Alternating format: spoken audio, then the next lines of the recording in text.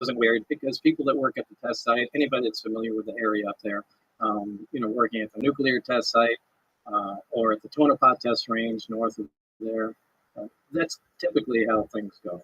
So you had known about it from the scientific community? Because in Area 51 at that time was no, they didn't say anything about Area 51. Okay, so they just said it was in a remote location, and you just know it was up at the test site. Right. So, but there was no mention of Area 51. So they've done hundreds of nuclear tests in Nevada, and that whole area there's giant chunks of Nevada that people. Yeah, there's a big piece of Nevada, and it's split up into different areas. There's a nuclear test site. There's Area 51. There's the Tonopah test range north of that. There's little sub areas. There's areas where they test chemical weapons and things like that. So it's all broken up as a gigantic test area. So take me back to first day on the job. You accept a job. They take you out there. Yeah, it's the first day. Really, I didn't really get to see a whole lot. The first day was essentially just paperwork. That's when I flew into Area 51 proper, and I left McCarran Airport and flew what they call the Janet flights, just a passenger plane from Las Vegas to Area 51, and it was really just going through mountain the paperwork that day. From security clearances to it was like 2 or 3 hours of just solid paperwork, and that was really an uneventful first day. When did things get weird? When did you realize? At what point in time did you say, "Hey, this is not normal work. Like this doesn't even seem like it's from this planet"? That I can't tell you what day that occurred on because so much time has gone by. The days have kind of fused into one, and I can't separate the days. Was it a slow burn, or was there a moment of recognition? Well, the first inkling I had was when I came in. There's this facility that is at S4. It's in the side of a mountain, and normally we had pulled in with the bus and gone around the front through a normal double door. This time that I went in, there were hangar doors open. I went in through the hangar door, and in the hangar door was the disc, flying saucer that I worked on. I saw it sitting there, and we walked by it. It had a little American flag stuck on the side, and I thought, oh my God, this finally explains all the flying saucer stories. This is just an advanced fighter, and this is fucking hilarious. Right. So I went by, I slid my hand alongside it. I got reprimanded immediately for touching the thing. And there was a guy, an armed guard, that followed us in and just said, keep your eyes forward and your hands at your side, and just walk in the door. So that was the first time I had seen anything that was weird. It was sometime later that I was introduced to my lab partner, Barry. And we had some of the subcomponents of the craft in the lab. And Barry was very anxious to get a new lab partner. So he was very talkative and couldn't wait to show me different things. And it was in the demonstration of the reactor working where it caught my attention to where this is technology that doesn't even exist. So, I mean, that was the first time I knew that this is really something different. What was it? What was it about this reactor that made you think it didn't exist technologically? Well, it was I actually have to back up because there were some briefings that I read before that it certainly gave me the impression that this was going to be a weird job, but this was the first hands-on thing. This was a small reactor about the size of a hemisphere, about the size of a basketball, on a metal plate, and when it was running, it produced a gravitational field of its own. Now, this is something that we can't do. We can't produce any gravity. The only way we get gravity is from large quantities of mass. But there's no machine we can have that turns on that makes gravity like that. You can turn on an electromagnet and it makes a magnetic field. We can't make a gravitational field. Anyway, this device was producing that. And Barry said, almost like he was bragging, go ahead, try and touch the sphere. And I couldn't. It pushed my hands away, just like two light poles of a magnet. So that was... so like when you take two magnets and try to press them together and you have that, each other? Yeah, kind of cushion feeling, but you can't get them together. The closer you put them, the more they push. And you felt that physically With my hand, yeah. Now there's nothing that does that, and that immediately caught my attention. Wow, this is something else. What was your thought? Like when you felt that and you knew that there was nothing that you were aware of that could produce Then this? that connected me to the briefings that I read on the first day at S4 was that, everything that I read was apparently accurate. What were you reading? It was kind of an overview project, was to back engineer the alien craft. And specifically, it was to try and back engineer and see if we can duplicate the technology with available materials. Now, to do this, they split the project into many different pieces for several reasons. They do this on all classified projects, so nobody has the complete story, but they compartmentalize everything. And we had the power and propulsion system. So what the briefings they gave me were like a 1 or 2 page overview of some of the other projects that were going on in the craft. The only reason they do that is just in case what you're working on is connected intimately in some way that we don't know of to one of the other projects. You have to know their existence. So, everything from metallurgy to weapon potential and craft. These were all essentially very short briefings. But mine was just power and propulsion, and it made it very clear that what I read was accurate. So when you're reading that, before you actually saw the reactor, what were your thoughts on what they were describing? If you knew that something like that didn't exist, and they're describing it in the briefings, what did you think you were going to see? I didn't know at the time. I mean, I was reading, I thought, is this some kind of test? See if you're crazy? Well, not to say if I'm crazy, a lot of times they'll take in real high security jobs. I mean, they'll intentionally insert nonsense into it, whether it's to confuse the fact or if for someone was to leak it out, they would carry that information along and know where it came from. So I read through the documents, but I didn't know if this was part of some kind of test or or what, or was it potentially realistic? I mean, I really didn't consider it being all that possible as far as being the actual thing that I was going to work on. How did they turn it on? The reactor? Yeah. The reactor can be turned on or turned off in a lot of different ways. The way Barry showed me, if the hemisphere is removed, there's a small tower in the middle. When you put the hemisphere on, the reactor activates. The reactor shuts down. It's load sensing. So if there's no load on the reactor at all, it shuts down. When there's a load present on it, it starts up again. Load meaning? You can consider it an electrical load. So although it doesn't necessarily operate electrically, there's no wiring that connects any of the subcomponents together whatsoever. They just have to be in the immediate vicinity. The stuff is borderline magic, and that's essentially where we left it when I left the project. So there was no progress made? There was some progress. I mean, we did identify, at least we think, some processes and had a rough idea, we think, of what was going on. But I think this is a problem that they've had for a long time. And, I was replacing somebody that Barry worked with prior to me. I think there was some horrific accident that I didn't have a whole lot of information on, but, Barry alluded to that. A horrific accident, what, where someone died, or? Yeah, where somebody died.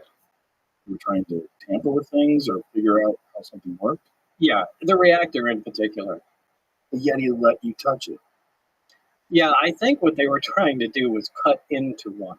Oh, now Jesus. they had more than one there, and that was supposedly there was an unannounced nuclear test, and that's what it was. At the time, remember, they were still doing underground nuclear tests at the test site.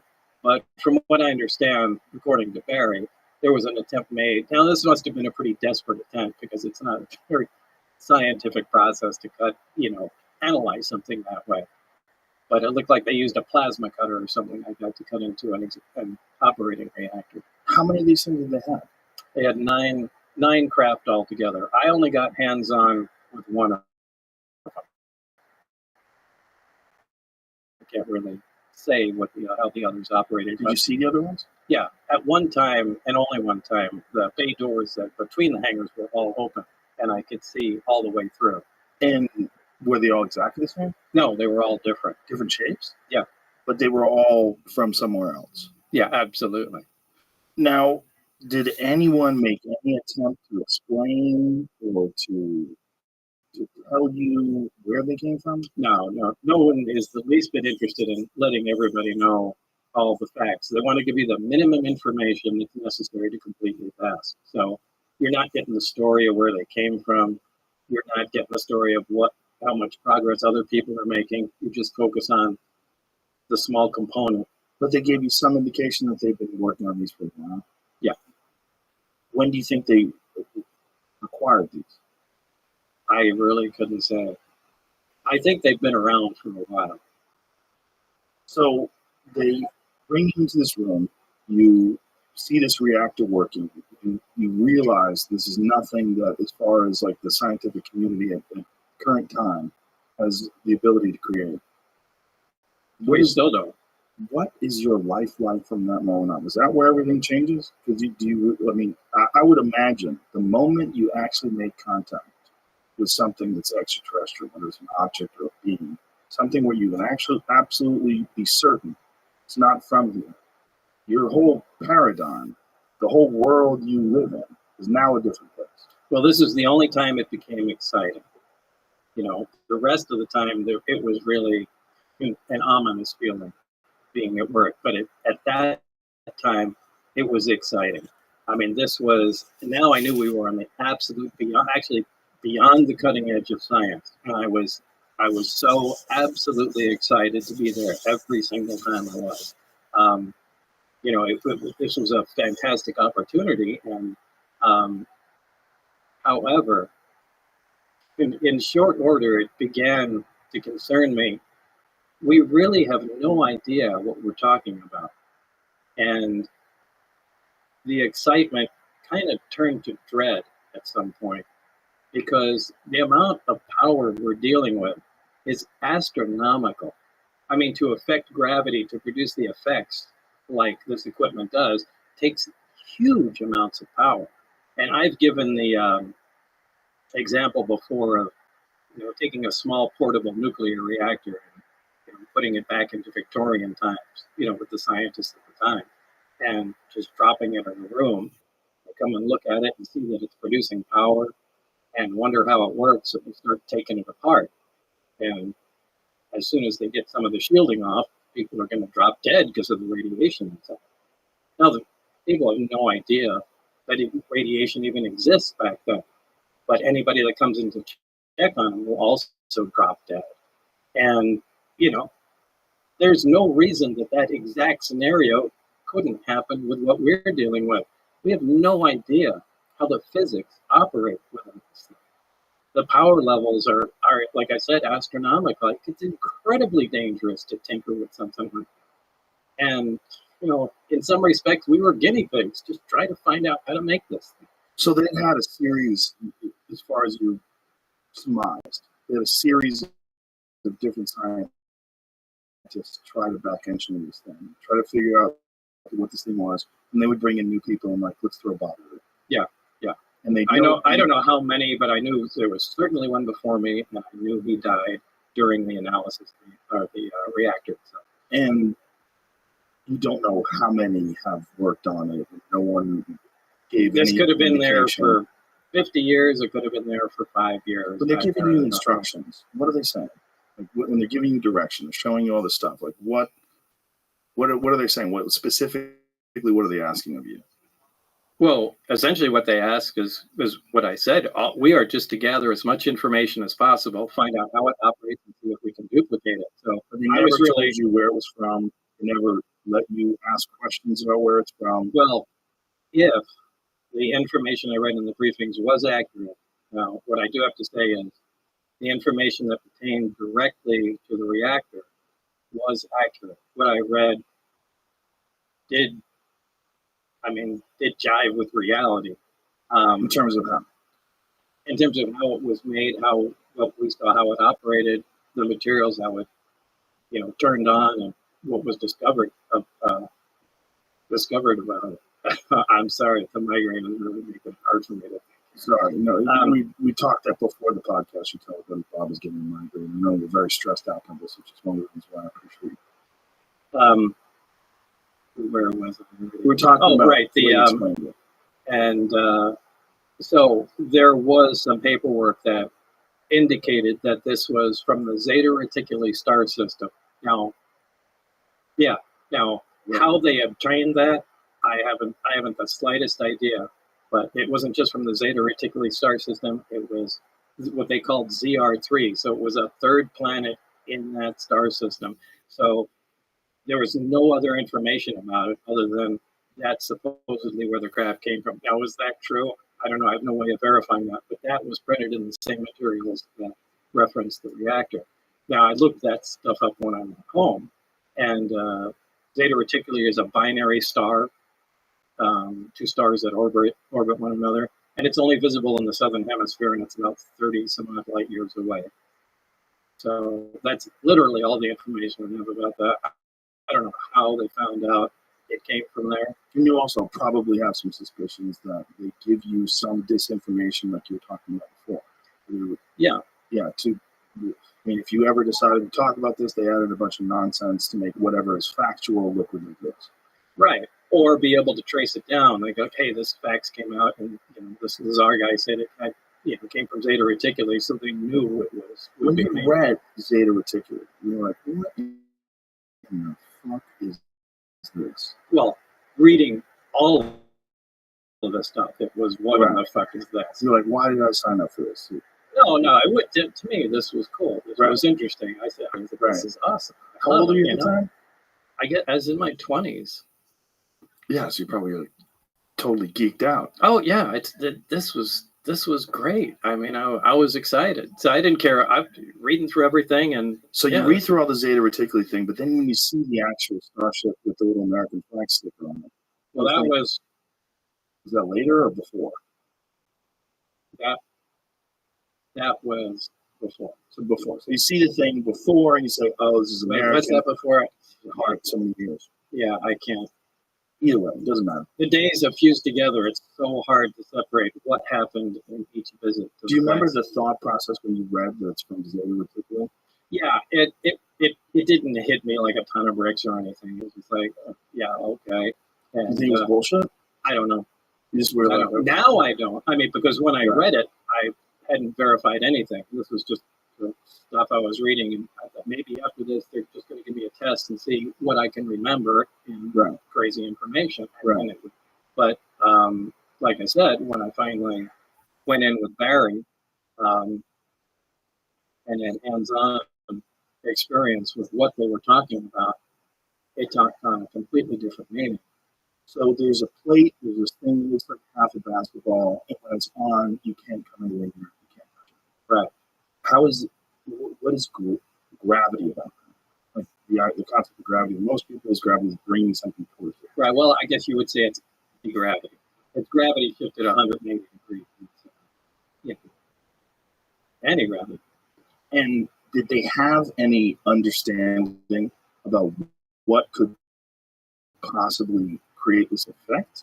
Did they have any areas where they'd like you to look into? No, they knew there was a fuel source in it, and they were proficient at making it work. Again, my analogy to something like this is you can motorcycle off in a wagon train things, you just leave it with the keys parked outside, somebody's place. Everybody will come around it and poke and prod, and eventually they'll turn the key, get it to start, and become proficient at riding it. Yeah. But they won't be able to understand what the hell's going on. They won't be able to make the plastic fender, much less anything else. That's exactly the state we were at. We played around with the parts long enough before I got there where they could make the reactor operate, take the fuel out and know that it makes it work. how exactly what was going on in the reactor remained a mystery at the time. I think we made some progress on what was going on inside, but I don't think anybody really knew anything. They could just watch what was going on and make note of it. How long were you there? I'd say about 6 months or so. And what progress was made? Well, we came up with a bunch of reasonably good ideas about how the reactor worked. And one of them was the square base of it was essentially like a cyclotron, which is a small particle accelerator, a circular one. Particle accelerators and linear particle accelerators are just a long tube essentially, and they accelerate particles with high voltage and radio frequencies till they reach high speeds. But a cyclotron does that in a small circular area. And there's this very heavy element fuel, element 115, something that wasn't on our periodic charts at the time. But it is now. It is now, yeah. When did it become on?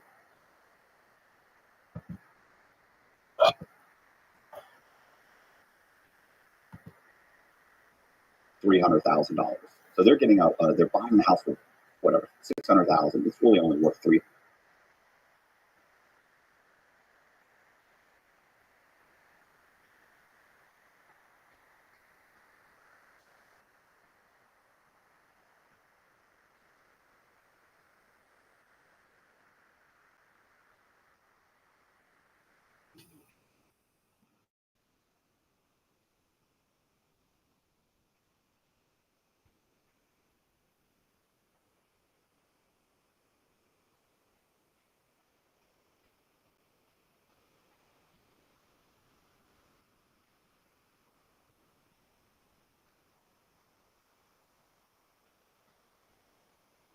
Hey, George, can you hear me?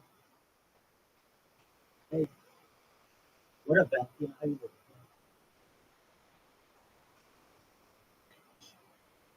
Okay.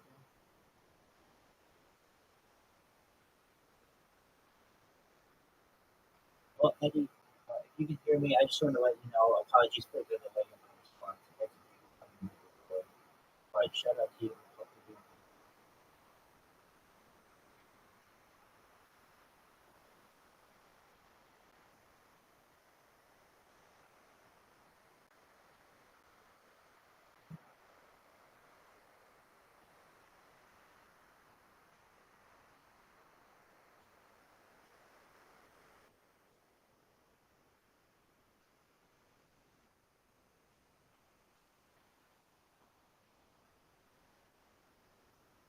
$350. But she happened to be in an area where she could get it, the appraisal jacked up. So they buy the house, they get $200,000-$300,000 back, and it's a straw man scam, right? It's a cash back straw man scam. So this a real person who's buying the house. He's got perfect credit, but he's willing to ruin his credit to get a couple $100,000 in his pocket. So he never has any intention. So it's not a synthetic identity. It's not a stolen identity. It's just he's a fake, kind of not a fake person, but he's a stand-in. So he stands in, he signs the paperwork, he buys the house. They end up getting $200,000-$300,000. Well, this guy buys like 5 houses, so it's a $2-3 million. They've lost $700,000, and these guys never even make the first payment. They just let them go into foreclosure. The bank immediately investigates and realizes this is fraud. So the FBI comes in, they grab Pete and Gretchen. She has to hire an attorney, of course. And she doesn't get thrown in jail or anything. They just come to their office and they tell them they're investigating them. They know what's going on. And they want to talk to them. They're like, well, look, we want to talk to you and you're going to be indicted. Okay. So she comes to me. Well, actually, Pete came to me and said, look, man, can you refinance our house and get us $75,000 out to pay our attorney? I said, no problem. Gretchen gives me W-2s, pay stubs, fake. The whole thing's fake. I refinance. I get a second mortgage on our house, $75,000. They pay their attorney. Their attorney immediately says, you need to wear a wire on this guy. Like, he just got you $75,000. I don't know how you got $75,000, but something's wrong, because the attorney's like, your whole mortgage company was just shut down. There's no way you could $75,000. So he's like, this guy's doing fraudulent stuff. And she says, yes, of course he is. And he says, you need to work with the FBI, wear a wire against this. So she calls me one day and says, listen, I got to talk to you. The FBI is asking questions about it. And I go, what? And she goes, yeah. And I was like, meet me at the pizza place down the street. So don't come in my office because everybody knows she's been indicted. Like everybody in her office quit when the FBI, like the FBI shows up and gives you a business card and announces they're the FBI. Everybody quits. So I said, don't come here. They already know, they're already concerned. So I go and I meet her and Pete, and we sit down at a restaurant, a little pizzeria, and I sit down, and she starts telling me that the FBI is asking questions about me. And I'm like, what are you talking about? Like, what are they asking? She goes, look, they came in, they took all our files, and like I was like, I don't know any of this. I'm like, when did this happen? She's like, yeah, they a couple of weeks ago, and they have some of your files because I had closed several loans for my wife at the time. We were buying rental properties. My wife didn't have a job, so there it's all fraud. But I could not close those loans at my mortgage company because I owned the property. So I'm selling those properties. I bought properties, renovated them, and sold them to my wife to get around something called seasoning. Seasoning says you have to wait 6 months to a year to refinance at the market value. Otherwise, if you want to refinance, that's fine, but you have to refinance at the price you purchased the property at. But I bought these properties for 80 or 100,000, renovated them, sold them for 200,000-300,000 to my wife, who didn't get a big mortgage. We were just trying to kind of get around a guideline. So, well, my wife was not working, and I provided W-2s and pay stubs. So when she says all this, she says, yeah, they're looking at the loans you gave me at your wife's loan. And I went, oh my God. Well, you didn't tell them that the W-2, did you? You didn't tell them the pay stubs were fake, did you? You didn't tell them that the down payments were, you didn't tell them that we were married, did you? I mean, just absolutely buried myself. And as I'm telling her this, I was like, okay, I kind of caught myself and I go, okay, wait a minute. Okay, here's what you're going to tell them. You're going to tell them you never met her. She called on the phone. Like I start trying to devise a plan that will answer their questions without getting my wife in trouble or them in trouble. And if nobody cooperates, the whole thing should shut down. It doesn't go anywhere. There's nowhere for them to go. Everybody just kind of stonewalls them. So as I'm saying all this, Gretchen says, Matt, we can't lie to the FBI. And I go, what are you talking about? You're already lying to the FBI. I mean, you've been lying to the FBI. I mean, I just refinanced your house, and before I can really say anything, Pete jumps up. Her husband stands up. He says, we've never lied to the FBI. We may not have told them everything, but we've never lied. And I thought, like, who are you talking to? Like, I know that's not true. So you're not saying that for my benefit. So I kind of look at him and I'm like, and I remember looking down, and this made me nothing. But both of their cell phones were right next to me, right? And I remember, they probably just weren't wired, but I just remember thinking those cell phones are microphones. Yeah, they probably weren't, but I remember thinking, oh, wow. And I looked at her and I went, wow. And I said, well, I hope you're going to get something for this. And she immediately starts crying. And she says, Matt, I'm sorry. I have a kid. I can't go to jail. Yeah, I have a kid. Like, I have a kid. And I was like, wow. Wow. What have you learned about friendship from that? Like loyalty. Oh, yeah, it's sweet. It must have hurt. It's cute. I mean, I love the idea of it. You don't think that? No. I'll tell you why. So I go back to my office. I remember I told her, I said, tell the FBI agent to call me on the phone. Do not come in my office. So I go back. I'm still trying to figure out how to weather this, right? I go back. I sit down. Phone rings. My secretary comes in and says, hey, Agent, I'll never forget his name, Agent Scott Gale with the FBI. And I was like, okay, he's on the phone. And she's standing there. I was like, close the door. Get out and close it. She's like, so get on the phone. He asked me if I'll come down. I said, yeah, absolutely. Let's schedule it for next Tuesday. I'll put it off 4 or 5 days. I go to my brother-in-law immediately, who's a lawyer. And he says, oh, yeah. And I don't really tell him exactly what's going on, but I tell him this is what's happening, kind of, and I may be in trouble. I need a federal defense attorney. I don't even know what a federal defense. I don't even know. But he said you need a federal defense attorney. It's the FBI. So we go on we meet a couple lawyers. I end up getting a lawyer. I give him like 75 grand, and he started to have me convinced. Initially, he had me convinced I was probably going to go to jail for a few years. But really, that's what they kind of do, justify you giving them $75,000. Right.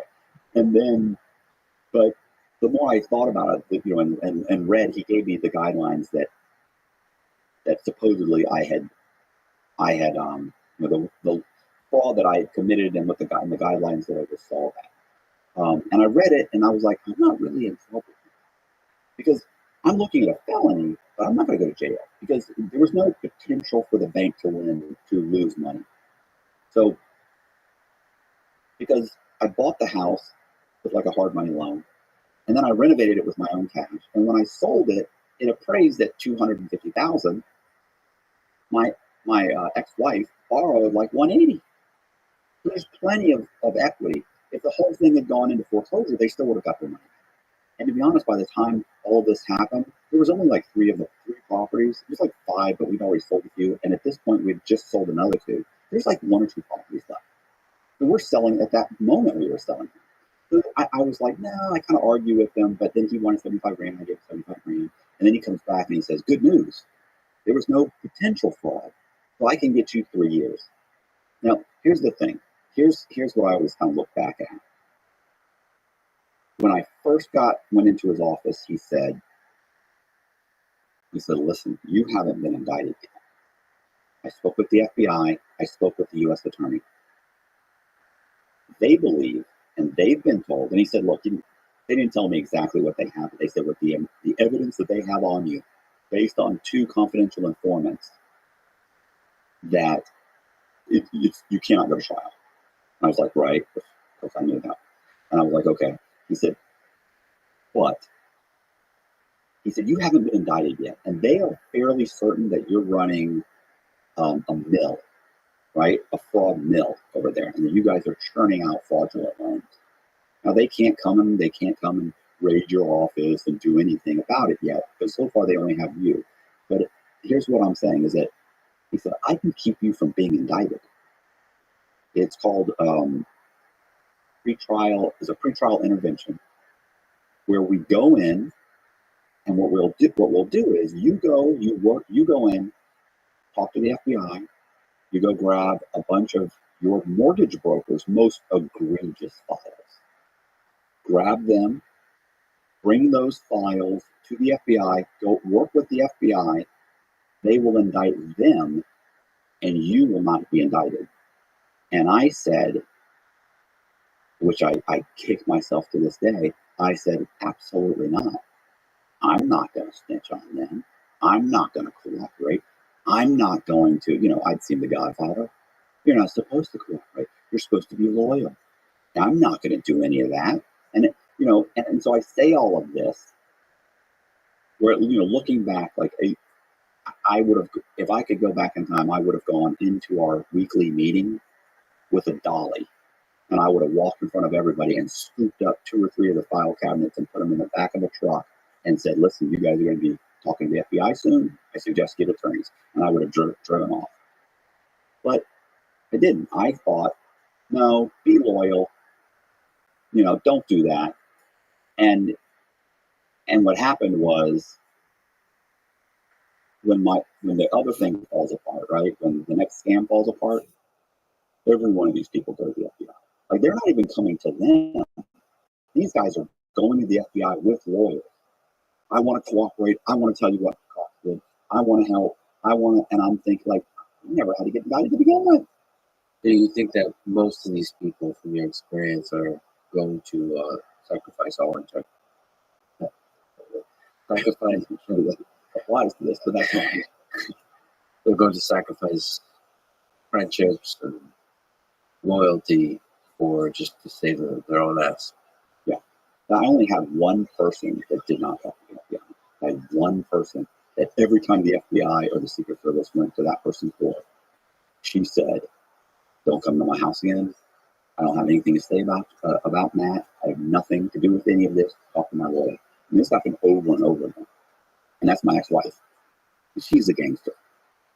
So, are there people in this world you trusted or you still trust? The problem is, eventually I cooperate. And at the time, I didn't want to cooperate. I didn't believe in cooperation. But after seeing how many people cooperate and the way the system is set up, I think that my understanding of loyalty is vastly more realistic. And I think that if you're committing crime, if you're absolutely, like the things I did a bunch of scumbag things. I'm not killing people, but I'm doing scumbag things. I'm lying, cheating, stealing. I'm a thief. You boil down to it, that's what I am. So you can't go around behaving like a scumbag, dealing with scumbags, and then expect those same scumbags to suddenly abide by some kind of a street code and not roll over on you. And it does happen, but it's like in the 90 percentile of people that cooperate. 90 something percent. And people cooperate when they're not even looking at any real time. So if you're looking at 30 years, and especially after going to prison, you go to prison and it's like, this guy's a stand-up guy over here. He got 30 years. He could have cooperated against all of his co-defendants, but he didn't. Nobody comes to see him. His wife divorced him. His kids ended up in foster care. His friends are cleaning out his house. Nobody puts money on his books. Nobody comes to see him. Nobody answers his phone. Nothing. He took 30 years. Most of those guys turned around. They end up getting indicted for other things years later. They cooperate. And the best thing this guy's got going for him is that he can walk around and say, well, he's a stand-up guy. That guy's going to the same halfway house with me. He's going to do 30 years. Well, I'm going to do 10. Stand-up guy meaning he never snitched. Right. And so everybody's seeing this example and saying, well, I'm going to snitch. But it sounds like what people are doing is they're signaling, virtue signaling, like they would never snitch, and actually do secretly. What is it? I remember we talked to one of the COs at the time, and he said, I said, shit, I said, 50% of the guys here snitched. He was just more than that. He said, but listen, he's 100% of them are lying. He said, so there's nobody here that's going to tell you they snitched. Nobody. So there's guys, tons of them that cooperate. If 80-90% of defendants cooperate, you start doing the math. And if you ask 10 guys in prison, all of them say, I didn't cooperate. Like, okay, you ask 100, I didn't cooperate. Nobody's going to say I cooperated. Does that break your heart a little bit? That people backstab each other like this? It does. It does, but I have such a low opinion of people. You know what I'm saying? Like, I don't expect, it's not that I don't like people, it's that I just don't expect anything of them. I don't expect you to look out for me.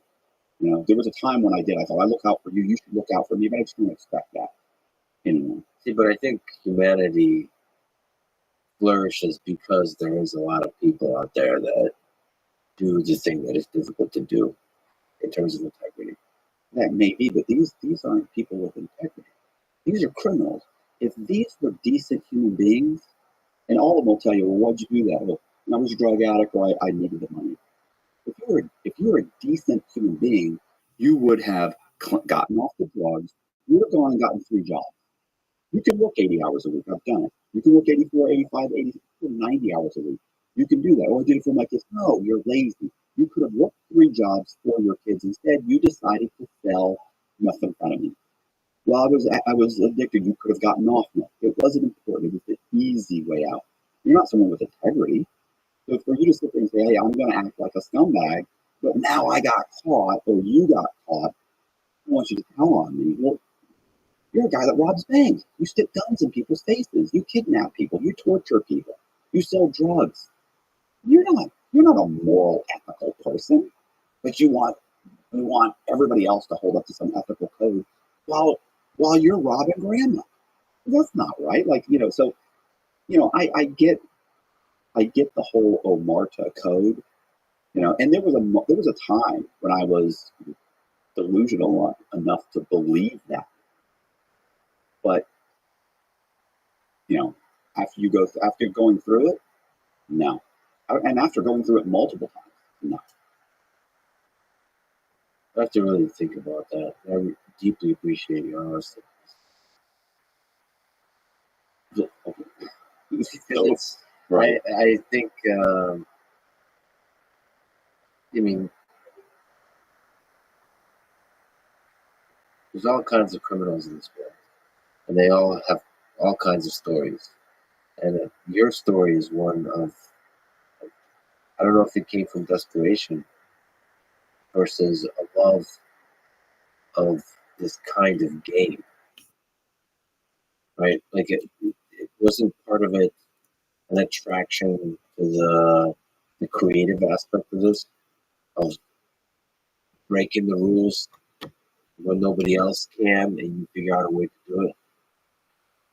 I think initially it was, I needed the money. Like, that's the first thing, you say, oh, okay, well, I need, and if you ask me, well, man, I need the money. You need the money. But, and I definitely needed the money. But then you get $50,000 in your bank, and then you get 100, and then it's 200, and then it's $500,000, and then it's $1 million. And what the hell are you still committing fraud for?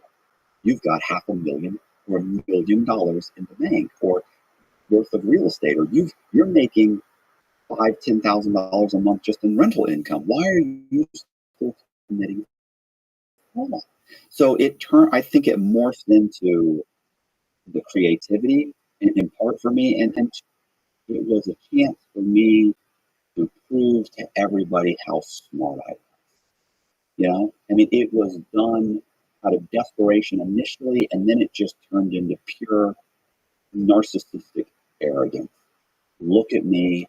Look at how I can do things that nobody else can do. Look how smart I am. I just walked into Bank of America, handed them 7 documents that were all fraudulent, and they cut me a check for $250,000. Like, wow, I'm amazing. And guess what? They're never going to get their check, and they won't even know where to start to try and find the person because they're looking for a fan. So, and you feel great. I felt great. I felt like James Bond. I felt like 007. It was amazing. And, and it did it. It feeded my need to feel important, even if even if that was a lie. Because all that success was just a lie. Well, no, you were good at it. I was good at it, but it's not. It was illegal. It's not like I'm Elon Musk. You know what I'm saying? Like, it's not like I'm an exceptional human. I'm an exceptional human being at a horrific thing at committing fraud. Well, the question is how many people are getting hurt, because initially, nobody got hurt. That's the thing. Nobody ever lost any money directly. Like, I didn't go and say, give me $50,000, and I ran off with your money. Like, I wasn't doing that. And that was a great justification. But at some point, and we'll get into that, I take off on the run. And people do lose money. I didn't take that money directly. And for some reason, in my, sick mind or whatever the case may be, that seems like a distinction to me that makes me feel okay. Is that I never said, give me $300, give me $10,000, and I ran off with it. But I put people in the position where I damaged the credit or damaged the title to their house, and they had to go get a lawyer to fix that. And so that they had to go pay a lawyer $10,000. So I absolutely caused that person to me, you're a victim, and I owe you that money. And it was a shitty thing to do, because even at the time I was like, oh, they'll make a phone call, it'll be fine. It wasn't fine. I mean, if I really put any thought into it all, I would have known it's going to really affect these people. And those people had done nothing wrong, with the exception of trusting me. They rented me their house, or they owner financed their house. They made the mistake of bumping into me, and now they owe $10,000, $20,000. And I'm sure a ton of anguish. So what happened when you were caught that first time? So I was caught. I got 3 years probation. I took the probation. What was that involved? Initially, it was such a slap on the hand, on the wrist. Were you allowed to still practice? Okay, so I wasn't. I couldn't own the mortgage company. That was a good question. Like you would think, it'd be great if I could keep on going. But what they said was, you have to forfeit your brokerage, your broker's license and your brokerage business license. And what I did was I transferred my brokerage business license to the guy that essentially bought my business. They allowed me to work as a consultant in the mortgage industry, because they went, they go, my lawyer goes to the judge and says, what else can he do? So, and so I have a friend, his name's Dave Walker. He was a CPA. He came in and he bought my business and he paid me like $9,000 a month. And that covered my bills. My wife and I got divorced. And I don't know what to do, right? Like I could, and I was, I could have you look back and I could have claimed bankruptcy. I could have moved into my parents' spare room, something like that. But, because I lost everything in my divorce. I had huge child support payment.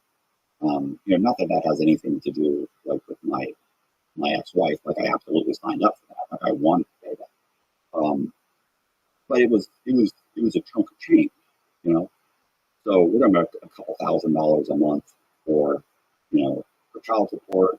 She got all of the apartments that we had. We had about $1.5 million worth of apartments, which isn't a lot now, but that's probably $5 or $6 million. So she got all the apartments. So she got everything. So now I'm sitting here like I can't be a mortgage broker. I can get my $9,000, but I have to help this guy run this company, train people, do that sort of thing. So what I decided to do was I was going to start flipping houses. Legitimately or not? Well, initially I thought about doing it legitimately, right? But at the same time, I was also in the middle of figuring out how to make these synthetic identities. So I'm making the payments every month, remember? 2 months in, 3 months, no credit scores, no credit scores, no credit scores. And I'm also saying I'm going to start buying houses, renovate them, selling them. So the truth is we actually renovated probably one house completely. I remember it was at 26th Street. We renovated the house completely. On the outside and the inside. Yeah, outside, inside. It's done. It's good. Okay, great. Me and this guy, actually Dave Walker, the guy that bought my business. So we renovate it, and it just so happens at the same time I go to pull credit one day, and wow, 700 plus credit scores. And I went, we don't have to sell this thing at all. Like I can sell it and put it in this guy's name and let him refinance it. And so that's what we did. I ended up selling it to this synthetic identity. You remember the first synthetic identity, the name? The first one was the Joel Cologne. And then I started getting creative because the ones after that I started naming. So I had like Joel Cologne and an Alan Duncan. But then I do you remember the movie Reservoir Dogs? So I started naming the characters after guys in the Reservoir Dogs. So I had a James Red, I had a Michael White, Lee Black, I had a William Blue, David Silver, Brandon Green. So then I started developing these guys, and I thought, oh, forget those normal. I'm going with the Reservoir Dogs, and I thought I was so cute too. Using in retrospect, it was so stupid. That was just there's so many things, so many mistakes I made. I mean, within the fraud, there are mistakes I made, but other than just the overall committing fraud. But it was just like I thought it was so cute, and then you get in front of the judge, and the judge is hearing about the Reservoir Dogs and Mr. Green, Mr. Black, Mr. White, Mr. This, Mr. And he's looking at me just like, you jackass. Like, and what am I saying? I'm like, yeah, I thought that was cute. But nothing's cheap. So, also making fake banks. What's the purpose of a fake bank? Well, sometimes you have to have your down payment in the bank, right? So they want 3 months worth of bank statements to see that, hey, he's got his $50,000 in the bank. And then the more properties you buy, they start to want to see what's called reserves. They want to make sure that you can pay all your mortgage payments. If this guy loses his job, can this guy maintain all these mortgage payments for the next 6 months? If they do that and they think you're going to go, oh, if you go, well, then we won't lend it. But when they do that to me, I go, of course I do. Of course he's got it. Let me send you over the bank statement. Oh, you want to call the bank? Call them. So there's a phone number, there's a website. We'll get on there. I'll do the whole, and hold on. Okay, what's the name again? The account number? Hold on. Okay, I got it here. I can't tell you the exact amount right now, but what was his balance last month? Oh, yeah, that's it. Exactly. Okay, thank you. Would you do different voices, or would you be? I've done different voices, or I just have somebody else do it. Gretchen would, or one of the brokers, Susan would have done. One of the brokers that worked for me, or Kelly, or Johnny Moon. I had so many guys, and they just get on the phone and they do it because they're all doing something fraud, and we're all working together. So, hey, I need you to call this guy. I need to call this guy. He goes like this. I'm at the bank. Okay, I'm at the bank.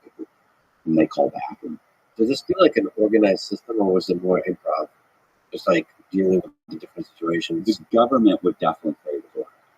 I always say, you're a bunch of guys. You're joking around with everybody. You're helping each other, and it's not like everybody's kicking up the Tommy. So. And then all these new puzzles come up, and you figure out what's right. You go in and you say, "Hey, I've got this loan. I need to get this loan. If this guy's trying to buy this house, and I need a loan that looks like this, where can we go?" And by the way, they cannot order a copy of his tax returns, so you don't want to have to sign what's called 4506. So they're like, "Oh, okay. Listen, so and so's got a program that and you go back and forth, but you have to have this much in reserve. But you got the bank, right? Yeah, I got the bank. I can do that." So you go in and you throw it out there to 5 or 6 guys, and you're going to come up with an answer. So you're on probation here, just to self-reflect. Did you start doing this while on probation because of the money, or because it gave you God, a big part of that, the reason is I did not want to move back in with my parents, and I didn't want my father to see me struggling, and I didn't want him to. It was my success. He had no idea. My success had been the first time he ever really been proud. That financial success? Yes. At which point, what was the first time you told him you did something? He was like, when I became a mortgage broker. When I became a mortgage broker, and I went to work for the company, and within a week, I got a client. 3 days later, got a client. A week later, got a client. 2 days later, got a client. Like, I closed 4 loans my first month. And my dad was like, "Well, how much money are you going to make?" And I'm like, "Oh, I'm charging this much, this. I got a point on the back. I got this. I got boom. I'm thinking I'm going to walk home after taxes, like 10, 11,000. Jesus, God almighty. Are you still, well, we'll see. Don't start counting your chickens before that, And then, whatever, 3 weeks later, 4 weeks later, boom, I got a check. It's like $9,000 or something. And then, the next month it's 12, and the next month it's 16, and then they make me a manager, and it just he didn't know anyone was going to do. No, he thinks my son, he's brilliant. He's great. He's wonderful. I had, was certainly not proud of me prior to that. But my dad was athletic. He was extremely bright. Brilliant. And I was a kid who had to be put into special schools, who barely graduated high school, who ended up going to college and getting a degree in fine arts because I was never going to be able to do a degree in business. It wasn't going to happen. So when I graduated college, I remember with the degree in fine arts, he said, the best thing you could do with that is maybe you could draw caricatures at Disney World. You know what I'm saying? Which wasn't a compliment. It wasn't like, hey, you could call. So yeah, and then I turned around and I tried to go to work for State Farm Insurance, which is who he worked for. He worked for them for like 40 something years. And I failed the aptitude test. So then I went and worked for another insurance company, and I was an insurance adjuster, but I couldn't keep up with the workload. Then I ended up working construction. I'm still barely paying my bills. That's basically what my dad felt like. That's he was polite to me. We were cordial, but yeah, I wasn't. I think he felt he deserved a better kid. So, Well, when you started doing mortgages, that's when he was like, he was like, I'm driving a new. I gotta just pulled in a new car, and I just bought a house that was 4 or 5 blocks away from his house, from where I grew up, from where he lived at that time. 6 blocks away from where my sister's married to her lawyer husband. Like, I'm doing pretty good. And then within 3 months, we bought, my new wife would buy a quadplex, and then we're buying a triplex, and another quadplex, and a 10 unit, and then a duplex, and another duplex, and a quadplex. It's like, what the hell's going on? This guy is blowing up. He's going on vacation here and vacation here, and so he, and so when the FBI comes in, they indict me, and I take it 3 years. I'm like, probably the worst thing in the world, other than going to prison, would have been just having to just sell everything and go move in and start over and sell used cars. Not that there's anything wrong with selling used cars, but I just felt like, I just didn't want to disappoint him any more than I already had. So I thought, I'm going to flip houses, and then I'll start maybe a development company. So I'll buy some vacant lots and all this and that. The problem is, these houses are mine for $50,000. If I fix them up and sell them, maybe I make $20,000-$25,000, and then you got to find a qualified borrower. It's very hard to find a qualified borrower that wants to live in Ybor City. Back then, I still think it's rough, but those same houses are going for $300,000 and $400,000. So, I'm buying a house. I got to get qualified borrowers. I do all the renovations. It's a nightmare, And if I, looking back, it's like, okay, well then you got to bite the bullet. It's just what you have to do. I didn't want to do that. I didn't want to do it, whether it was laziness or I don't know. I just thought, I'm good at this. I'm going to run. I'm just going to start running a scam. I'm going to figure out how to drive the prices up, buy the houses for $50,000, record them at $200,000, and then have these synthetic identities, buy all the properties, refinance them, pull out the cash, make 6 months worth of payments, and let them all go into foreclosure. And that really, really started working well, very well. I had one time where I had a guy, it was James Red, the synthetic identity was James Red, and he had bought 2 or 3 houses. And there was somebody at the office who was friends of somebody who knew the title company where we were closing loans. And he called that her. Her name was Mary. He said, Mary, this guy James Red, like, Cox is doing something shady. James Red doesn't even exist. He goes and looks at the file, the last couple of files. And she realizes, of course, obviously, like, this guy never showed up. She remembers, and he's saying he doesn't exist. So she freaks out. He calls the mortgage broker. The mortgage broker calls me. The mortgage broker calls me up and says, listen, Mary said she's not closing the next loan unless James Red shows up. And I went, that's the thing. And she's like, okay, so what do you want to do? Do you want to go to another title company? Like, this was supposed to be 3 days, 2-3 days. I said, well, I mean, he's going to have to show up. And I'll figure it out. Like, give me a couple of days. Let me figure this out. And she's like, okay, well, I don't know how that's going to happen. It doesn't exist. Keep in mind, at this point, I don't need ID. I don't need a real ID. I mean, I figured out how to kind of make a real ID, right? Like, I could make one. I could take sandpaper and sand off the information on a regular ID, and then I would print the corrected information in reverse on a piece of transparency, and I would glue it over there. And you could still see the holograms and stuff. It actually worked pretty good. I don't know if the cop's not going to pass muster with a cop, but somebody at the bank, like, I was able to go in and I would open bank. Well, so one of the things I had done when I was closing these loans was I would go online and I would pick.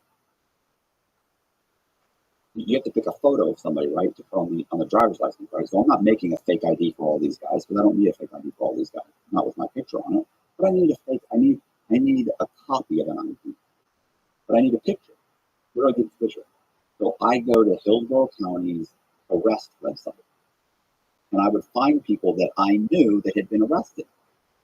And so I found a guy named Eric Tamargo who had been arrested. He had, like, I don't know what it was, DUI or domestic violence, I forget what it was. But there was a picture of him. So I print out the picture, I cut it up, I paste it onto a driver's license, and I make a copy of it, for James Red.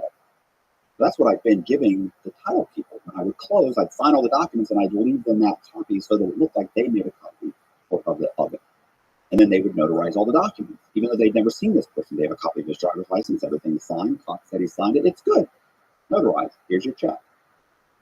So what I do is I think, let me see if I can get Eric to do this. I knew he'd been in prison before. So I call up Eric, and I remember one of my buddies said, he's never gonna do this. And I was like, I think he will. I think he will. So that's how, and that's really that kind of, like, you think, let me try. Let me call him. I don't know. But that's the kind of conversations you're having. Like, but really looking back, I would love to hear the opener few sentences. I can tell you exactly what I said because it's burned in my mind. He comes in. So what Eric was doing at that time, he was actually working for us. He worked for somebody else, but periodically we would, we'd buy a house and we'd call him up. We'd say, hey, can you and your boss, can you guys come over and trim the trees of this house? Trim all the trees, take all the crap in the yard, clean it up. They go, yeah, sure, no problem. Because that's what he did, work for like a handyman. So they would come, they'd clean it up, they'd do that. So I said, can you come over? And he's like, yeah. So he comes to the office, whatever, a few hours later, and he comes in the conference room. I said, hey, Eric, what's going on? And he says, hey, how's it going? Yeah, I said, listen, I said, I'm not going to tell you something. I need a favor. He's like, okay, cool. He's like, what is it? I said, all these houses we've been having you go and clean up? He's like, yeah, you painted that one house, you did this. Yeah, I know. Right, so here's what we've been doing. I've been buying these houses for $50,000, recording for $200,000. And then I have these fake people buy them. And I just lay it out. And he's like, wow, he's like, that's ingenious, man. That's smart. Like, ooh. I was like, okay. I said, yeah, I know, that's great. So here's the thing. I said, the title company who's been closing some of these loans, and we have a closing in a couple of days, she wants this guy, James Red, to show up. And I need someone to show up as James Red. And he goes, wow. He goes, when are you going to get to do that? And I was just thinking, it's just like, you're not understanding. I'm not confiding in you because I need a friend, So, and I looked and I said, I was thinking you might do it. He's like, oh, that's a big favor. He said, it is a big favor. I could be in a lot of trouble. I said, I know. And he goes, well, wait a minute. Because I can't go. He said, you have to give these people a driver's license. You said the driver's licenses, you were using mugshots. You said she's closed a couple of these. She's seen this guy's picture. And I go, she has seen his picture. I said, the thing is, for James Red, I pulled the mugshot offline of you when you were arrested a couple of years ago. And he jumps up and he goes, Joe, motherfucker. And I go, oh, I said, Eric, I said, wait a minute. I said, hold on. I said, listen, I only did that because I knew if it came down to this moment, you were the only person that I knew that could pull this off, that had the balls to walk in and do it. And he sat there and went, yeah, you're right. And I mean, I couldn't believe he fell. Listen, this guy would beat the brakes off me. He's like 5'10", 5'11". He's boxed. He's a big guy. So, it's like I weathered that part of the story. And he sat there and he goes, right. He goes, well, I'm not doing it for free. I'm not doing it for nothing. I said, no, well, of course not. I mean, he was like, you're making a lot of money. I said, well, keep in mind, a lot of that money goes back in the property. It's not like we're walking away with, I think I said like tens of thousands if you're really walking away with hundreds of thousands. It's not like we're walking away with a bunch of money here. We got to buy more property. We got to keep it going. We got to make payments. And I know, but still, I could get in a lot of trouble. I said, I understand, bro. I go, well, what do you want? And I remember thinking, yeah, I'll do it myself. We'll just change title companies. And we'll go and I'll do it myself. And he's got there and he went, I went, $500? I almost started laughing. I mean, I was like, I put my hand over my, I was like, $500? It can take you 30 minutes. And he's like, I don't care, bro. I get in trouble. Well, yeah, I'm not paying you now. You got to sign first. And he's like, oh, I'll sign. I know you're good for it. I go, $500. I made a fake ID for him. He goes in to the place. He signs James Ray. Comes out. What was even funny? What was funny about that was when we walked into the title company, we're sitting in the lobby, and Mary comes walking out. She looks at me. She goes, Mr. Cox, I don't know why you're here. Because I told Kelly, that was the broker. She goes, I told the broker that I'm not closing the loan unless James Red shows up. And Eric stands up on cue and he goes, I'm James Red. And she was like, and she goes, hold on a second. She runs in the back, comes back with a file, opens it up, looks at the picture, and she's like, I'm so sorry. Give me 5 minutes. I've got the file. Prints up the docs. He goes in, signs, and when we're there, she was passing out the checks. 5,000 here, 25,000 here, 35,000 here, 7,000 here, 6,000 here. So he sees all these checks, and I'm like, oh, I got that. And the construction company, no, I have that. I'll take care of that. I'll take care of that. So I get all the checks, and I leave. I go sit in my Audi, and he sits down. And he's like, bro, there's a lot of money. A lot of that money goes back into the properties. And he's like, still, bro. And I said, I don't know, $500. So listen, a week later, we had another closing. So he comes in, I said, hey, bro, he's, hey, what's going on? And I said, I need you to do the James Red thing. He goes, yeah, I've been thinking about that. I did that way too cheap. I said, I get it, man. How much do you want? What do you want? And I'm thinking, and he sits there and he goes, I want $1,000. I go, $1,000? Oh my God. So I gave him $1,000 and we did another one. And but by that point it was like 5 or 6. We'd done 5 or 6 with that guy. And after 5 or 6, plus the credit cards, plus all the other things, like the credit score started dropping. If it was 700, now it's down to like 600. And at 600 you couldn't really borrow enough to make it worth it. It's like, and I have other people in the wings waiting. So I'd go out and I'd run up the credit cards and pull as much money, pull all the money out of the banks, and close the accounts, and then stop paying. He said a lot of people do it. Yeah, he was one of the people. He was one of the people. Why do you think nobody's there? I think everybody was making money. The appraiser, at that time, I had an appraiser. Eventually, I ordered appraisal software, and I just started doing the appraisal myself. Like, why give this guy money? So you were doing the appraisal yourself, bro. How's that possible? Is there a check against it? There is. It's funny. Nobody ever questioned that. You actually have to have a license to get the appraisal software. So I get an appraiser that we're working with. I get the license, and I create an email address.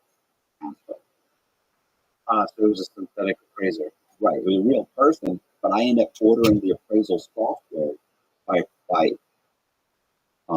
emailing. It was called Alamo appraisal software. So I end up emailing them as her, and they go, "Well, we can't sell you that software unless we need a copy of your license." Boom, here's your license. So I send them the license, and then we pay for it with a credit card. You could go get like a green dot card. You could put $500 on it, or $1,000. And the software was like $1,500 or something. So you pick them like back then, so for $1,500, they mail it to us, and now I've got the software. So now I can do the appraisals myself. What stops you from appraising it not for $200,000, but even more? There's no comparable sales. And no matter what you send to the bank, they're going to look at that. Like, they're going to have their in-house appraiser is going to do a desktop review. He's going to go online. He's going to check to make sure all of the comparable sales are sold for what you said they sold for, are the same square footage, were built, what the pictures look like, how far they are. They're using double check everything. But, you know, he's some guy who's on salary and he does, you know, whatever, 40 or 50 days a day or something. He doesn't take him long. And it's cheaper that way. Where we pay for So everybody's getting paid. right. And so at this point, I'm doing that, right? You know, and I'm getting caught. You know, I'm living in Tampa Heights, which is right next to Ybor City in Tampa, right? These are all like little suburbs of Tampa, and they're all built back in the 1920s, right? 1890s, 1910, 1920. So I've bought this 8-unit building. I renovated it into a triplex. I'm driving an Audi. I'm dating a woman that I should not have been dating. I mean, I don't know what she was thinking. So I'm maybe going on vacations, like everything, life's good. So, but every once in a while, you know, like where things happen, you get a phone call. Hey, this is what just happened. And one time I got a phone call from saying broker Kelly. Kelly called me up and said, "Listen, we got a problem." This was, I want to say this was Alan Duncan. This was one of the first ones that I had done. We used him, but and so she calls me up and says, "Listen, Alan Duncan never made his first mortgage payment." And I had a friend of mine, or one of my co-defendants, when we closed on that loan, we both got checks for whatever, 40 or 50 grand. Keep in mind, we're also buying, some of this money's going into a business account, we're buying property, so it's not like I'm pocketing hundreds of thousands of dollars, or even 20 or $30,000 on every closing. I'm more like I'm getting 25, 10, 20, and this guy's getting 10, this guy's getting 50, and then we're taking 60 and we're putting it into the business account. We're buying a bunch of vacant lots, or we're building some new houses. We're trying to kind of take all this and turn it into a development company. But we still have to pay our bills. So, you know, my buddy's got to go to Amsterdam at least for 2 weeks. You know, he's from Belgium. You apparently have to do that at least once a year. So so when I gave him the check, I said, "Look, you're going to make, here's the like 20 grand or 15 grand, but you got to make a payment on the next 6 months. No problem." I said, "Okay." So she calls me up a month and a half later and says, "Hey, Alan Duncan did not make his first payment." And I went, "Oh my God." And he was actually renting the apartment downstairs from me. So I run downstairs and I open the door and I go, "Bro," I'm like, "Did you make Duncan's payment?" And he turns around and he's like, "Is it you?" I was like, "Oh my God." So I run back, I grab the phone. I'm like, he didn't make it. She's like, "Okay, well, here's what's happening. The account executive is calling. They've got the file, and it was called the Self-Star Bank. Self-Star Bank has it. They reviewed it. They've already been ordering documents. They're saying that this guy, there's a problem. It's falling apart. Like the whole thing's falling. They know something's wrong. But they don't know something what. There's just something suspicious. She didn't tell me that on the phone. Like she's saying there's something wrong. They're freaking out because the account executive didn't believe that. She just got a phone call saying, "Hey, have you ever met this broker? Did she meet the guy? Who is the guy? He hasn't paid. We're calling to sell. Nobody's answering." And really, most of this was my buddy Rudy's fault. He's not doing any of that. So we go to the office, and I call South Star Bank. I get the secretary, and I said, "Look, I need to talk to whatever the big guy was." And one of them was like the president, and one was like somebody else. Anyway, vice president. So I said, "I need to talk to so-and-so, the vice president." And she says, "I'm sorry, he's in a business meeting." I said, "Well, listen, tell him this is Alan Duncan. Like, you go tell him it's Alan Duncan's on the phone right now. I'm assure you he wants to talk to him." And she's like, "All right, hold on." And I mean, like, 20 seconds later, speakerphone. "Hey, Mr. Duncan, this is so-and-so, and, I'm here with our lawyer and the president of the bank and our head of fraud. We were just discussing you." I was like, "Okay, I understand that you guys I haven't made my first payment." I said, "It actually came back in the mail. I had the wrong address. That's completely my fault, and I apologize." I said, "But I can get your cashier's check today. I will overnight it. No problem. I hope that's going to be okay." They said, "We're way past that. Way past that." I said, "Okay, what's the issue?" And they were like, I mean, look, to be honest, I don't think I'm talking. I don't think there is an amount. He's like, I mean, your social security number was issued a couple of years ago. We called the bank, and this was we had gone with like South or Sun Trust Bank, right? So it was a real bank. So it wasn't our normal bank, and they called. They don't have any record of you. And I was like, well, I've never been happy with that bank. It sounds like a banking error. And they're like, yeah, I don't think this is cute. He says, I don't think I'm talking to Alan Duncan. Right. And you were Terrified. you're just Terrified. that's why you have to be playing it cool with this. I mean, I know. What am I going to say? No, you're fucking not. Like, I can't say that. Like, I'm just going to keep running with it. He's like, okay, well, look, and he's like, we called the DMV. This, they don't have a list of you in their website. We think that we don't think you exist. We're still waiting for a phone call back from who, so and so and so and so and so. And I'm just like, and I said, have you called the authorities yet? And they were like, no, we haven't. But once we put our file together, we will. And then the head of the fraud department, they said, oh, by the way, I forget his name, but the head of the fraud department worked for the FBI for like 10 years or something, or 12 years. And I'm just like, and by the way, the broker is there, and my buddy Ruby is there. And I mean, he's pacing the room, she's in tears, crying. And I'm like, okay, well, fellas, I said, where's this headed? Where's this going? What are we doing? And they're kind of chuckling and joking about it. And I remember being like, thinking, like, it's weird. And I said, look, well, why don't let me just pay you back. They said, we'll get the money. We're not worried about it. I said, you don't seem worried about the money, about getting any of the money back. Why don't you just let me, I'll cut you a check, I can get you the money back. Like, I owed them like $150 or something, I forget exactly. Nothing. I'm like, I owe you $150,000, let me cut you a check for $150,000. And they were like, no, that's, we'll get the money back when we foreclose on the property. And that's when I was like, they think the property's worth like $195,000 or something. And I went, oh, I said, I understand. Okay, I said, you have the appraisal in front of you? And they were like, yeah. And I said, open it up. I said, take a look at comp number 1. That's owned by a guy named Lee Black. Comp number 2, is owned by, whatever, David Silver, whatever the names were. And I'm like, like black, silver, red. I said, I am all those people. And I said, let me tell you what I've done. And I tell them, just lay it out. Boom, boom, boom, boom. I said, so you can call the FBI, but you're not going to get all your money back. Or you can let me give you your money.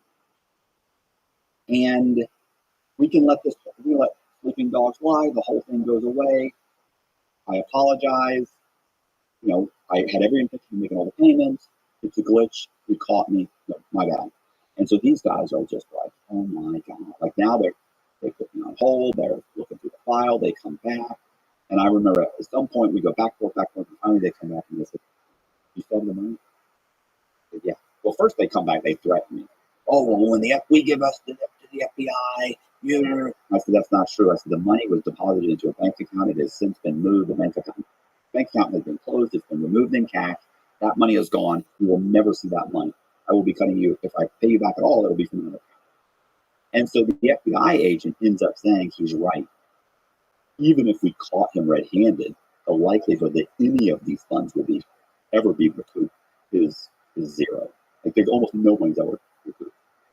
And so we end up, they on hold again. They come back and they go, how quickly can you get us a cashier's check? And I go, like that day I go, get them a cashier's check, overnight the cashier's check. They never called the FBI. They never did anything. Now at that point, we actually ditched James or Alan Duncan. I remember at that point we went to the mall, ran up all the credit cards, and just threw everything away and walked away because it was shot. That guy was shot. I think we borrowed whatever $800,000 or $900,000 in his name with the banks. Listen, when I go on the run, I got one where I was caught so red-handed. It's insane how bad it was. And listen, that's nothing. I got caught by Washington Mutual one time. I was caught by Washington Mutual where we had done 6 owner-occupied duplexes. So if you say you're going to live in a house, you can get about 95% financing. But if it's an investment property, you got to put down 20%. You get about 80% financing. So a buddy of mine who was a sheriff's deputy, we had his wife buy, I'm going to say 6 owner-occupied duplexes, saying she lived in every single one of them. Well, you can't owner-occupy 6 dwellings. Like, that's fraud. Now, granted, her W-2 isn't pay stubs were correct, but she didn't put the down payments down. Even the down payments we didn't put down. We actually got cash back.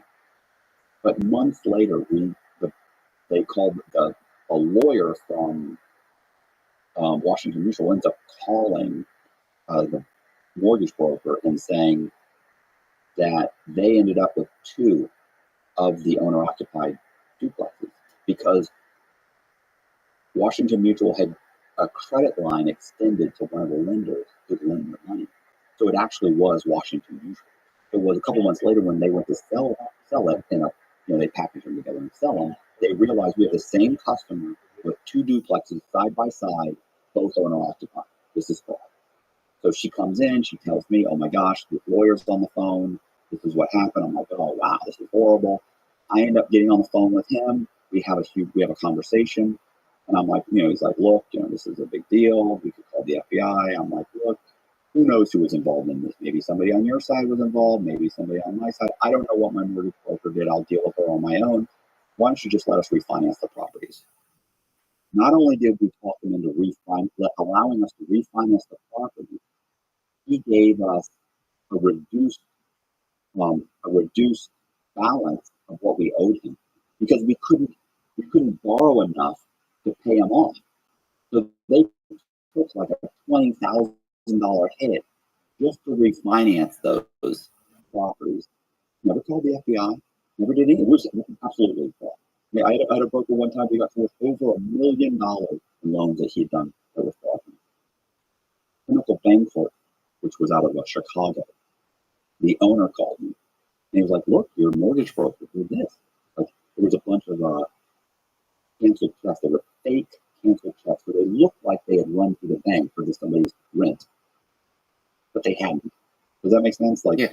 You pay your rent, they deposit it, it goes to the bank, and they've got all the numbers and everything. Well, I had a bunch that were blank, but all you had to do was fill out your borrower's information, and then you cut and pasted his name and his address at the upper left-hand corner. You make a copy of it. It looks like canceled check. You have 24. Well, one of my brokers was using them for all of his files. Like, even if the person really had a rental history, he didn't want to order it. He just did this. It was easy. It's faster, yeah. Yeah, just wow. So they catch $1 million worth of loans. They call me up, and then they caught another $1 million, but they had already sold them to Household Bank. So while I'm on the phone with the owner, his name's Gary, and we're talking, he's like, "Look, this is what we found. This is what happened." And I remember I said, "Gary, at the end of this conversation, if you think I'm cutting you a check for $1 million, I said, I just don't have it. You don't have it." This is when I own the mortgage company. And he says, "No, I'm asking you for your word that if any of these come back on us, they're in Florida, they're in your area, you'll help us get rid of the property. We'll foreclose.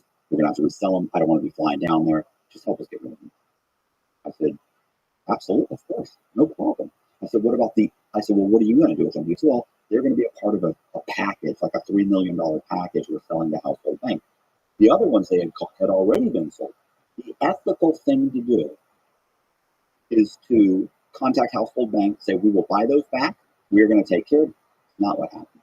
In fact, Gary flew down a couple weeks later, took me and several of the brokers, not that broker, but several of the brokers out to dinner, had a few drinks, and he openly admitted, he's like, "Look, I don't care if all the loans have fraud in them, as long as they don't come back on me. That's what I'm concerned about." Because there's a clawback clause for 1 year. He's like, "So if they can perform for 1 year, I don't care." That was it. How many people in the industry do you think are operating like this? And by like this, I mean in the aforementioned gray area. I would say yours probably after after the 2008 financial crisis. I would say it cleaned up considerably, but I would say at this point it's just as bad as it ever was. And keep in mind, a lot of the loans that caused the problems were like, they call them liar loans, or no qualification, right? No quality, right? No income. Those loans they existed. There are subprime companies that are doing that again. They don't call them subprime anymore. They got some other name. Yeah, rebranded. Yeah, they rebranded a little bit, but it's happening all over.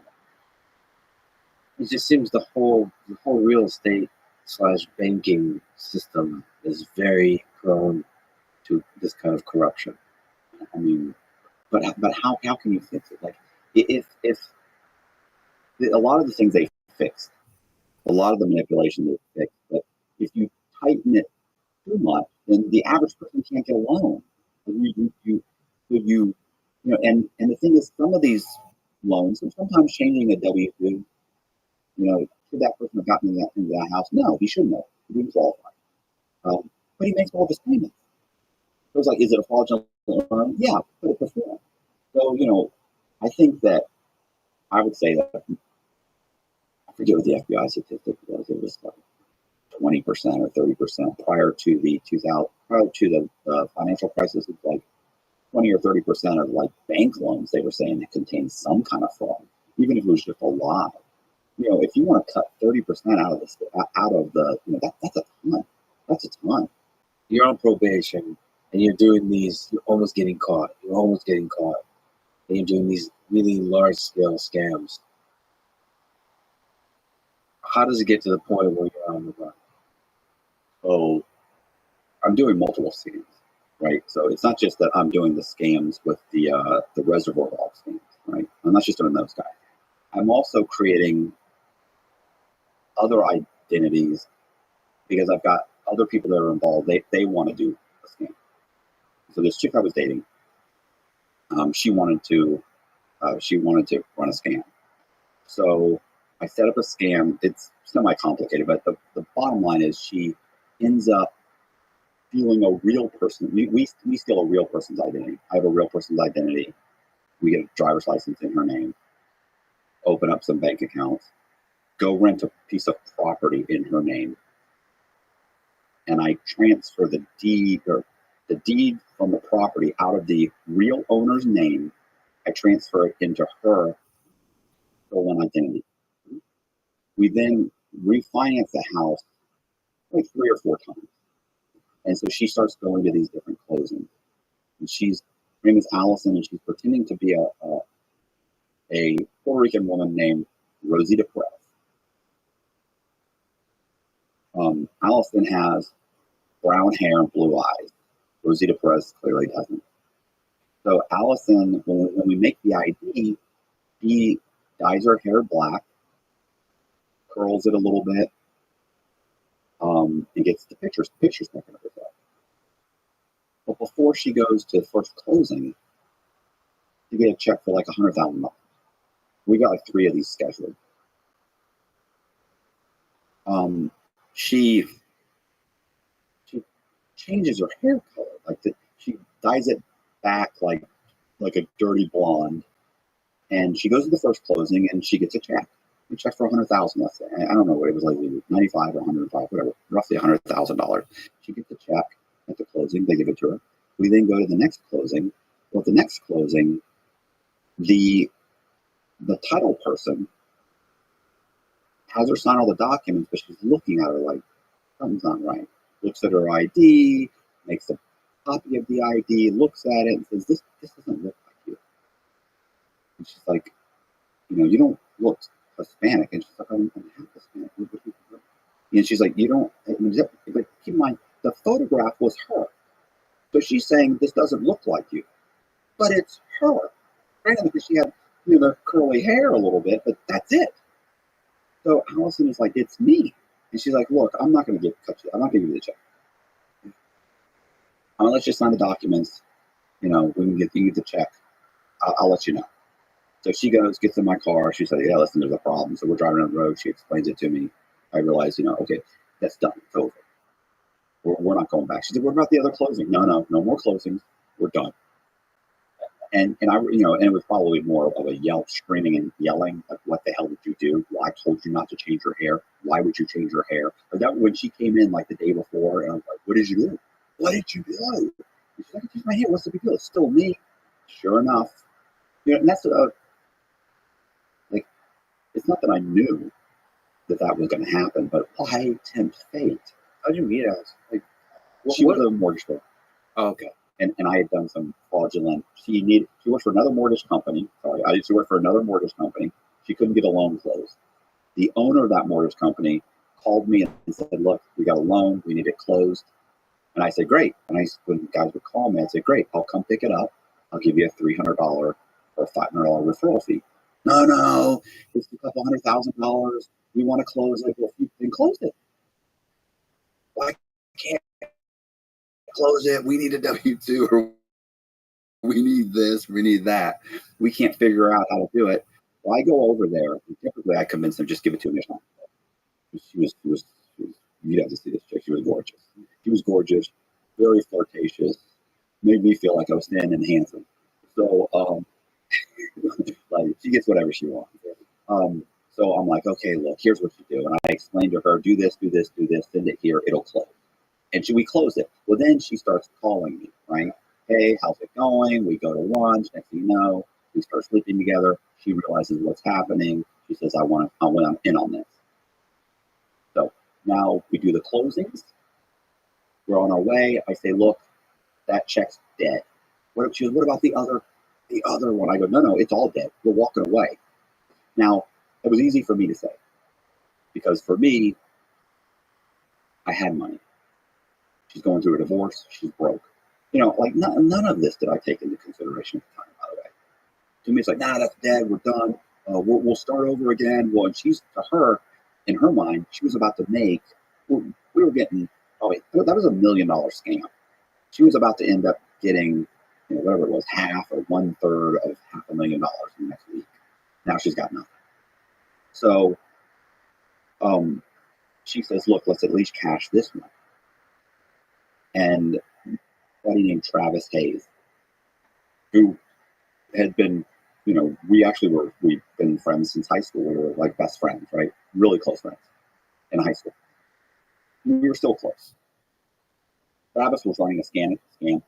Hers was in Clearwater. His was in Orlando. So I'm getting all over the state at this point, right? So he's running an Orlando scam that's already yielded $500,000, maybe more. He's still we're still refinancing properties, right? So he's about to close on another $500,000 worth of properties. He's got a bank account that's open. She says, let's give it to Travis, have him deposit it in his account. He's already pulled out like $300,000 out of the account. And she's like, shouldn't be a problem. I was like, no. And she's let me call him. She calls him. I think I called him, and I explained the situation. He's, do you think it's okay? And I said, no, I don't think it's okay. I don't think it's okay at all. And he's like, no, it's not a big deal. Just give me the check. So I give him the check. He goes, he deposits the check. They say they're going to hold it till it clears. That was kind of a thing back then. It takes, I don't know, 5 days, 6 days, whatever it was. He was supposed to go back and it would have cleared, and he would have been able to start pulling money out. And so I call him one day because Allison's bugging me. So I call him and I go, hey, where are you at? He goes, I'm actually on my way to Orlando. And I said, oh, okay, so but let Allison know I'm not getting any money. He said, the bank manager called and said that because the check was over $100,000, they have to witness me endorsing the back of the check. So they had to see my something, right? And for me to come in, I went, oh, I said, something's wrong. Don't go to the bank. What do you think's wrong? I think the cops are waiting for me. That's what I think. And he goes, no, the cops aren't. He goes, man, I'm in the parking lot right now. I just pulled in the parking lot. There's no cops. I'm like, they're not going to be in squad cars. And he's like, no, he said, it's fine. You're overreacting, bro. And I'll never forget what he said. He said, you're shaking like a little girl, bro. Calm down. I got this. I'm cool with the manager. Like the manager, because you chopped it up with the manager, he's going to let your fraudulent check go through. So he walks in. The cops are in there. they locked the door. He just told me later, they closed the door, locked it. Cops are in there. They grab him. And they bring him downtown. He didn't say anything. He won't say anything. That's not true. But here's what he told me. I told him, I'm talking to the coppers. Oh, he told. Yeah, he told you, but he actually did. he actually did talk to him. So what ends up happening is we can't get in touch with him. So we're calling and calling and calling, and then finally I decide, you know what? I'm not going to call his cell phone anymore. I'm going to call the name of the person he was, the synthetic identities number, right? So I go and I call the synthetic identities number. I call and I say, somebody answers and I go, hey, is so-and-so there? And he said, and it's a gruff, authoritarian voice, this is law enforcement. And he's like, no, who's this? He goes, no, this is Officer so-and-so. Who's this? And I was like, oh, this is Lee Black. I said, he goes, how do you know so-and-so? I was like, oh, no. Click, I just hung up. And I called for like a payphone. So I turned around and I said, he got arrested. And then later on that night, he showed up on the county website, the arrest website, showing he had been arrested. And the next day he calls me and he asked me to get him out of jail. Like, hey, so I have to give his brother-in-law money. We get him out of jail. He actually got out of bail. Yeah, he got out for nothing. And here's where I should have known that he was cooperating. It went from like $300,000 bond down to like $10,000. Just $1,000. So right then, I didn't know at the time, but obviously that means we're going to let him out of jail or he's cooperating. So they let him out of jail. I go and I get him a lawyer, this was state, by the way. It wasn't federal.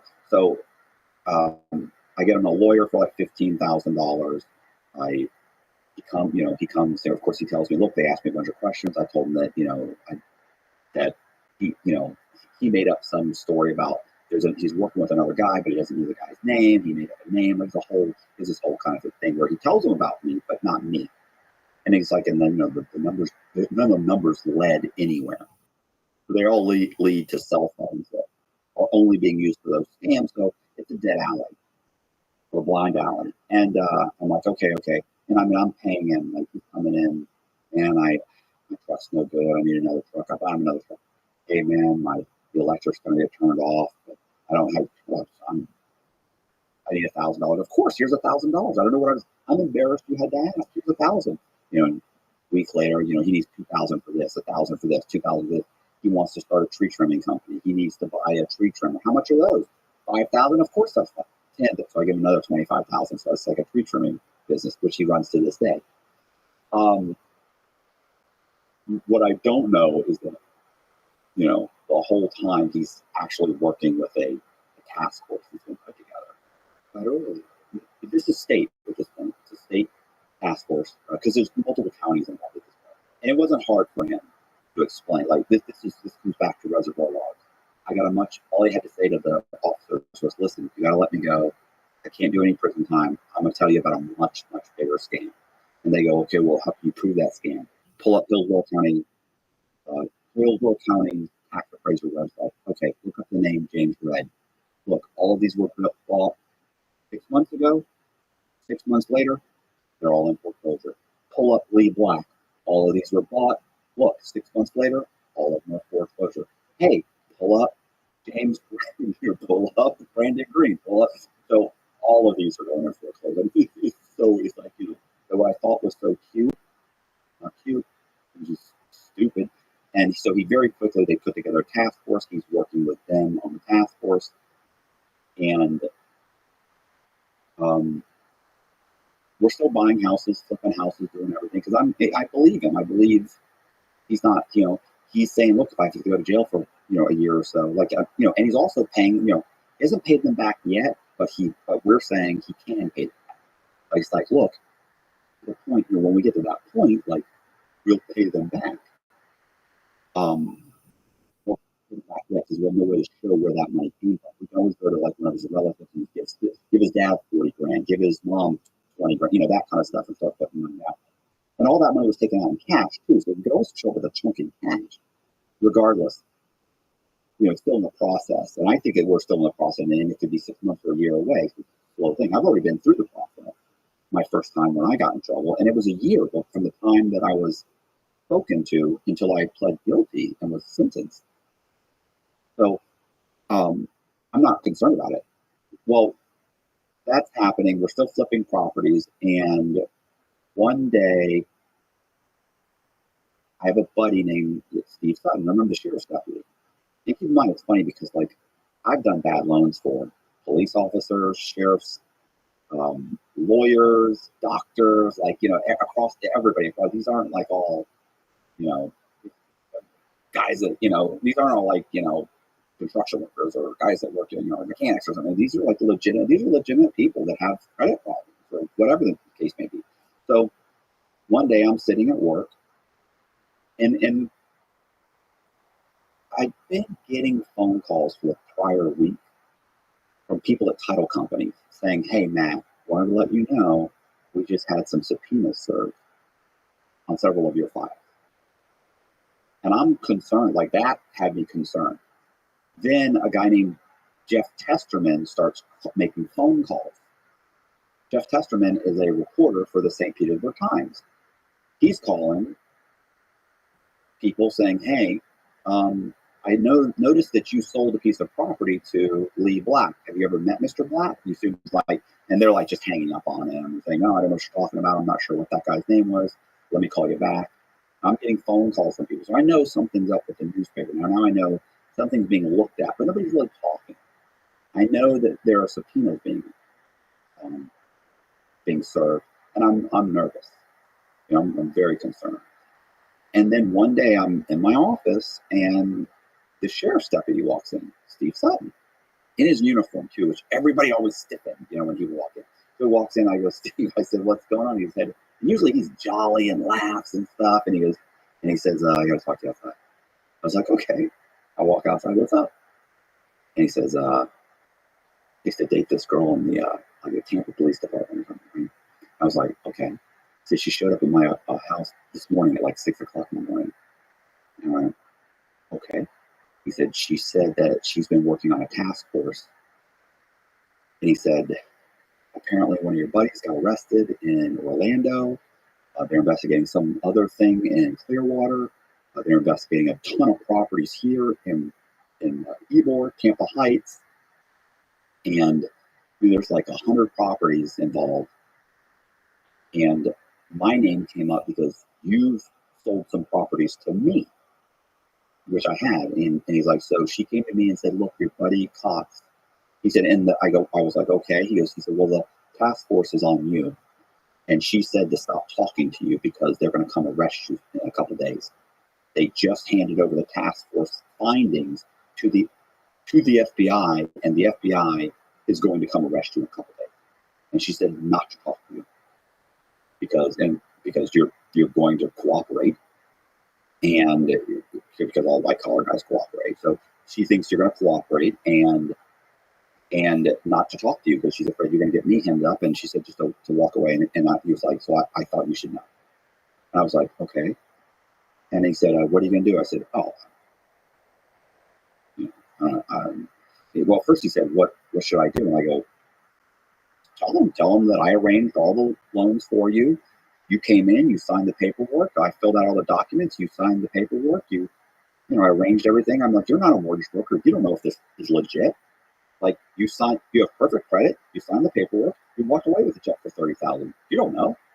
And he was like, because he did it because he had a job. He was a sheriff's deputy. I'm not I went in, I applied for a loan at a bank. They said, you can buy the house and we'll give you $30,000. So of course I'm going to do that. That's not going to happen, but he doesn't know. And I said, "Just tell him, yeah, tell him he'll cooperate." Absolutely. He goes, "What are you going to do?" I said, "Me?" I said, I'm leaving. I'm leaving. I said, I can't stay here. I can't go to prison. I was just sentenced. I'm on federal probation right now. The judge isn't going to be cool with me getting popped again. I can't do it. Can't do it. I said, "I'm leaving." I can't go to prison. I'm adorable. I can't. I saw Shawshank Redemption. I know what's going to happen. I can't. Too good looking. Yeah, I can't do that. That's not going to happen. I can't. I'm not going to. defend myself against a guy who's 6'3" and tatted up? No. So, and and I can't. I'm no benefit to a gang. Like I'm a nonviolent, soft white collar criminal. So I was just like, I was like, yeah, I'm leaving, bro. I'm leaving. So I actually went home. Well, actually, I was able to. I started cutting checks to people, right? I cut checks to Allison, Johnny, to like everybody I could think of. Here's 5,000. Here's 7,000. Here's 8,000. Here's 6. Here's 9, and had them going to all these different bank accounts, pulling out cash. And this is like a Thursday at 4:00. The next day they show up with cash, write some more checks. They go again. I get about 80 grand in cash. That's all I can get. I go home that night. I start packing my bags, and I was dating this chick named Rebecca Hauk. We've been dating about a month, and she shows up at my house. I hadn't returned her phone calls all day, and apparently we were supposed to go out, and I'd forgotten about it. I had bigger issues, and so I'm packing a couple of duffel bags, and she walks in. And she's like, "What's going on?" I'm like, "I'm leaving." "Where are you going?" "I thought we were supposed to go out at session, go do something tonight." I'm like, "I'm leaving. It's over." And she says, "What happened?" I tell her what happened. This is what happened. She's like, "Oh my God." Like she had no idea. But she had no idea about anything. No, I barely knew her.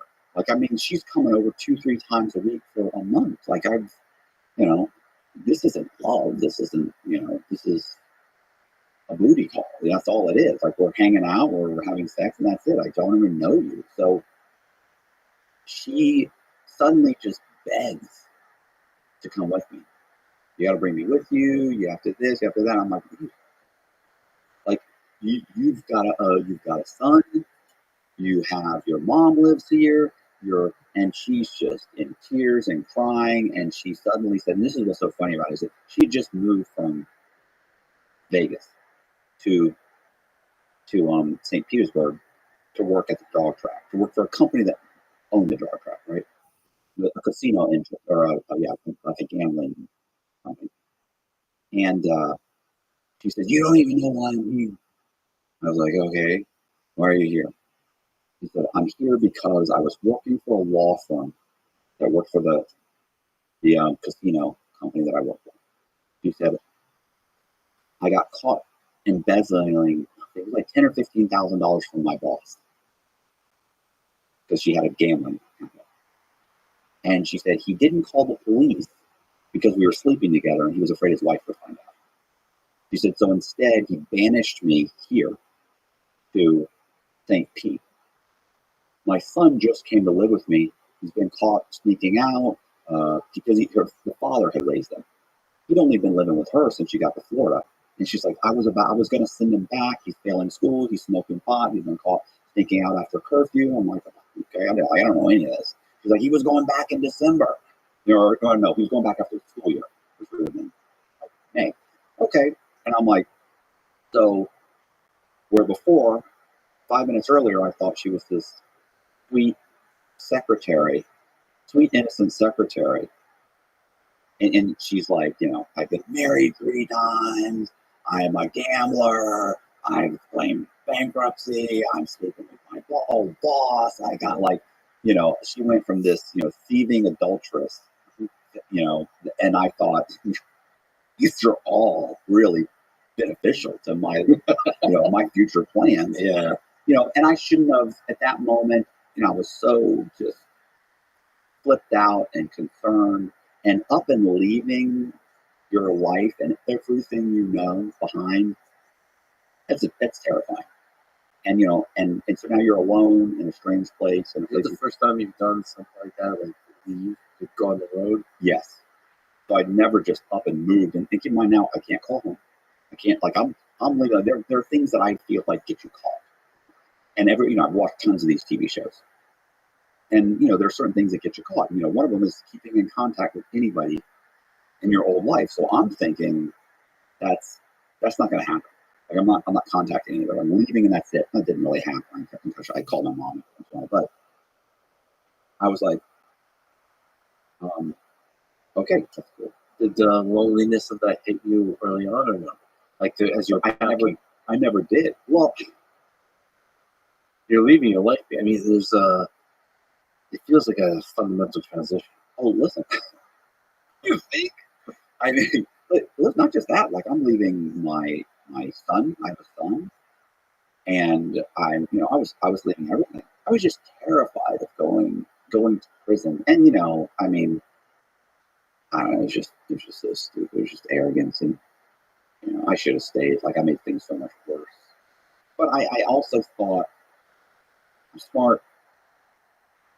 I can figure this out. Like, I can change my identity, blend in. I'll be fine. Aren't you already like people know what your face looks like? They do. But one of the first things I did was I got plastic surgery. What kind of plastic? I got a nose job. I got what they call a mini facelift. They go in through your back of your ears and they suck out all the fat in your neck. Does that change your appearance much? Yeah, a little bit. I was balding. I got 2 hair transplants. 2 hair grafts. So the hair in my head. It's my hair, but it's from back here. So they cut it here and they. I appreciate it. So they reimplanted it there. Got liposuction, just some other stuff, and got my teeth done, that sort of thing. So and that was kind of like my plan. I'll take off. I got 80 grand. I'll spend money, But I let her come with me, and we ran up all my credit cards over the next few days. Packed up the car, traded in my Audi, and got like an Audi. A6 or like a Ford or like a big Ford or whatever it was. Got that and drove straight to Atlanta. And so I wrote a letter to my parents before I left, just explaining this is what's happening. I'm leaving. I'm done. I'm not going to prison. Love you. Sorry. I know I'm a disappointment. Sorry. So I take off, go to Atlanta. When we went to Atlanta, I already had the name of a guy named Scott Cutner that I'd done a loan for. So I had his vital information, right? Like, I have his name, date of birth, social security number, mother's maiden name, and where he was born. One day we were having a conversation, and I just slowly pried all that out of him, right? Like, we'd done a loan for him, so I already had his name, date of birth, social security number, but I need to steal his identity. I need to know where he was born and his mother's maiden name. So through the course of a conversation, I just pried, hey, Cugno, is that, what is that? Is that Irish? I said, no, it's such and such. What's your mom's name? Oh, such and such. Oh, you born here? You born in where's you from? Oh, man, I was born here. I was born in such and so it's no big deal. We get to Atlanta. I make a fake ID for both of us. But keep in mind, I don't have a driver's license. I do, but they're fake. Like, I can't give this to a cop. I can't give a driver's license that says David Freeman. What's David's residence? Florida, or is this where? No, this is Florida. But it was just a made up name. I'd gone to high school with a kid named David Freeman. So I had an ID, but I can't give that to a cop. Like, that's enough to get rent a place or do something. So we go to Atlanta, make an ID, set it up, make some business cards, set up a whole website, set up some get an HQ, which is that like a company that you can do virtual, you can rent offices, and they'll answer your phone for like $100 a month, and they'll forward them. So it seems like you have an office. They give you a phone number that you call up, and they say, hi, United Southern Bank, and they'll answer the phone and forward messages. So we get one of those, make a business card for Becky. She rents the house from a guy named Michael Shanahan. So we rent Michael Shanahan's house. It's like $200,000 house in Alpharetta. And I then go to Alabama. I then order Scott Cugno's birth certificate, social security card. I think I registered to vote in his name, and I made a lease agreement in his name. And I think that's all I needed. And then I went to Alabama and got a driver's license in his name. So I went into the DMV, gave him all these documents, and which are almost all of them real except for the lease. They say, sit over there. I sit over there. I sit down. Boom. 20 minutes later, I have a driver's license. It's $20-something. It's nothing. So I get the driver's license. Now I'm still driving a car an Audi that is in the name of Matt Cox. So I park that. I then go get Social Security to issue me a Social Security number in the name Scott Cugno. And I then turn around and I go and I get a loan. You put down 20-30%. There's all these first time buyers. 30% down, rent, get like a Honda or something. So now we're living in a house. We've got some furniture, bedroom furniture. And I go downtown. I pull the title to this guy, Michael Shanahan's house. And I go downtown and I satisfy the loan on his house. So he had 2 loans with Bank of America. So I create 2 satisfaction of loans from Bank of America. So Michael Shanahan owns a house in the name of Michael Shanahan. He has 1 mortgage with Bank of America and a second one. When you pay your mortgage off, the way Public Records knows it's paid off is they mail Public Records a satisfaction of mortgage. It's a 1-page document and it's notarized. So I have 2 of those. I filled out 2. I created 2 of them. I just ordered, you can do research. So when I went downtown, I researched Bank of America satisfaction mortgages. And, thousands show up. So I just grab a couple of them. Now I know what the basic template is. They're all different, by the way. So it's not like you even have to be that close. But whatever, I mimicked some of them. I had a notary stamp, not hard to get. You go in and you go into 3 different Office Depots and you say, hey, I need a notary stamp, and you give them the information, and you come back 4 days or whatever, a week later, and they give it to you. So I've got these notary stamps, so I notarize the satisfactions. I go downtown, I file them, boom, the mortgages are gone. Keep in mind, Bank of America, he's still paying the mortgages. They don't know that they've been satisfied in Public Records. They're not notified. So those are gone. But it takes about a month or 2 for it to show up. Atlanta was that far behind. It was Fulton County. They were just way behind. So we just kind of have to stick around for a while, right? So we're going on little vacations. We're going to New Orleans. We're going to different places. As Scott Cutner driving cars, Scott Cutner. We opened up several bank accounts. We have multiple bank accounts. And then we end up going to Vegas. And we do go to Vegas, but what happened was we're driving around, and I remember telling her, I was like, this is the problem. Like, we have to get real IDs, real driver's licenses. And this is real, but this is a real person too. He may stumble across it. And so what I did was I started running ads in magazines saying, home loans available, good credit, bad credit, no problem, call now, government loan, government, VA, FHA, call this number. So people start calling, and I'm getting their information. One of the guys I got was Michael Eckert. I remember Michael Eckert. Or Michael Eckert. I actually legally changed his name to Michael Johnson. But at this point, it was just Michael Eckert. So I wanted to see, I'm bored. I want to see what the process is. How much does it cost? Is this possible? Let me see if I can change this guy's name. It was $1,500. I changed it. Without him ever showing up anywhere. So you can. I have a driver's license. Right. I am him. He did show up. He showed up at the lawyer's office. Right. So I do that. I'm living in the house. And we're driving along one day, and I'm saying, we gotta get real. Like, these people that are calling, like that one guy, I get his information, but during the course of taking the application, and I'm asking like these government survey questions at the very end, it's like 20 questions, I'm rambling them off. And at some point he was like, he volunteered. Like, I never even asked anybody about criminal history. He ended up saying something.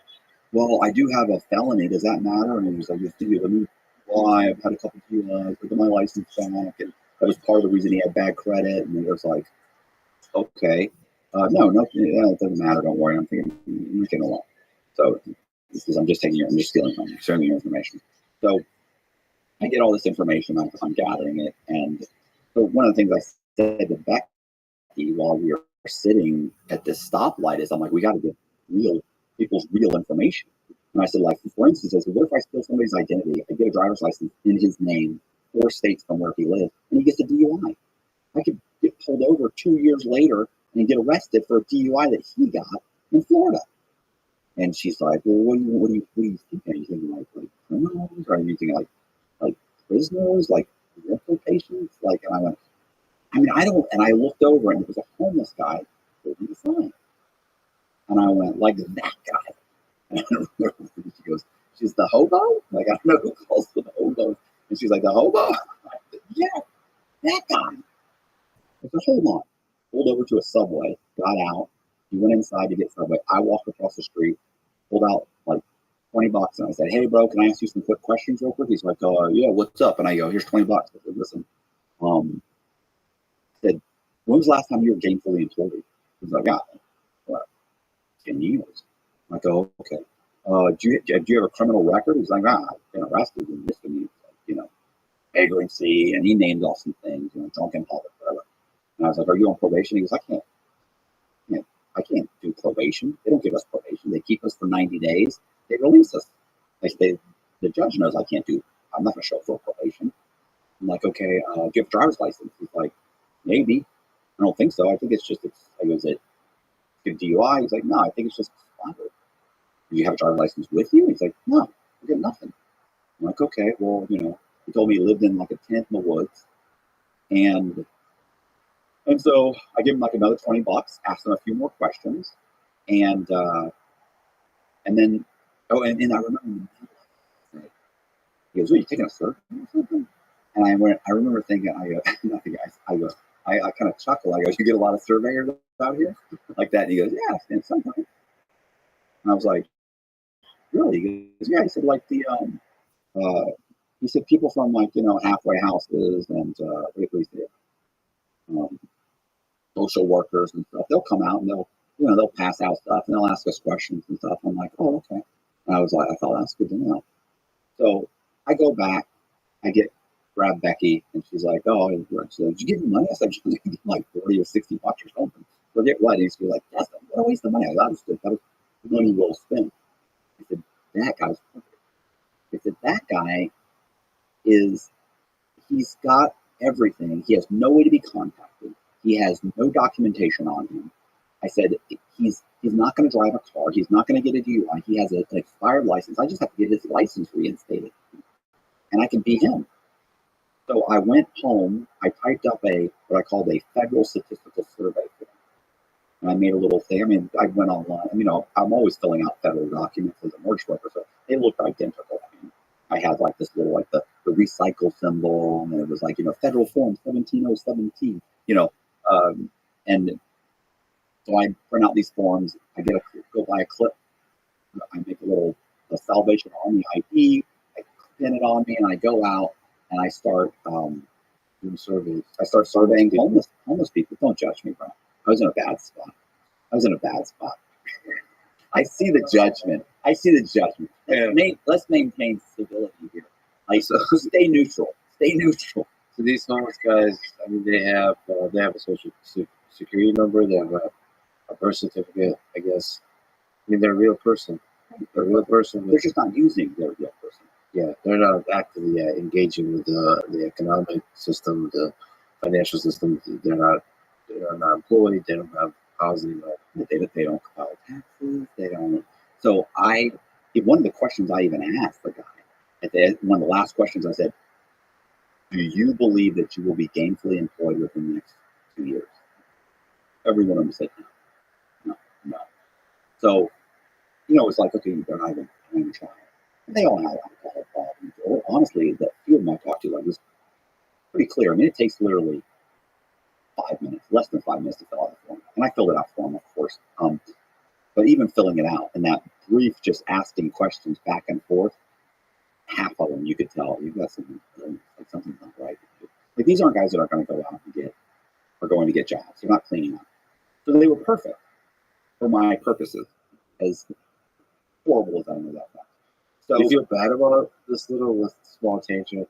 No. I feel bad about it. The homeless people in society are really a difficult life. Like dealing with mental illness, dealing with drug addiction, all that. I mean, being in prison, and then the kind of the people that are in prison that are going to be homeless or have been homeless, or the mental illness that I've dealt with in halfway houses, and even doing this. I don't know what you do with these people. I don't even know that you house them. You can't necessarily even house them together. They cause such problems. Like, I don't know what the solution is other than just kind of keeping them fed, maybe, and keep them away from normal people, so they don't cause crime or whatever. I don't know about housing them in one area. That seems like a mistake. Like, there is absolutely no good solution to that problem. None.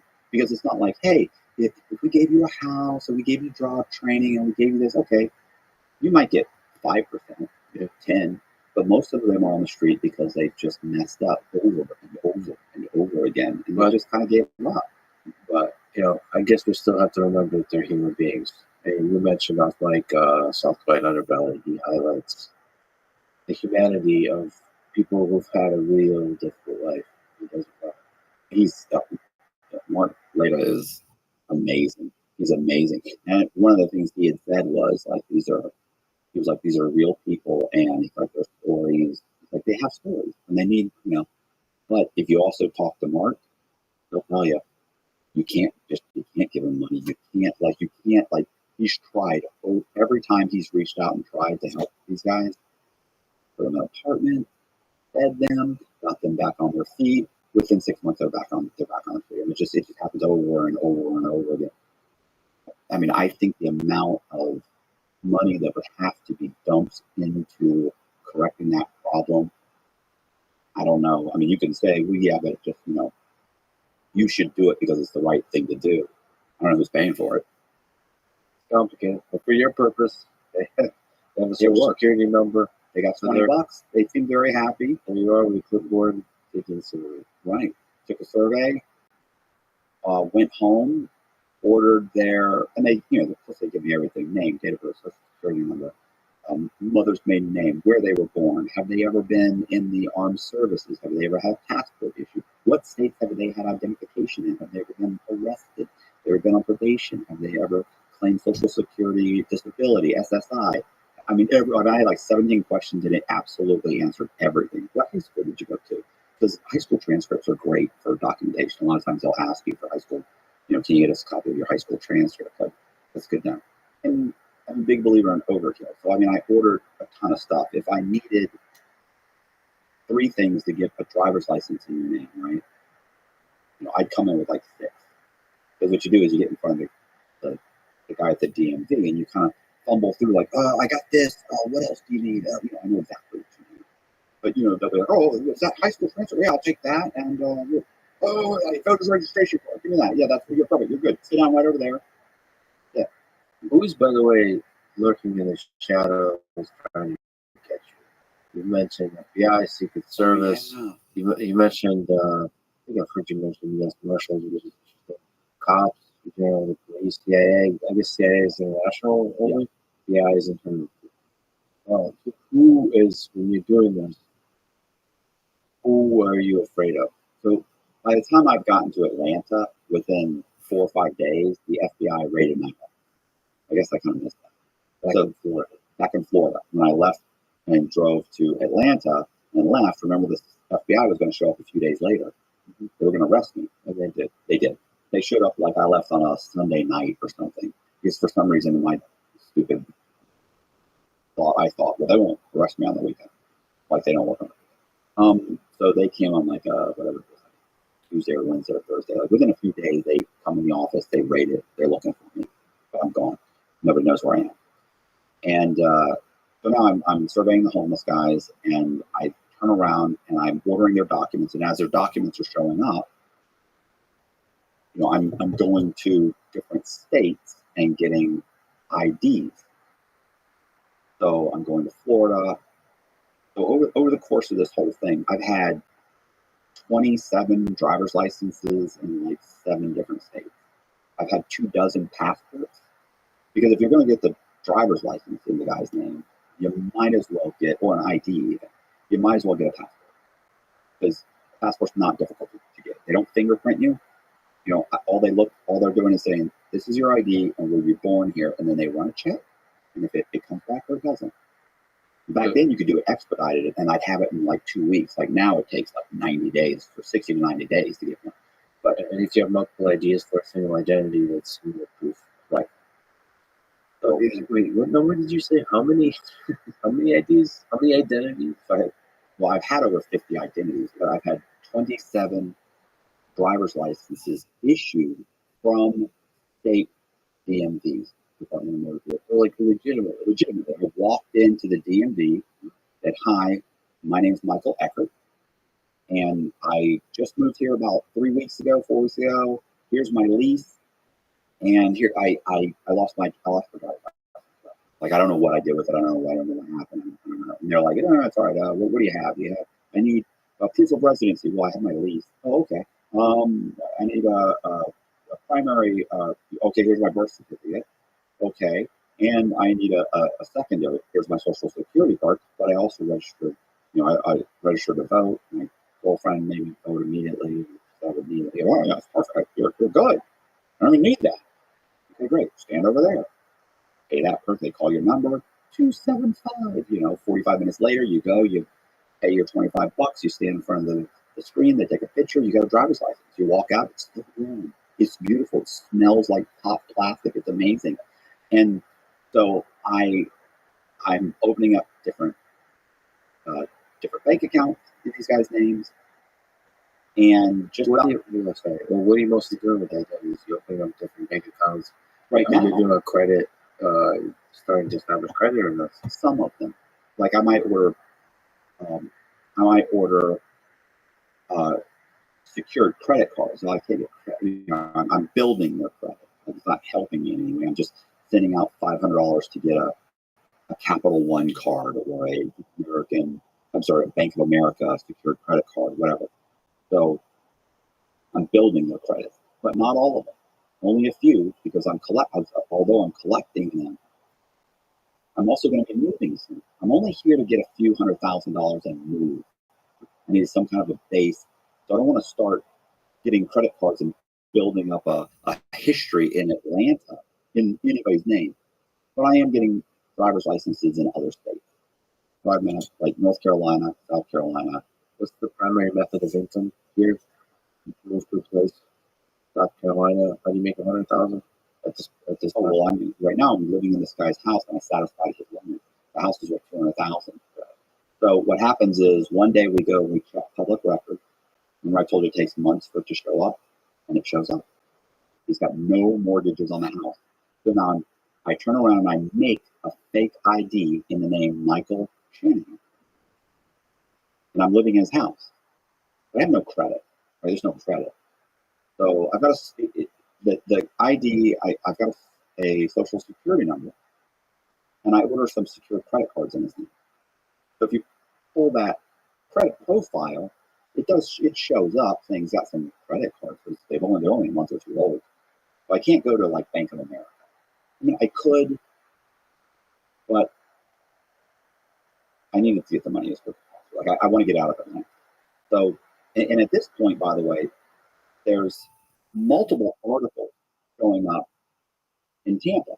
So the St. Petersburg Times is writing multiple articles about me With your face. with my picture. Yeah, but honestly, it's free. I mean, not free internet, but it's post internet, but it's in its infancy. Like nobody's.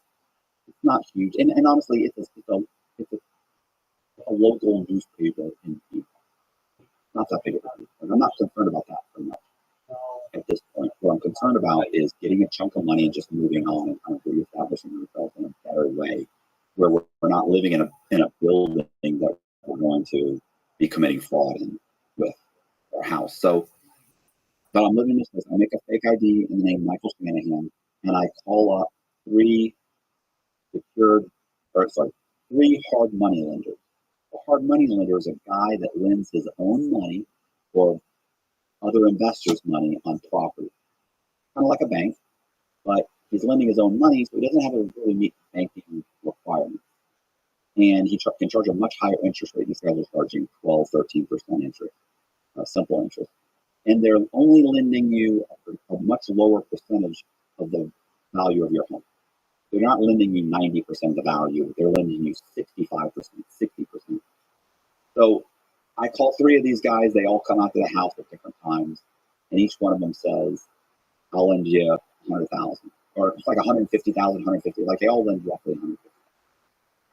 So we schedule 3 separate closings. None of them know about the other person.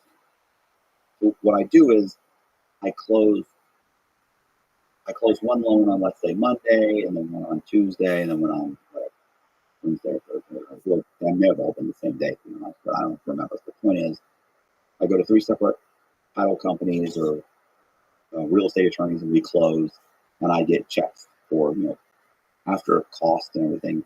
The total ends up being roughly 400,000. So I've got 400,000. Becky and I run another scam in Tallahassee, Florida, and we get like 50 grand. And plus the 80 has dwindled down to close to nothing, because we had gone on several vacations. We went to like Bermuda, and I think we went to Jamaica. We actually stayed at the Ritz in Jamaica. So it was great. You and Becky. So Becky turned out to be pretty good in terms of scams on the road. No, she was useless. She was horrible, and she just spent money all the time. And what I realized too very quickly is she's bipolar. So she's bipolar, and she's absolutely insane. She smokes pot all the time.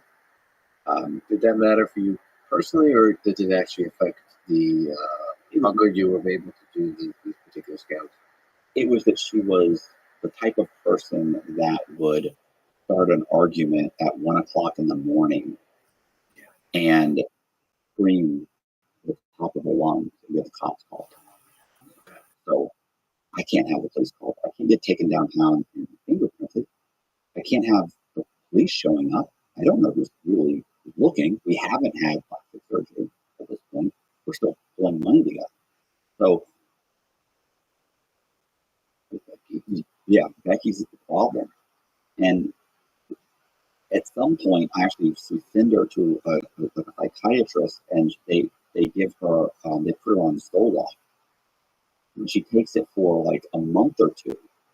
And then she stops taking it. She thought she was all better. Like, you're not all better. So can you give me a timeline here? How long are you able to be on the road here successfully? 3 years. 3 years. This is me. This is the first few 3 months. years. Well, so what happens is we get that little chunk of money, we put it deposited into these bank accounts, and we start pulling out cash. It which works out fine, because we got a bunch of accounts that we're pulling out little amounts, 7,000, 5,000, 8,000. And I would cash checks against her accounts, and they would call her to verify, there's someone here trying to cash a check for $9,000. Can you verify the payee? And they go, oh yeah, that's Scott. Oh, okay, thank you. And they cash the check. These are new accounts, so it looks odd. We're always open the account. So what ends up happening is we're cashing them, and I remember getting really frustrated. It was just taking forever. And I gone into a bank one time. They have banks where they actually cash like large checks. Like if you go into Bank of America and you try and cash a check for $15,000 or $25,000, they probably won't do it. They'll tell you we don't have that much cash on hand, we don't this, we don't that. They have certain banks that do that. So they told me where one of those was. I went there. I had a check for like $29,000 that had been cut on a closing for Michael Shanahan. Remember, I refinanced Michael Shanahan's name. I got a check for $29,000 that was issued to Scott Cugno. So I'm sitting in the bank. I go in there and say, I need to cash this. And she says, you're going to talk to the manager. I go, okay. She says, go sit down over there. I go sit down in the little glass cubicle. He comes over and he says, I see you're trying to cash this check. And I was like, right. He goes, why don't you just deposit in your own bank? And I went, my bank is a credit union or something, and it's in like Florida. Like they'll hold this thing for like 2 weeks. Like I need the money now. I have people I need to pay. He's like, well, I'm not sure. And I was like, what's fine? It's a cashier check. Like, it's good. And he goes, no, it's good. It's good. Like, you have the money. And he's like, yeah, we have the money. He said, it's just odd. Hold on. He goes back in the back and he comes back and he says, where'd you get the check? Cashier's check. I said, it was a cashier's check. It was drawn off of the closings for somebody's property that we're doing, the company I work for, we're putting an addition on. Comes back and, why do you need cash? I was like, I'm cashing guys' checks. That, there's a lot of these guys that are like Mexican guys. They get a check, they go to a check cashing company, or they get charged 5-10%. So I cash them. I'm like, I don't know, like, what? The check's good, right? Like and he's like, yeah, we're just trying to verify something. Anyway, yeah, hold on. And he leaves again. And I remember my cell phone rang. And I pick up the phone, and it's Becky. What are you doing? What's taking so long? I go, the guy's being a jerk. You don't want to give him back. Oh, she's like, oh my God, get out of the bank, get out of the bank. No, I can't get out of the bank. The guy's got my ID. He's got my credit card, my ID, and the check for $29,000. Like, he's gonna call the police if I just jump up and run. And I go, look, don't call me again. I'll let you know. It'll be fine. Hang on. She calls back. Same conversation. I'm bouncing on the walls. I'm going crazy. It'll be fine. Hang on. He comes back out and he goes, he said, I said, hey, so what's taking? And he goes, we're trying to get in touch with Michael Shanahan to verify the check. That means not good for me. Like, I'm thinking, okay. And he walks away. The phone rings. Becky, what's going on? He goes, they're trying to get a hold of Michael Shanahan. He goes, oh my God! Oh my God! And I'm like, and I remember thinking I shouldn't let her. Please, there's a good chance I run out of this place. By the way, when you're sitting there, you're Scott. I'm Scott Cudman. And then the other guy calling Michael Shanahan. Right, they're saying they're trying to get in touch with Michael Shanahan. So then the phone rings. My phone cell rings again. And I look, and it's not Becky. So I pick up the phone. I go, hello, and she says, hi, this is Tim. Is it from SunTrust Bank? Is this Michael Shanahan? So I'm like, yes, it is Michael Shanahan.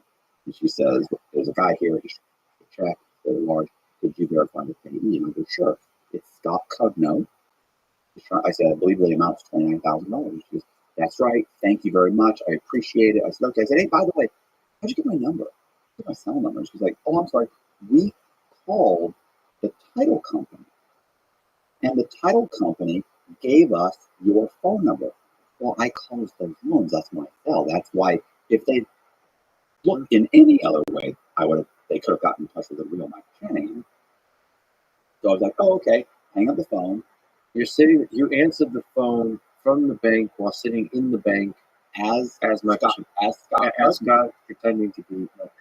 So I just right. So I just verified the check myself. As Matthew pretending to be Scott, as pretending to be right. So I wait there, terrified still. They come out about 2 minutes later. The manager comes out plus a woman. I'm assuming maybe it was Kim. She never said anything.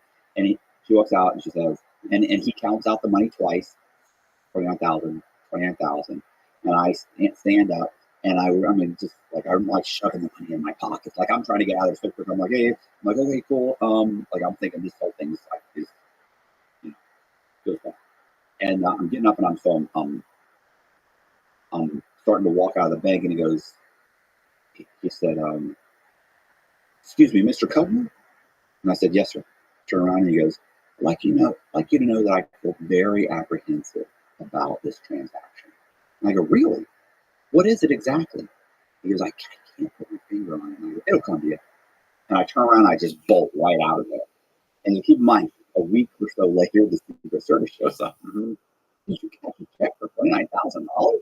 So what's so funny is like that was one of the last checks we had. So we ended up with like $400,000. Was there a connection between the Secret Service and the guy? No, the apprehension. So the FBI is looking for me as kind of an intent, and they put out a fugitive warrant for me, which is how the U.S. Marshals got involved. There's U.S. Marshals tracked down fugitives. Yes, several fugitives. But everybody's after you. You're on every list. Right. I'm on the FBI's most wanted list. At that point, the Secret Service got involved once I leave Atlanta.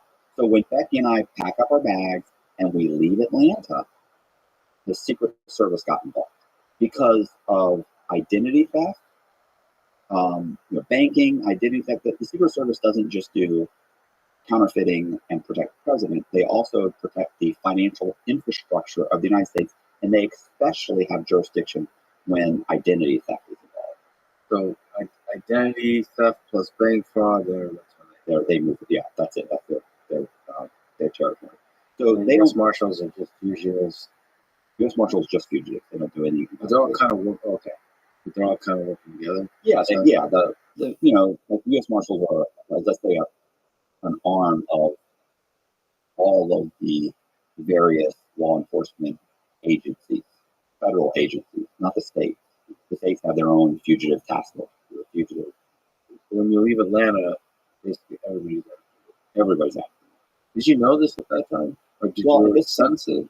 No, I mean now every day you're looking your name up every day. But I'm not. I'm just trying to get a bunch of money and just blend in, right? Things were not as interconnected as they are now, but they're starting to get interconnected. But of course, I have no idea how much. I barely go on the internet for anything. Dating.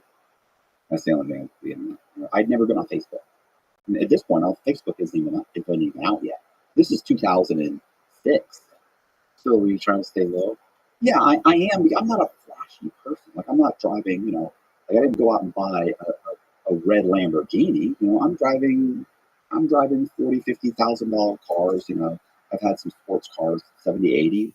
Maybe that's $150,000 sports car now, but it's still not flashy.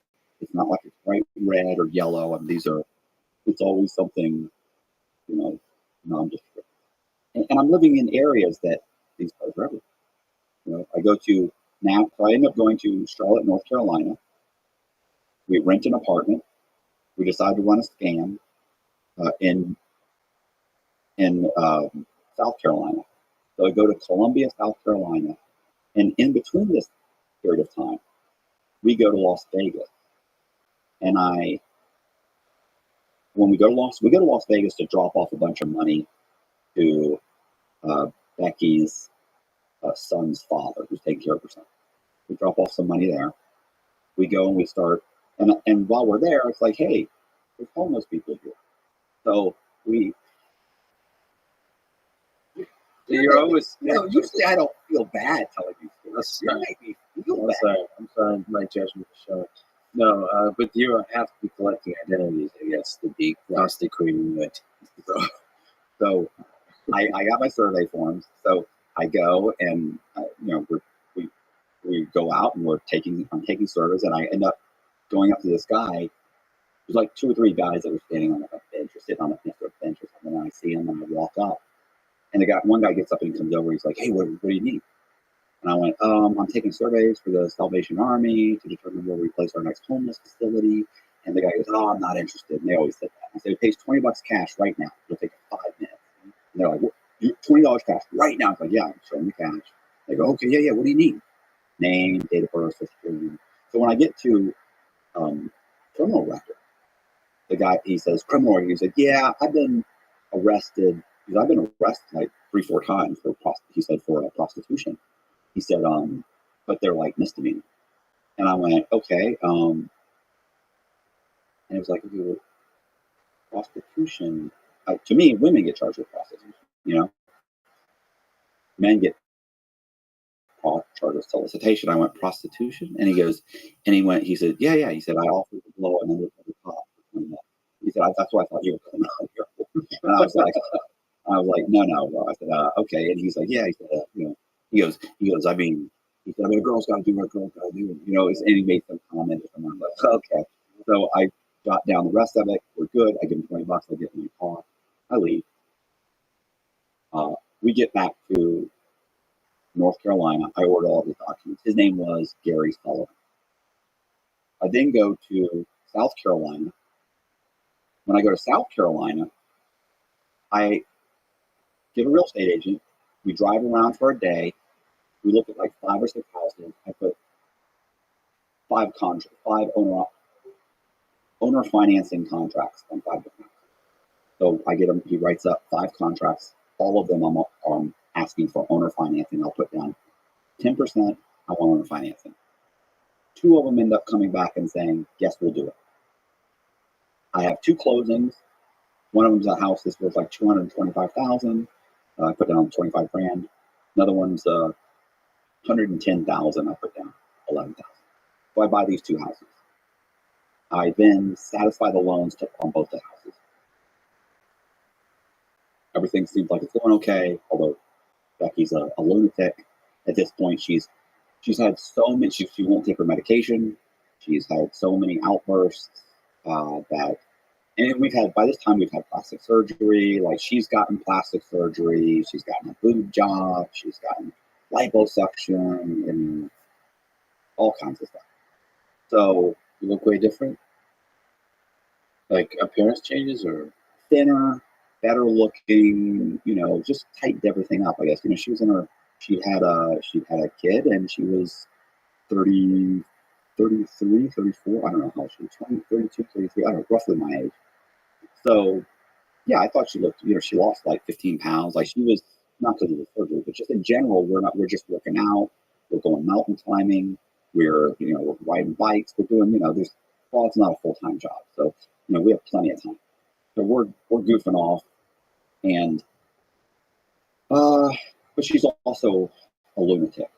She's getting the cops called. She's able to go out and able to stay stoned 24 hours a day.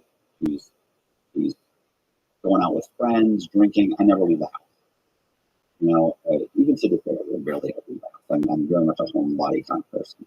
So, like the idea that I'm able to make my living doing YouTube and I never have to leave my house, I love that. I don't ever go anywhere except for the gym and back home with it.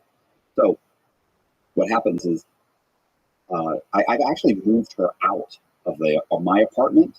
I had an apartment downtown, 30-story building. Actually moved her into another apartment. She's that much of a lunatic. Can't even be in the same place. Multiple times I've tried to leave her. She's called me up and begged me to come back. Horrible. So I end up buying a couple houses in Columbia, South Carolina. I satisfy the loans on the houses. I've got an ID, not a driver's license, but an ID in the name of Gary Lee Sullivan. And I refinance those houses. Just keep in mind, there was owner financing, but they also had mortgages. So there's something called a wraparound mortgage. So these guys did wraparound mortgages. So let's say you buy a house for $250,000, and the bank lends you $200,000, and then you owner finance the house for me. So I give you 50 grand down, but I'm not able to get a loan from the bank to pay off your mortgage. So what we do is you do a wraparound mortgage. So I'll pay you your mortgage and you pay the bank. So there is a second mortgage on the property, but it's wrapped around the first. Legal? Mm-hmm. Yeah. So I wouldn't lie to you. So these have wraparound mortgages. So You're always selling, and you're good at it. So I satisfy the loans, the owner finance loans, the wraparound mortgages, and I satisfy the loans, the original loans that these people got on their own mortgages. One of them, by the way, you have to sign as the president of the bank, right? So I sign it as C. Montgomery Burns, which is the aging tycoon in the guy that owns the power plant in The Simpsons TV show. So I signed that and I notarized it, which I thought was cute. I actually wanted to sign all of them cartoon characters, and Becky was screaming her head off and wouldn't let me do it, right? Like, I wanted to do all the Simpsons, right? But she wouldn't let me do it. She's screaming and hollering. So I ended up, nobody knows who's doing it. So I sign it, notarize it. All of those are satisfied. I then go to the multiple banks and I refinancing all these properties multiple times. So I'm applying for these loans, and I'm getting the loans, and I'm closing. So I've got like 5 or 6 loans on this one house. So the house is like $225,000. I think it was like 230, whatever. I borrow like 4 or 5 loans on the house. I borrow like $190,000 off 5. So I've got like $800,000, and then I borrow another 300 or 400 on the other house, the one, the smaller one, right? It ends up being like $1.3 million. It's actually like 1.5 million. It was more, but what happened with that was, so keep in mind, you can only open up so many bank accounts in your name.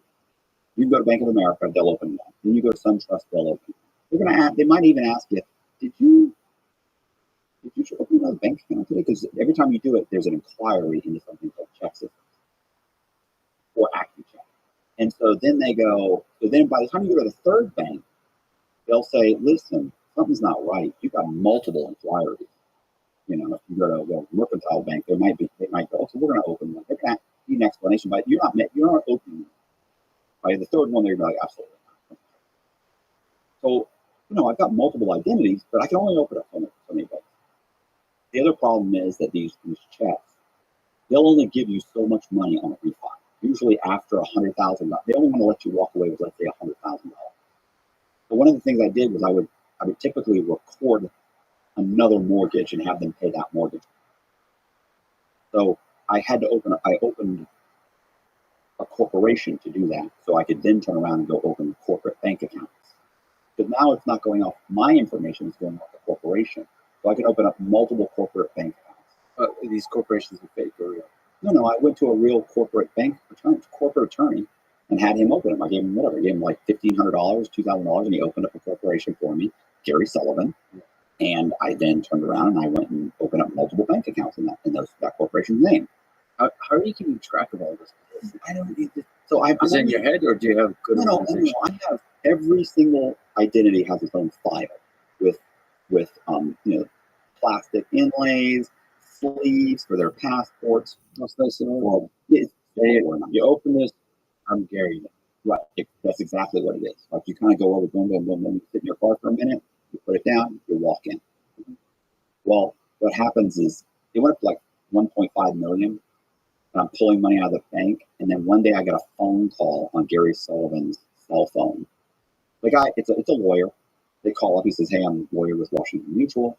We have an issue." I said, "What's that?" He says, "We got a phone call from the title company. One of the title companies that I was attempting to refinance one of the piece of property with noticed that they'd been sent a document that showed that I had purchased the property, and I said I purchased it cash, and the document said I purchased it cash, and they got that, and there was actually a mortgage on the property, and so somehow or another they connected it, and they called Washington Mutual, and they said, look, there's an issue. We have a fraudulent document here. And he said, so we went and we looked, and it turns out that we pulled public records, and that there is a mortgage in front of us, several mortgages in front of us. So there's like 3 or 4 mortgages in front of me, Washington Mutual. You owe us, it wasn't that much. It was like 100, it was like 100 grand, right? Like 95 or 100. And I said, okay. And he said, so there's an issue here. We've got a few mortgages in front of us, and we're supposed to be a first mortgage. We're not supposed to be 2 mortgages behind or 3. And I was like, okay, sounds like an error. Not a big deal. Have you contacted law enforcement? He said, no, I haven't. I was hoping we could rectify this the other way. I said, you know what? I think we can. I'm going to have my lawyer call you back. I'm going to go to this right now. Give me about 2 hours. No problem. I immediately run, jump in my car, head towards South Carolina. Call my corporate lawyer. Tell him, look, I need to talk to you. Here's what's going on. I explain it to him. He doesn't really understand. He said, this sounds pretty complicated. I have my law partner is a criminal defense attorney. I'm going to set up a meeting right now with all of us. Okay. I get there 45 minutes later. I walk in the door. I sit down. He says, what happened? I said, okay. They said, Gary, this is not right. What happened? I said, okay, so listen, bought this house. I bought it cash. I then refinanced it. I didn't buy it cash. But I told him, I bought it cash. I refinanced it like 4 or 5 times within a day or 2 of each other. And they were like, how is that even possible? I said, well, I went to different title companies and I explained how I did it. I said, Washington Mutual just found out that they're in like 2nd position or 3rd position. And or I said, but they may be in 4th position. They mail these things in, so you never know. And he was like, oh my God. He's like, that's, what do you want to do? I said, I want you to contact them and agree for them to not contact the authorities, provided I pay them off. Do you have the money? I said, I do have the money. I can go get the money right now. He calls the lawyer. This is back in Texas, right? They fax some documents back and forth. They do a couple of emails back and forth, and they have a conversation. I remember the lawyer started arguing because he wanted to charge the like yield spread and fees and stuff, and I was like, what are you talking about? Like, okay. So it ends up being a little over 100,000, and I'm like, that's it. So he's like, okay, and so he says, okay, that sounds good. And so he said, okay, all you have to do is go get the check. And he said, bring it to a Washington Mutual branch. Tell them to call. I said, I'm not going to Washington Mutual branch. I'll bring you the check. So he calls him back. He's not doing that. Okay, I'll bring it here. You guys take care. He said, no problem. Okay. Hang up the phone. And he turns to me. He says, okay, well, we have a problem. He said, we still have a problem of these other mortgages. And I went, right. And he said, and he goes, okay, well, I said, they don't know anything. He said, I know, but Gary, he said, what if they find out? I said, they find out that they're like in second, third, and fourth place. He's like, right. I said, I leave town. And he went, so they both laughed. Gary, you can't just leave town. They have a copy of your driver's license. They have your social security number. They have your birth certificate. I said, they'll find you. It's the FBI. And I go, you're assuming. Wow, you tell them. And they looked at me and they went, and I remember he said, here, we'll cross that bridge when we get there. And I said, right, my immediate problem is getting rid of these people. And he goes, right. So I go get the check, bring it back, give it to them. Never called the FBI. Can't believe you got away with the Russian. Oh, no. These are all really close calls. This is the close call. I have two more close calls that my hands sweat thinking about it. I walk into Wachovia. I just opened this account 2 months ago. It's a new account. So whenever I would go in there, I'd say, hey, I'm at $7,000, $6,000, anything over $3,000, they had to call to get permission, right? Like authorization. So she's like, okay, I gotta go call. I said, no problem. Just the girl walks in the back, sitting there waiting. All of a sudden, a massive person reaches over my hand and grabs my wrist, and somebody grabs it from the other one. They pull my hand behind my back. These are two of possibly the largest law enforcement officers I've ever seen in my entire life. They're massive. And they handcuff me and they say, you're Mr. Sullivan, you're being detained. We're taking you into custody and putting you, we're holding you until a detective gets here. What are these guys say? Is this U.S. Marshals or is this cops? Or what? These are sheriff's deputies. Sheriff's deputies. Right. And as they walk me in the back, they're calling me Mr. Sullivan. They sit me down, and by now I'm, the Secret Service are looking for me. They're calling me. They were calling us John and Jane Doe, but now they figured out who we were, and so now I'm on the Secret Service's number one. I'm not like number one at that. Like I probably was, but we just found out I was on that list. So it's getting bad. So they sit me down and I'm waiting. And I remember thinking that the FBI was, I don't really know. At that point, I couldn't tell you the difference between everybody. And then 5 minutes go by and I'm sitting there going, what is going on? Do you guys have any idea what's going on? They're like, we don't know. We're just grunts. We just do what we're told. So suddenly this guy walks in and he's probably in his early 30s, maybe. He walks in, gray suit. I think it looks like he's FBI. He says, hey, I'm a detective with the, I want to say Richland County, whatever, Sheriff's Department, or Police Department, whatever. And I was like, oh, okay. And he says, yeah, listen, we've got an issue. Wachovia wants us to arrest you. He said that they're saying that you've got 3 mortgages on your house. And I go, is that illegal? And he looked at me and he went, to be honest, I don't know. Yeah. And I distinctly remember thinking, I'm walking out. All I have to do is convince this guy I haven't done anything wrong.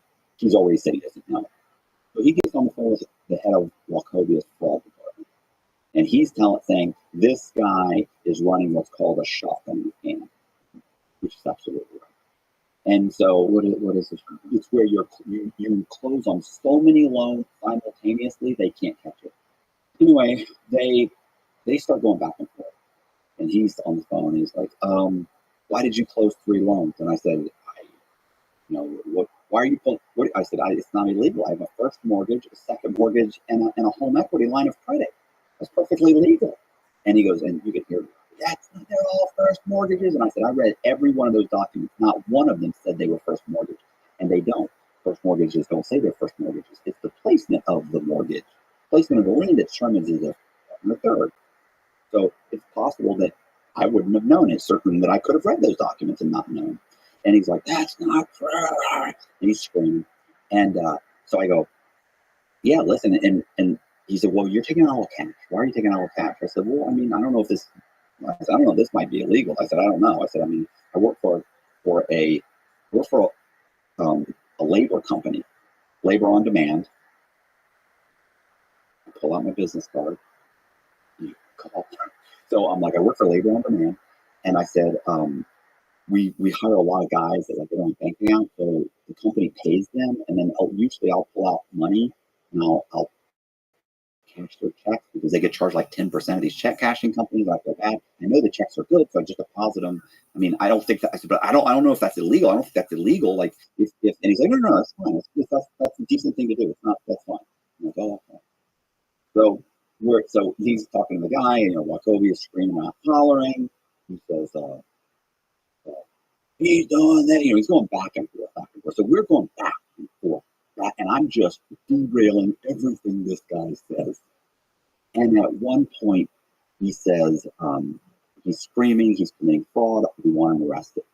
And he's like, I don't know what to charge him with. And he's like, he's saying these aren't, how did you, he's like, hey, look, how did you even do this? I go, look, I didn't do this. But I came to Wachovia, I met with the loan officer. I said, I need a first mortgage. I need to pull out like $100,000. I want to start buying houses. He goes, that's right. You own another house here too, don't you? I said, I do. I said, we're putting a new roof on it. We're going to build an addition. We're putting in a pool. I'm buying one right down the street from that one. I said, well, I'm pulling out money. I said, so I told them I need $100,000. They said, that's fine. They said they could only get me $100,000. Something about Fannie Mae guidelines, which is true.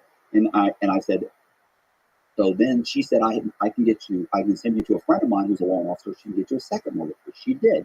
I said, then I told her she could only get me $100,000 or so, $190,000 and she said you should get an equity line of credit if you're going to be doing renovating properties. So she sent me to somebody. They got me an equity line of credit. I said, I haven't committed fraud. I said, I wouldn't know how to commit fraud if you told me. I said, what sounds more reasonable? A guy that worked for a labor company ripped off a bunch of banks for over $500,000. I said, well, some loan officers got together and did something illegal. I said, there's a problem at the bank. And he says, I think you've got a problem at the bank. And this guy goes nuts. And while he's screaming, he needs to be arrested. This is fraud. My loan officers have not done anything illegal. They wouldn't do that. He says, look at his ID. His ID is fake. His ID starts with 000. South Carolina IDs start with 000. This guy's in California. He has no idea. So when he says that, the detective looks at my ID and he goes, listen, he said, this is a real ID. I ran this guy through NCIC. He said, this is Gary Sullivan. And I looked at him, I go, now I'm not Gary Sullivan? I go, come on, bro, what are we doing? And he goes, I know. And he says, I'm going to take him downtown. I'm going to talk to my lieutenant, whoever, captain, and I'm going to fill out a police report, and I'll let you know. And he hangs up. I get up. They've taken the handcuff off. I stand up. As we're walking out with the detective, as we're all kind of walking out, he goes, hey, you have an ID. Do you have a driver's license? And I went, I do, but it's in like Nevada. And he goes, oh, that's right. He goes, you're from Vegas. And he looks at the two deputies, and they all kind of grin. And I think, he ran me through NCIC, which means he ran a statewide criminal database, which means he thinks I've been arrested 3 times for prostitution in Vegas. Right. I'm humiliated. I was just like, and the grin told me, and I was just like, yeah. And so one of the cops goes, here, give me the ID. Takes the ID. He goes, I'll check and see. Because I have to follow him back in my car. So he goes, and by the way, my car is in the name Michael Eckert. So Michael Eckert, he doesn't have a photograph of Michael Eckert, right? Because you can't pull up photographs from other states. So he doesn't have a photograph, but he knows that's not my car. And he asked me, whose car are you driving? And I said, oh, that's my boss, Michael Eckert. And I said, that's my boss. And he goes, oh, Michael Eckert. I said, yeah, exactly. And he's like, I don't like it. So I'm thinking he knows Michael Eckert, knows it's registered in North Carolina, knows the address, which is where I was currently living. That's a problem. So the police officer, or the deputy, grabs the ID, walks outside, comes back. I have no idea if this guy has a driver's license in Nevada. I don't know. He had nothing. He comes back and he goes, does he have a valid license? He goes, yeah, it's valid. And he hands it to him, or he hands me the ID, and he says, he goes, is valid? He looked at me and he goes, yeah, well, it says he's 5'11". Like, it was like 5'10", 5'11". I'm clearly not 5'10", 5'11". And they all look at me and I go, fellas, with a good pair of shoes, like that, and they all go, follow us, Gary. And I follow them back to the police station. Becky is calling me on the phone, screaming her head off. Now, I'd always told Becky, if I ever get arrested, immediately go get me a lawyer. The lawyer will be able to get me out on bond, because I'll be arrested for something stupid. If it'll be something like trying to cash a check, or a fake, or it won't be all my ID. It won't be for a fake ID. So my ID won't be in question. And most police departments and sheriffs at that time did not run your fingerprints through AFIS. So they didn't, because they charge them for that. So they don't typically do it unless your identity is in question. I wouldn't be. I'd be valid driver's license or a valid ID in that thing. So I go back. She's screaming. She's like, "Oh my God, you don't understand! I just checked those. I just checked the internet, the website. You are number one on the Secret Service and the most wanted list." And I was like, I got bigger problems right now. They just told me in the bank. I'm following them right now. I know. And she was like, get on the interstate. Go. I cannot go. The detective's in front of me. The cops are behind me. They're escorting me. Listen, like, oh my God, run. I go, not a NASCAR driver. Like, I'm driving it's a sports car, but it's not going to outrun a radio or a helicopter. Like, that's not going to happen. I know it seems nice. I'm not that guy. I was like, I can't. I said, look, you don't understand. I was in handcuffs 30 minutes ago. I just talked my way out of them. I'm going to get out of this. And I said, the worst that happens is I'll be arrested as Gary Sullivan. You can get me you can get me an attorney. He can get me out. And she goes, I'm not getting you an attorney. I'm not getting you out on bond. I'm not risking everything I've got for you. Because she has all of the money. We've got $700,000-$800,000 at this point.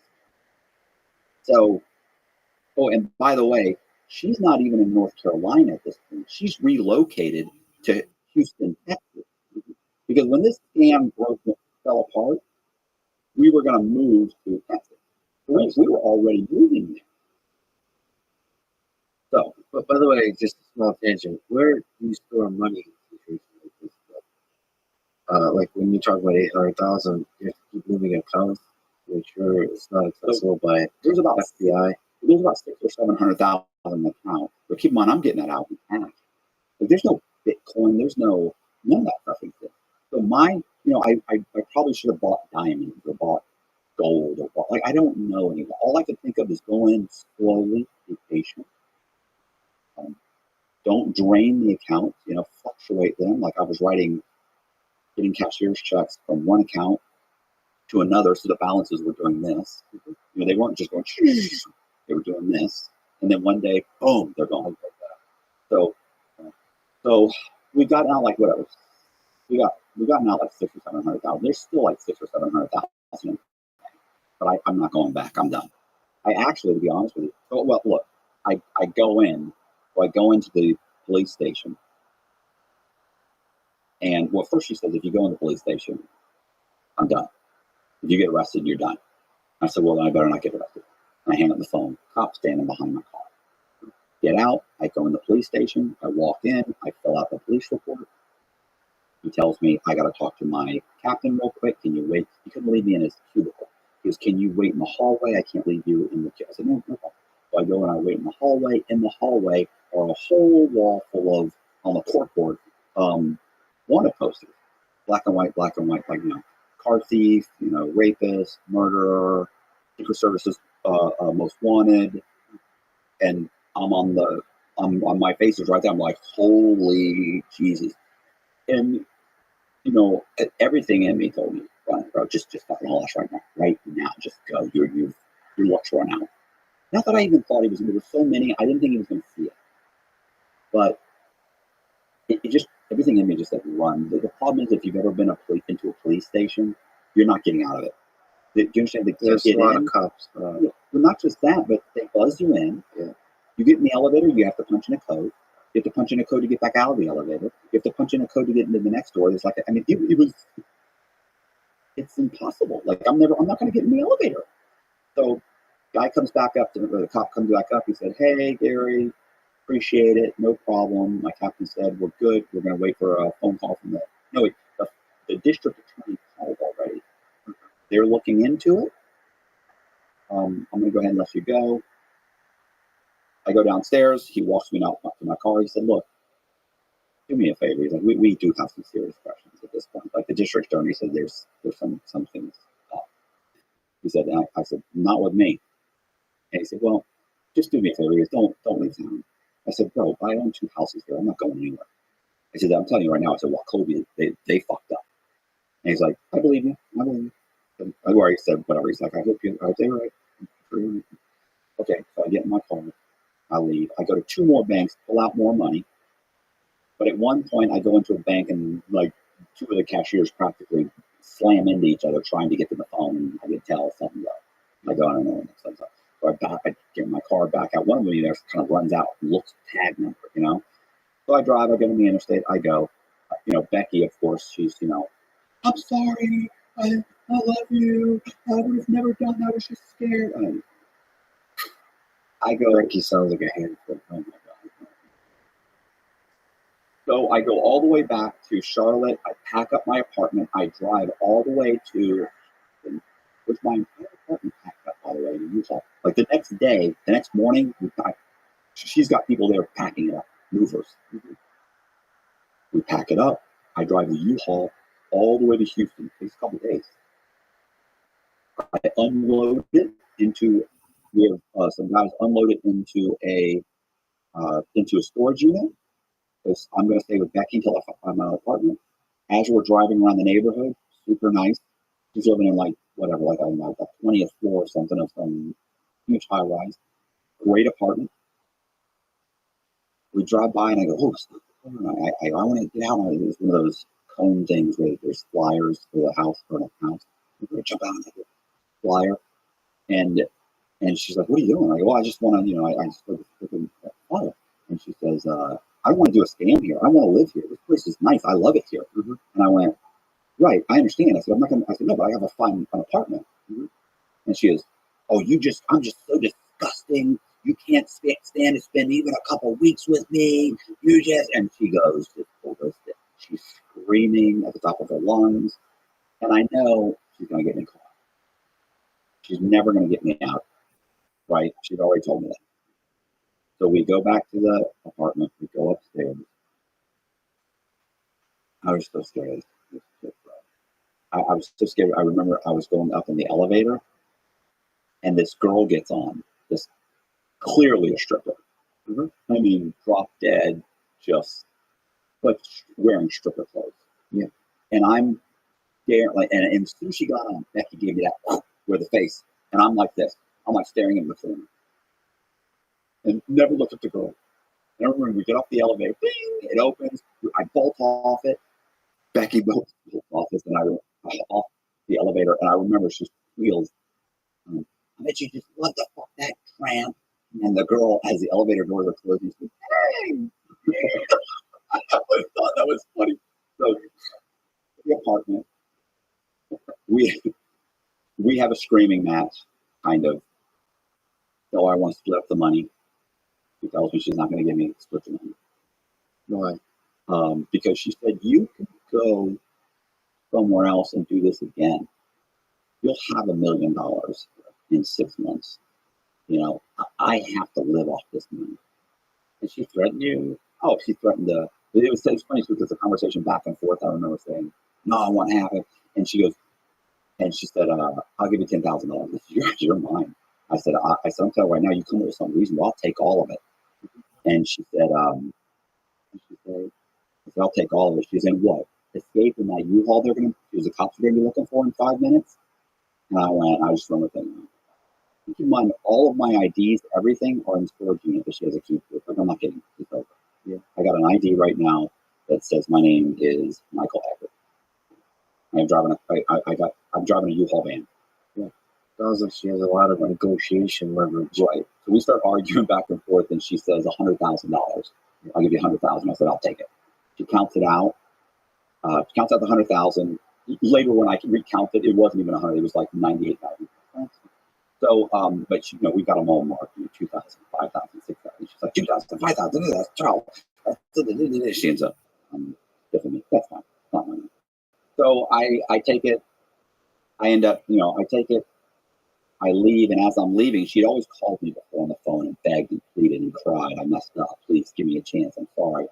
I'll take my medication. I'm sorry. I thought it was better. I thought it was okay. And I remember walking out. I put my cell phone on the counter and just walked out. Went downstairs, got in the truck, and drove. Drove. When I got to Louisiana, I stopped at Baton Rouge and got at some point I stopped and I got I think I got a room or something. At one point I know I stopped. You drove without a plan? I drove back to Charlotte to get my car. So I can't be driving. So I stopped at Baton Rouge at one point and got a cell phone, like a burner phone, like a Verizon Virgin Mobile or something. One of those little phones. So I bought one. I call a few people at home, back home. Call my mom. She's in tears, crying. My dad's yelling in the background. I call. What's your mom? Just a small tangent. What did your mom and dad say? You remember anything stand out to you? My dad. Well, I hope you're happy. Your mother. Every time someone mentions your name, your mother cries. Which is funny to me because, growing up, he was never concerned about her crying, So it was since when did you care, And my dad's he's an alcoholic. He's been sober for 2 years, a month and a half drunken binge, drinking binge, and then sober for 6 months, and then did it again, and sober, just went back and forth, and in and out of alcohol. Drug programs, but like I said, worked for State Farm, and State Farm, he was a top selling manager. And so what they would do is they put him into a 30-day program, and he has to stay there. And they were the only ones that had that kind of control, because they're like, you're going to do this and you're going to pass it, we're firing him. He made a lot of money. He made a lot of money for State Farm, and he hired and trained a ton of agents, and he had one of the top performing agencies. So he was worth a lot to them. And, so I end up, what ends up happening is I'm driving through, I get that phone that I was talking about, and I call, talk to my mom. She's crying. She's like, I love you so much. I just want to make sure you're safe. I end up calling Susan Barker, which was one of the brokers that worked for me at the time. call her and I say, hey, what's going on? She's like, oh, Matt, man, you know, what's going on? FBI's everywhere. Like, they've been talking to everybody. They, you know, and this has been, it's like a year and a half at this point. And she's like, it's not, you know, they come around every once in a while. Everybody's gone in, everybody's cooperating, everybody's talking, everybody's blaming you, including her. And so as we're talking, she said, look, the main FBI agent on the case, she told me if I ever spoke with you to have you call her. And I was like, yeah, I'm good. But her name is Candace, and she wants you to call her. She goes, at least call her. For God's sake, maybe you could just turn yourself in. Maybe you can negotiate like a couple of years. Like if they're not going to catch you, then maybe turn yourself in. Maybe it'll help. At least hear her out. And I was like, okay, all right. I hang up the phone. I call Candace. I pick up the phone. I go, hey, who's this? And I go, this is Matt Cox. And she goes, hey, hello, Mr. Cox. How are you? And I go, I'm doing okay. How's it going? I understand you want to talk to me. She goes, I do. I said, what can I do for you? She goes, you can turn yourself in. I go, well, that's not going to happen. I said, what else do you need? And she said, I think that you should think about turning yourself in. I said, why? Well, what am I looking at? She said, that's not how it works. The way it works is you turn yourself in, and, you know, we take that into consideration. I said, no. That's not good enough. I said, I'm not stupid enough to turn myself in and hope for the best. So she says, well, let's talk about this. And I said, well, what am I looking at? She says, I don't really know. I can't, you know, really, I can't tell you that. And I said, well, then we don't really have anything to talk about. She says, well, wait a second. She said, let me call the U.S. attorney. So she calls the U.S. attorney. So I said, okay, I'll call you back. And she said, well, give me your phone number. I'll call you. I went, no. I said, I'll call you. I said, I'm going to hang up the phone. I'm going to turn the phone off. I said, for all I know, you're triangulating this phone call right now or something, you know. And she says, oh, give me a break. She says, you're not that. And I remember thinking, who do you think you are? Like, right? Like, you're just some little fraudster guy running around, you know, like, you're not a terrorist, you know, like, and I almost was like, oh, okay, here's my number, which she probably already had. But I almost was like, oh, okay, I'll wait for your call, and left my phone. I said, no, you know what? I said, I'm going to hang up the phone. I'm going to turn it off anyway. I'll call you back. She's all right, whatever. I hang up. I turn off the phone. It turns out I found out later when I ordered the Freedom of Information Act. She actually immediately called the U.S. Marshals, and they immediately took the phone number and tracked back the phone, and immediately had two marshals from Baton Rouge go immediately to the place where I had been. Damn. Oh, listen. Yeah, I mean, They work fast. Yeah, She's good too. not just that. I made the initial calls sitting there in that where I went and bought the phone. It was like a gas station. It was also like a Subway station. I had ordered like a Subway. I was eating a Subway, playing on my computer, programmed the phone and making phone calls. So by the time I talked to her, and they're driving, by that point I walked and got in my vehicle, and I leave. But you know, who knows? I don't know if they showed up 30 minutes late. I don't know. Like I could have hung out. Like, oh, I'm just gonna finish my food. No. So I go. I call her back an hour or two later. She says, "Listen, you know, the first time he hadn't got back with her. Then he did. Then he came back. He said 7 years to turn himself in here. So okay, 7 years. That seems like a lot." And I was like, 7 years. And that's 7 years for. I goes, and I kept saying, "Is that 7 years for everything?" And she goes, "Yeah, that's for everything." I was like, "That's everything. Like everything that happened, like in Atlanta, like in some stuff that you don't know about." She said, "Look, what's important is you turn yourself in Tampa." And I was like, "Okay, well, I'm closer to Atlanta. Why wouldn't I turn myself in Atlanta?" And she's like, "Look, you know, you don't want to do that. You don't want to do that." Well, because that would have been the Secret Service would have gotten the credit if I'd walked in there, right?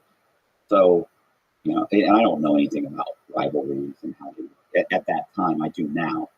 But so we go back and forth, and I continually ask her, does that include Atlanta and everything? At some point, I realized, like, oh, she's just not answering. And so finally, I said, listen, you keep dodging this question. And she said, all I can speak for is Tampa. So if you come back to Tampa, and you cooperate against everyone, 7 years. And she's telling me she wants me to cooperate against my ex-wife. And I'm like, I'm not going to do that. I said, my ex-wife didn't do anything. She doesn't know anything. She didn't do anything. She's never, that's not what I heard. And then she's going on. And I was like, no. I was like, oh, wow. I was like, so that's just for, and she's like, that's right. I said, all right, we're done. She said, no, wait, I can call the Atlanta U.S. attorney. I said, nah, lady, I wouldn't believe you if you told me about this way. I don't trust you. And I hung up the phone and threw it out the window. And I ended up going to Charlotte, drop off the U-Haul van, go to my, and I actually brought it back to the dealer. It's not like I abandoned it. I brought it back.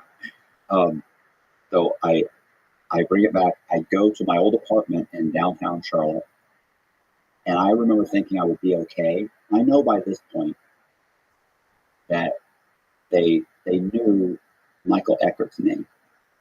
They have the address in Charlotte, so I know they by this point it's been 5-6 days. So I know they've tracked him. I figured if I could get my car, I'm fine. So I go into the apartment complex. It's like sort of 4, 5, 6 story apartment. Those are parking things that stack up. So I go into this, not underground, but whatever, this parking garage thing. So I go in. I'm on like the 3rd floor or something. And I get in my car, and I remember as soon as I drove out of the parking garage, I was like, I'm good. So I can go ahead and pull over across the street and stop it. Or I stop it. I walk into Starbucks. I order a Starbucks. I'm standing there waiting for the barista. I look over, and it's 2 people from the apartment complex staring at me.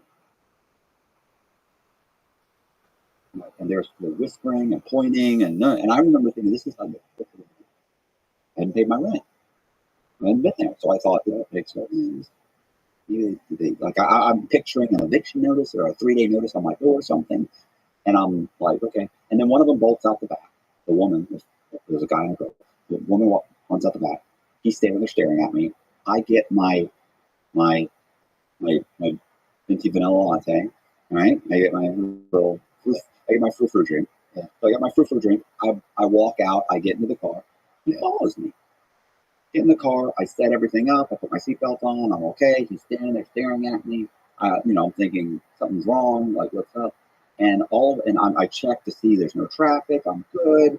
I'm about to leave, and he starts screaming, "He's right here! He's right here!" I look in the rearview mirror. There's 2 guys running towards the back of my car. I punch it, and I take off. Sounds dramatic. It wasn't that dramatic. There was no cars. I knew there was no cars already pulling out. It wasn't like a TJ Hooker where I jumped over slid across the hood and swung. They didn't catch the car and hang on to that. But, so they're running, and I, boom, hit it. Just spilled the coffee here. No, because it was one of those little things. It actually was. But you're making it sound like you were pretty calm. Weren't you panicking here? I was terrified. Yeah. Terrified. So you're under fear. You're still operating. Yeah, I operate. It's funny you say that because the Secret Service, when they talk to these guys, all the people that they spoke with said the same thing over and over again. The guy was a professional. He never seemed upset. He never seemed agitated. He was never in a hurry. Yeah. But most of the time I wasn't, because it wasn't until the police got involved, or the federal law enforcement got involved, that I started really, getting anxious. So at that point, I take off. I drive about a mile down the road. One of the 2 guys were right. I thought it was FBI. I ordered the Freedom of Information Act when I got to prison at some point, in the future, and it was U.S. Marshal. So Sounds pretty dramatic to me. U.S. Marshals running towards your car and you pull it.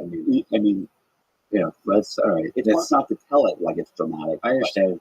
But there's not much traffic. It's not like their fingers were at the back of the car. They're holding on, But it was, if I had waited an extra 20 seconds, they would have been on my car. They would have been right there. Would you consider getting? No, all I could think of was, listen, my instinct is get out. Just go. We're already on the road. I'm already in trouble. It's not like they're going to add anything. Although to be honest, it only got worse because at that point, I drive down the road, I stop at a homeless facility, I survey 3 guys. I'm a mile down the road. Like looking back on it, I think, what were you thinking?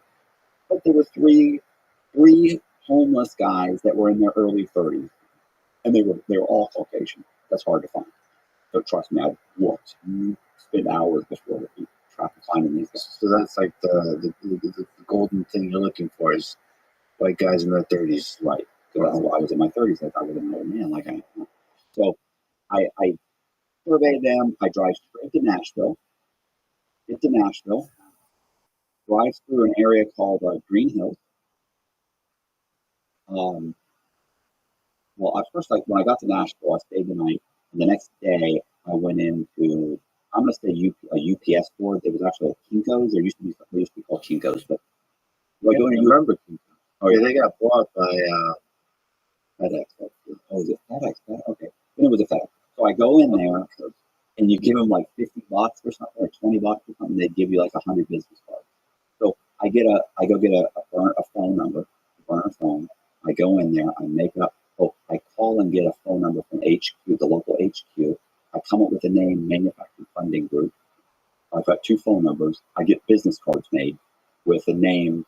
One of the guys' names that I surveyed was, his actual name was Joseph Marion Carter Jr. I went by Carter. So I get business cards made of Joseph Carter. I then drive through Green Hills, like an hour to get the card. So I'm driving through Green Hills.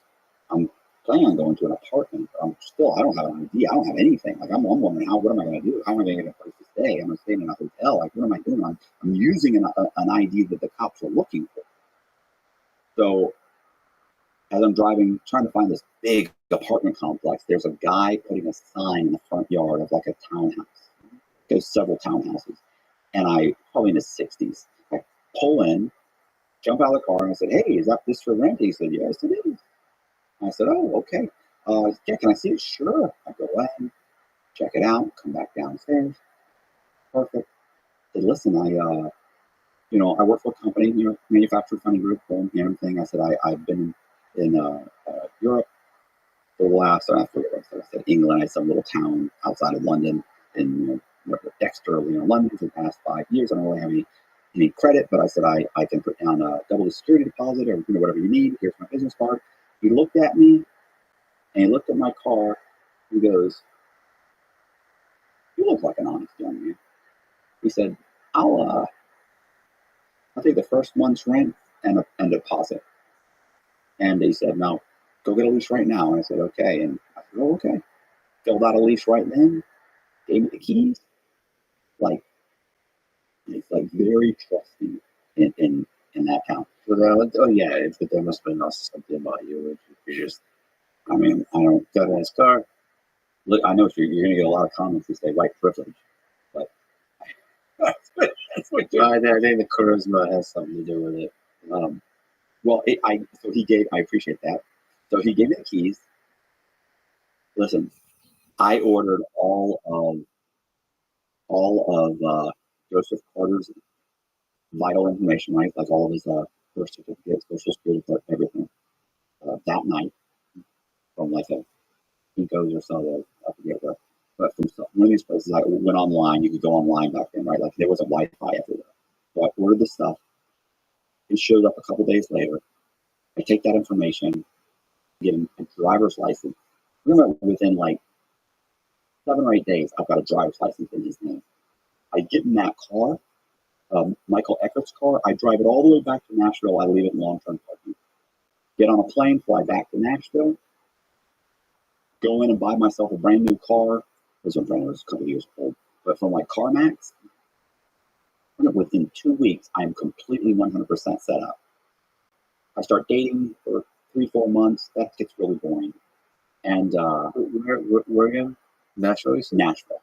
So I start dating a bunch of chicks, and then I end up meeting this one girl. By the way, are you lonely here because you're on the run? Man, listen, I'll tell you right now, being on the run was the best part of my life. Really, everybody, how all these guys say it was horrible. I was always so concerned, looking over my shoulder, and it wasn't. I wasn't. keep in mind, I've gotten 5 or 6 traffic tickets while on the run. I went to traffic school as someone else. I got so many traffic tickets in his name. I went to traffic school as him. Like if I got pulled over, like I'm not concerned. So your confidence just is And I'm over driving the top here. driving a vehicle in the name of the driver's license that I have that was issued by that state, full coverage insurance. I'm not an idiot. I'm not driving around a stolen car with a broken tail light and a body in the trunk. Like I'm covered. Like I'm not concerned about the local car. Plus, you go to Starbucks, sipping your coffee and driving away from U.S. Marshal. Right. That was, you could Start believing that it's impossible to get you. that is exactly what it is. It's every time I just kept getting more and more emboldened, more and more cocky, arrogant, like I'm too good. You know, which is great. Okay. And so I meet a girl named Amanda Gardner. Well, what I end up doing is, come on, I've only got 100,000 or so. So I go and I start buying houses in the area, in this area called JC Napier, next to it's just close to downtown. And I buy these houses and I start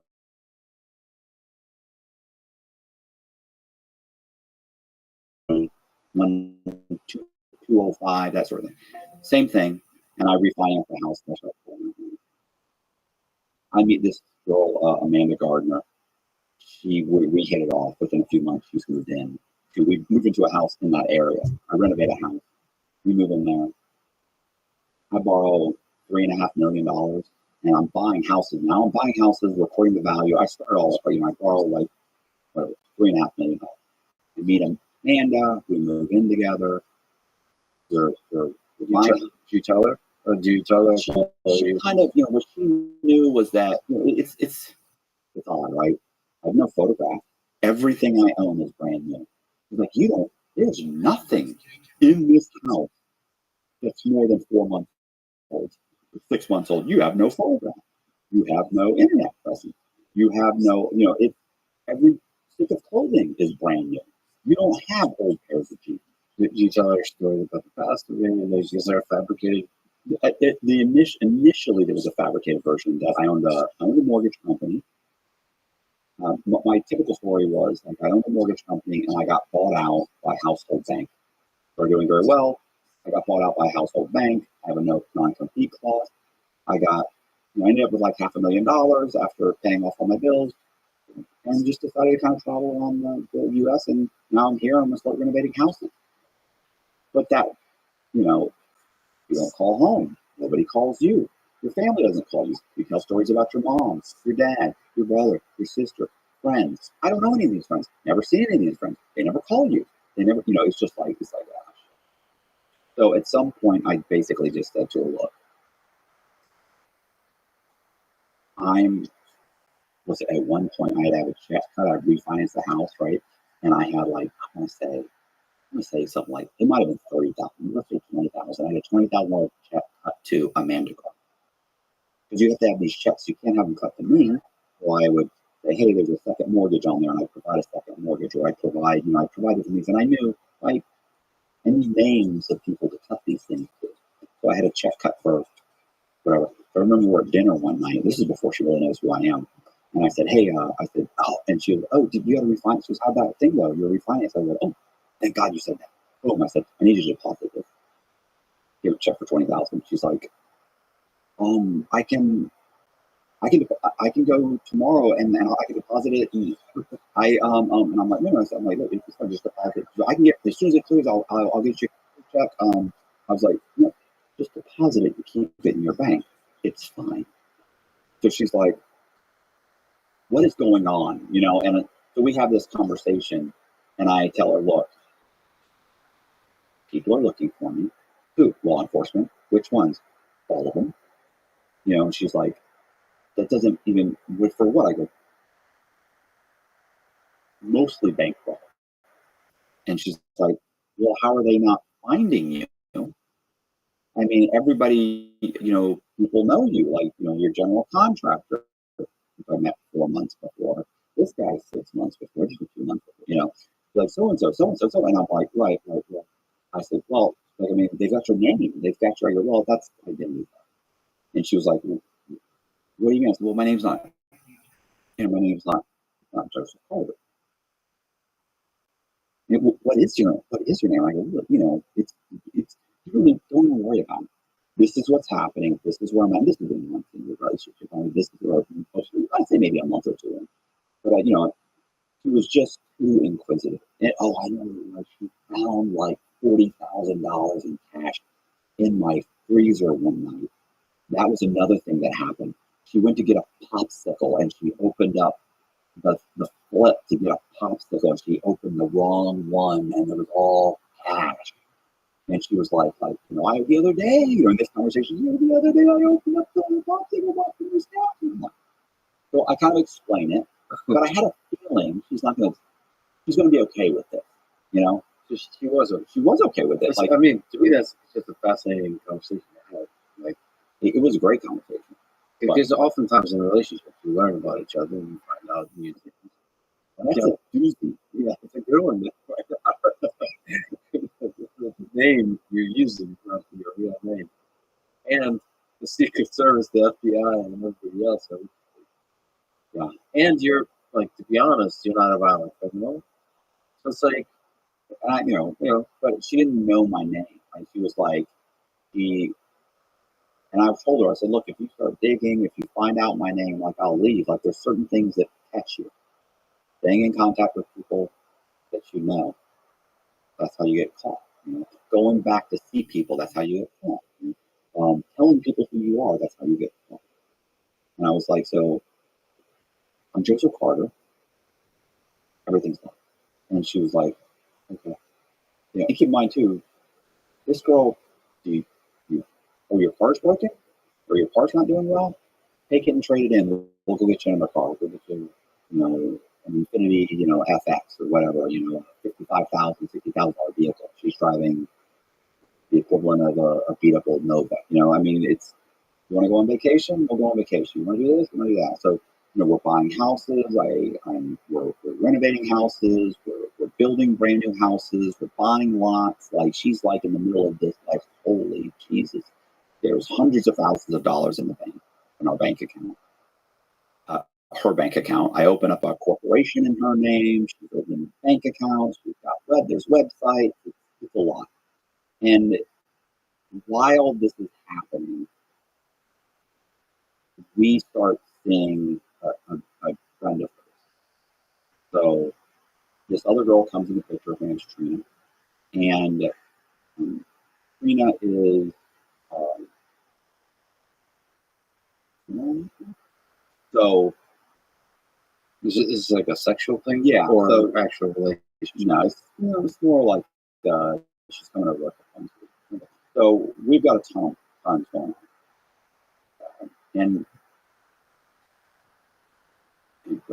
so while this is happening, I end up coming out in several magazines. So I'm thinking this whole thing's dying down, but it's not dying down because now I just got caught and handcuffed in a bank, walked out of the police station, outran marshals. Although that part, the marshal thing, was never in the papers, but the getting caught and handcuffed in the bank, when that hit the papers, that's everywhere. That was huge. Suddenly Chicago Tribune's running a series, The Fugitives. I'm in Bloomberg Business Week. They run an article called Sharks in the Housing Pool. Then you've got a Fortune magazine comes out with one because by now, guess what? Becky's been caught. Becky, she in Houston or whatever? In Houston, got caught, and but gangster. The way here's the thing. There you go. Oh no, she told on me immediately. Oh, she did. Yeah, it's fine. She thinks about it. So here's what's funny about that. Here's what she says. Love is everything. Is that you and I disagree on? I just took off. So I fought her and left her with. Listen, with $500,000 or $600,000 is what I left her with. It's not all about money now. It's also about just ride or die. There's a meaning to that. I'm sorry. Go ahead. So, she told that. She said everything. Well, here's what when I say gangster. When she gets caught, they come in. She's in the middle of beauty school. She's paid for beauty school. She's going through beauty school. She's not open up a phone. she's in there cutting hair in a class, you know, a mannequin. All of a sudden, 5 or 6 Secret Service agents come in, guns drawn, screaming, "Get on the ground! Get on the ground!" She said, "Everybody drop the ground." She said, "I'm sitting there with scissors going." You know, they grab her, they handcuff her, they bring her in, and the whole time now, at that point, she was Rebecca. Her name was Rebecca Hickey. She went by Becca. She's Rebecca Hickey, which is, you know, she's got a Texas driver's license, the whole thing. And they're screaming at her. And they put her in the car, and they're driving the whole way. She was literally, the Secret Service agent told me, 45 minutes. She's telling us, "You're losing. You're losing." I mean, he's like, I couldn't believe it. Like, we got pictures of her. Like, this is huge. She's like, "Not me? Are you insane? Look at that chubby little thing." Yeah. Would not budge till they actually put her hand on the skin. And she goes, "Okay, I'm Rebecca Howe. What do you need?" They're like, "Where's that clock?" She's like, "I have no idea. That fucker left me like a year ago." So, but she contributed to the story, to the legend. because he was interviewed by Fortune magazine, and it was horrendous. The article is horrendous. He was abusive. He's a Don Juan that forced me to fall in love with him, commit mortgage fraud, and then took all the money and left. By the way, they found like 40 or 50 grand on her, and maybe another 30 or 40 in her bank account, and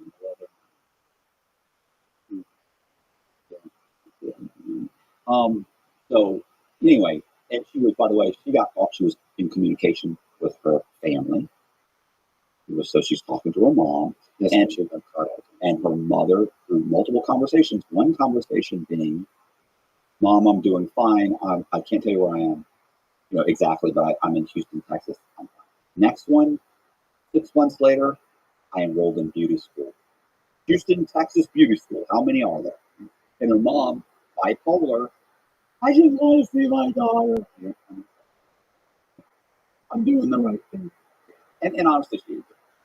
So, So you're getting more and more famous nationally, right? So I got all these. you're having a taste of the man that dream. And what ends up happening is we end up going, you know, and listen, Amanda and I, we've gone to Greece, Italy, Croatia. We're going on multiple trips, and when we've just gotten back from like a 10-day cruise of the Greek Isles, and we get home, and Amanda goes online, and there's a blog about Dateline, about one of their new specials called The Thief of Hearts, and that's me. Apparently, I'm the Thief of Hearts, and I'm apparently going around, and it's based on, you know, Becky's story, that I'm wooing women who commit fraud, stealing all the money and then leaving them to die. Well, they interviewed her. They're interviewing multiple people, multiple in my case. They're putting together an episode. It's going to be released in a few months. So I'm terrified. At this point, I've been on 3 years, and I'm like, there's lots of things I could care less about. Fortune, I don't know anybody who's Fortune. Bloomberg, come on, I'm hanging out with contractors and laborers. You know, I'm not hanging out with these guys.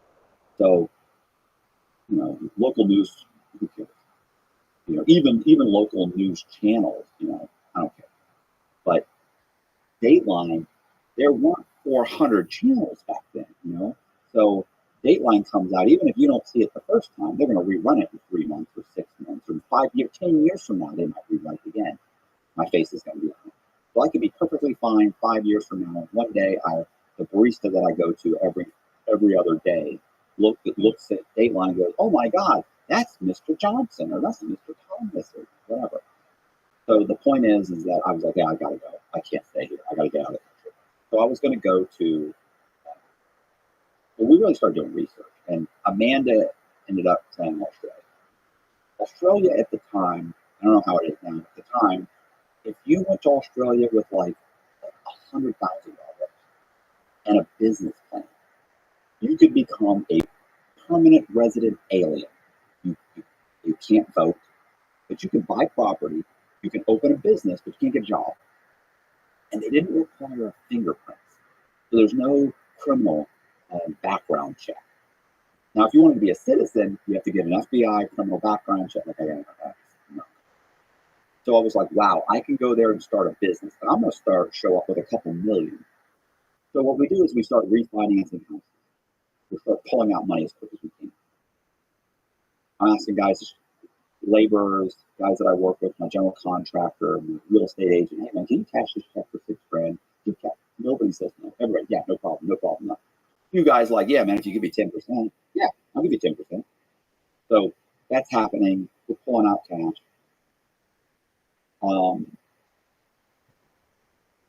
One day,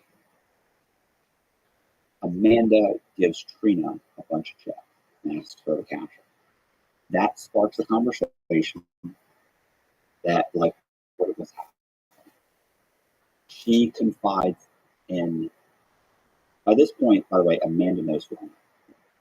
So by this point, she's actually came across the letter that I wrote to my parents when I left Tampa. So she's figured out who I am. She tells Trina, his name's Matt Cole, Dateline's coming out. We're leaving, a bunch of cash.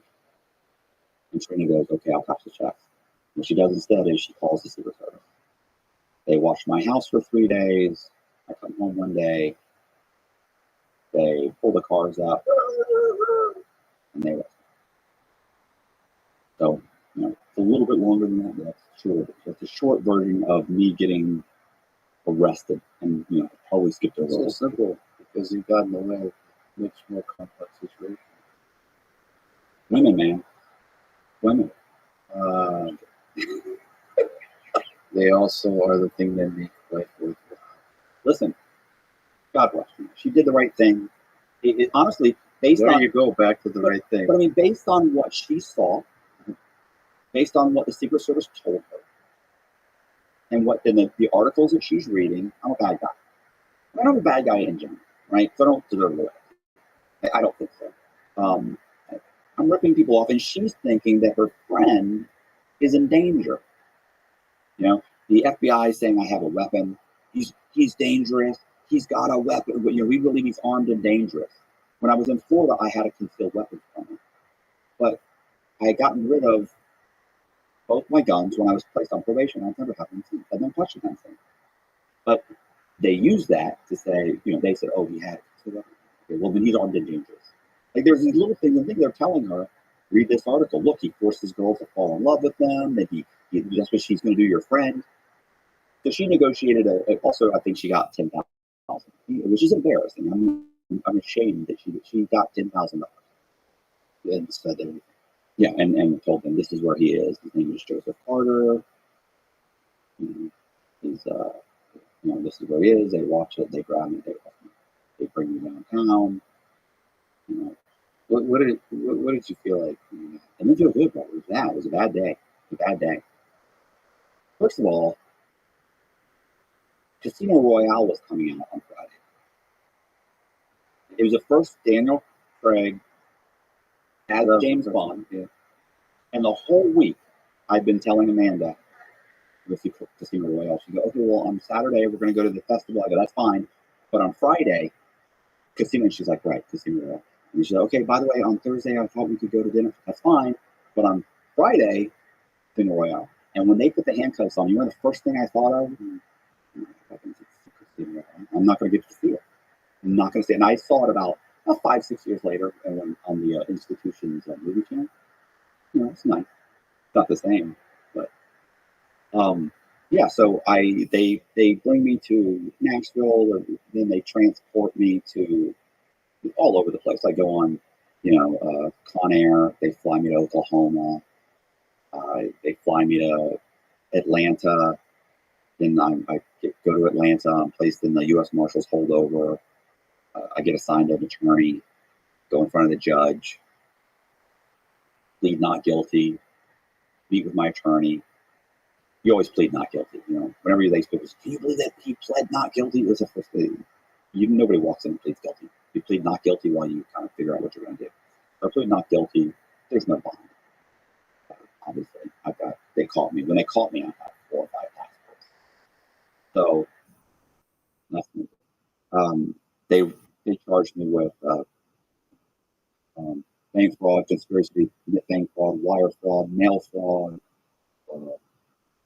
passport fraud, conspiracy, or aggravated identity theft, money laundering, use of a fraudulent passport. And there's 30 counts of this, 20 counts of this, 20.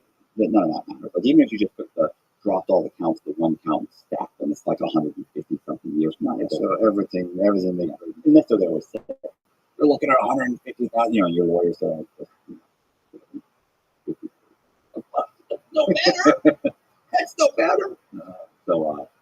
So my lawyer comes in and sees me one day, like our first meeting, and she says, I'm Millie Dunn, and she says, listen, I've looked at everything. But first they say you're responsible for like 25 or 20 or 30, 25 or 26 million dollars in loss. And I'm like, that's not true. And I was like, not even.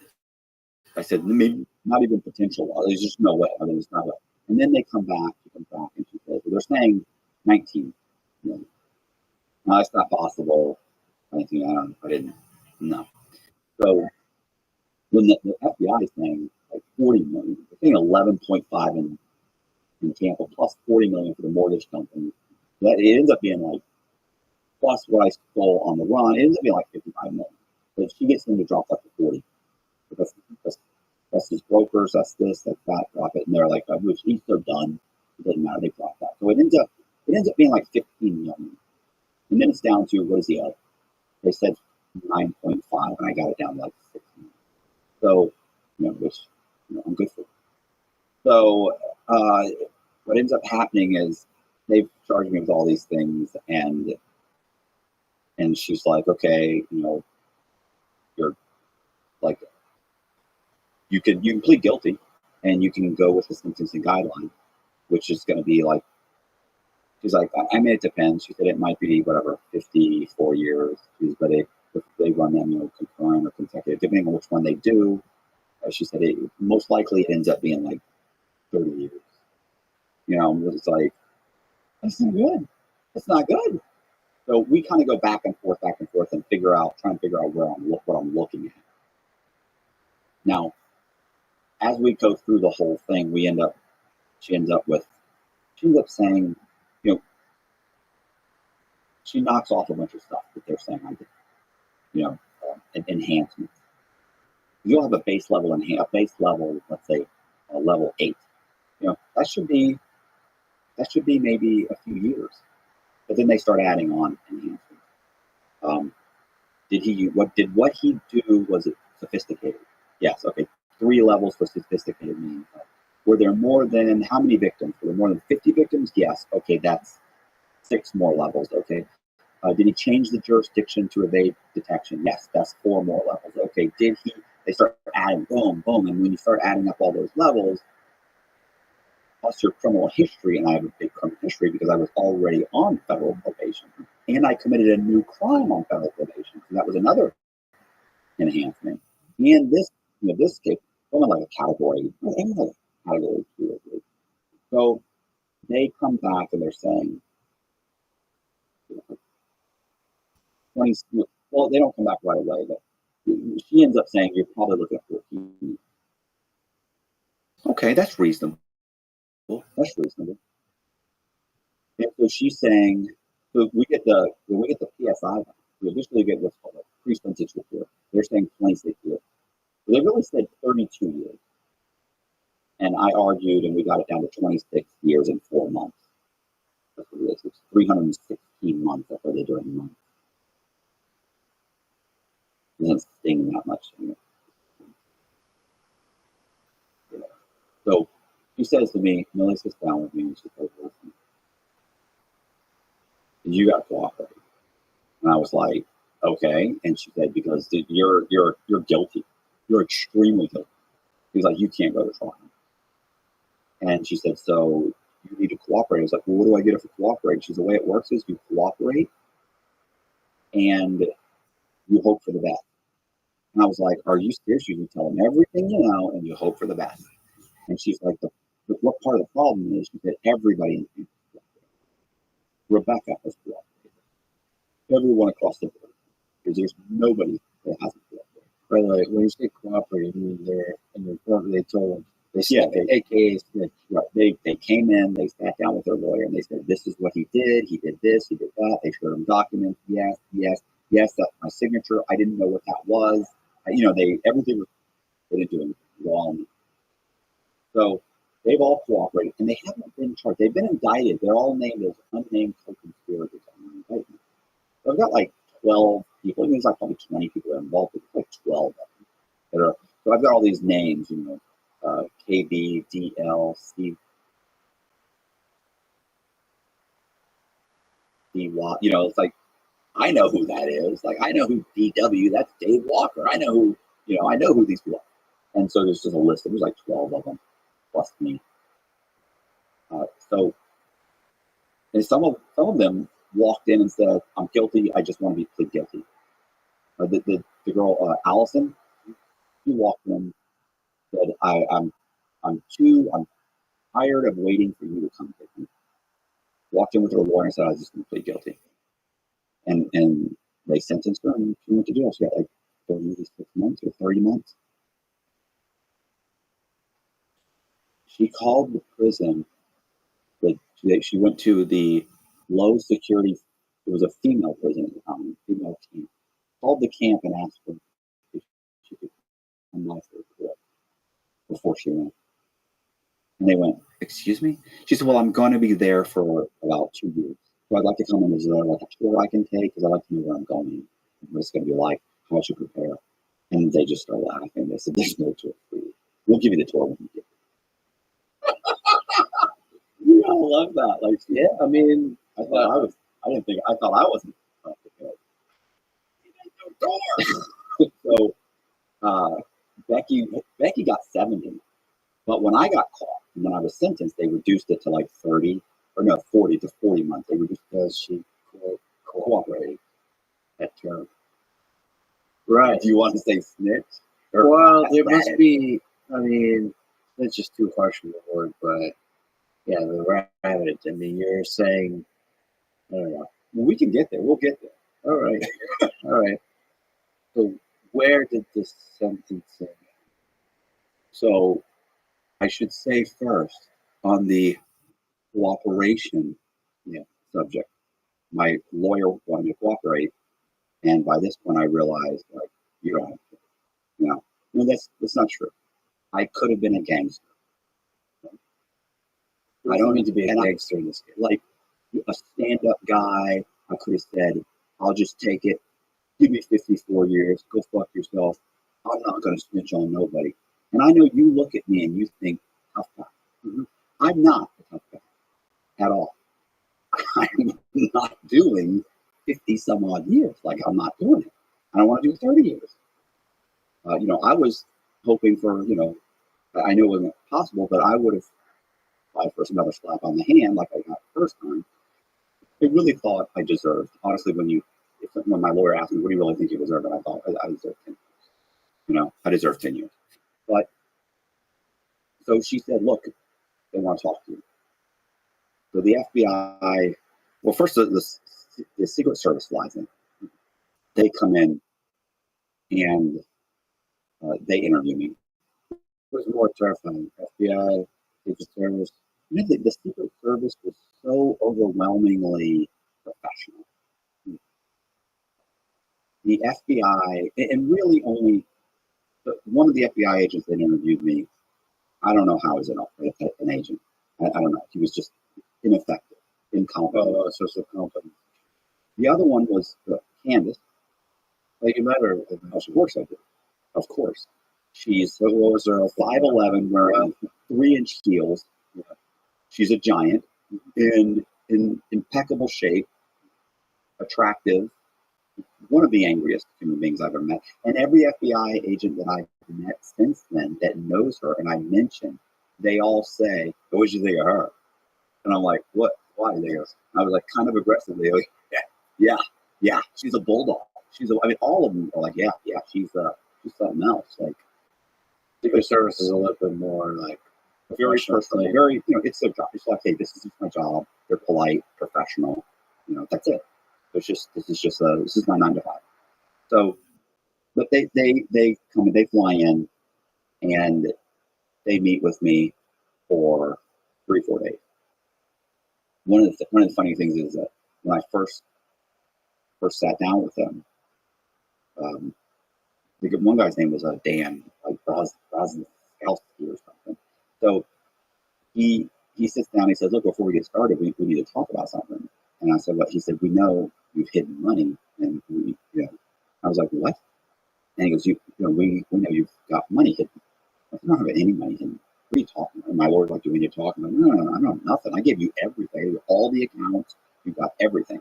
And he's like, "You're looking at an obstruction charge at this point." I was like, I don't have anything. And he says, "We know you have money. We know you have money in different IDs, different identities, names." And I go, "What are you talking about?" And he pulls out a bank statement and he slaps it on the counter and he goes, "You've got money in Southern Exchange Bank. You've got $190,000 in Southern Exchange Bank." And I look at it and I went, it was in the name Walter. And I went, did you call the bank? He says, "Yeah, we called the bank." And I went, "Okay. Did anybody call you back?" And they go, "Well, no, we've left several messages." I said, "Did you go to the bank website?" He goes, "Yeah, I went to the website." I said, "What'd you think?" And he went, "What do you mean I went to the bank website?" I said, "Yeah, but it was professional, right? It was like a professional website." He goes, "It's a bank website." And I go, "Yeah, but it was well done." And he goes, "Oh." And I go, "Yeah, convincing." And I go, "It's all an illusion."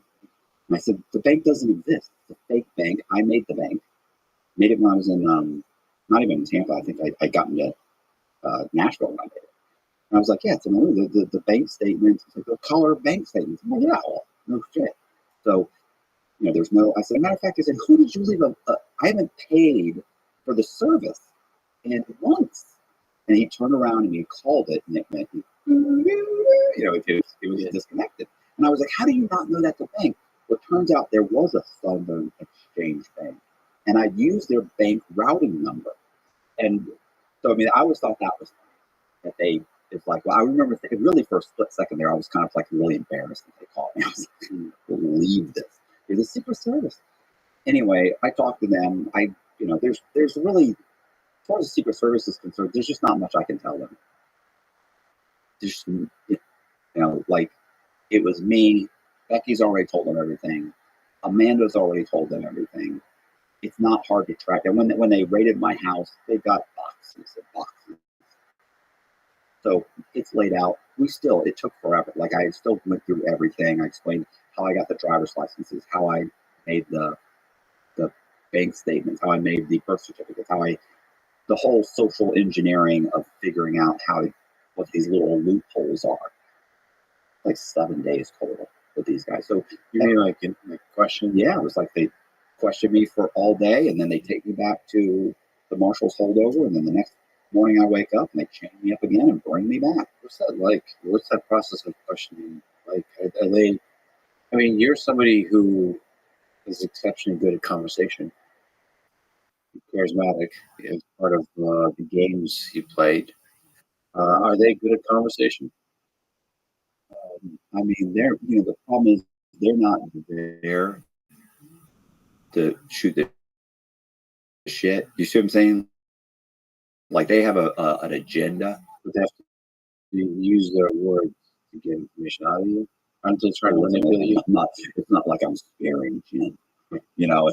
Trust me, Jim's got to go. I mean, you're looking at there 20 some odd years, but Jim can do 5. Bill can do some. Tom can do 6. I don't even like Jerry. Jerry can do 20.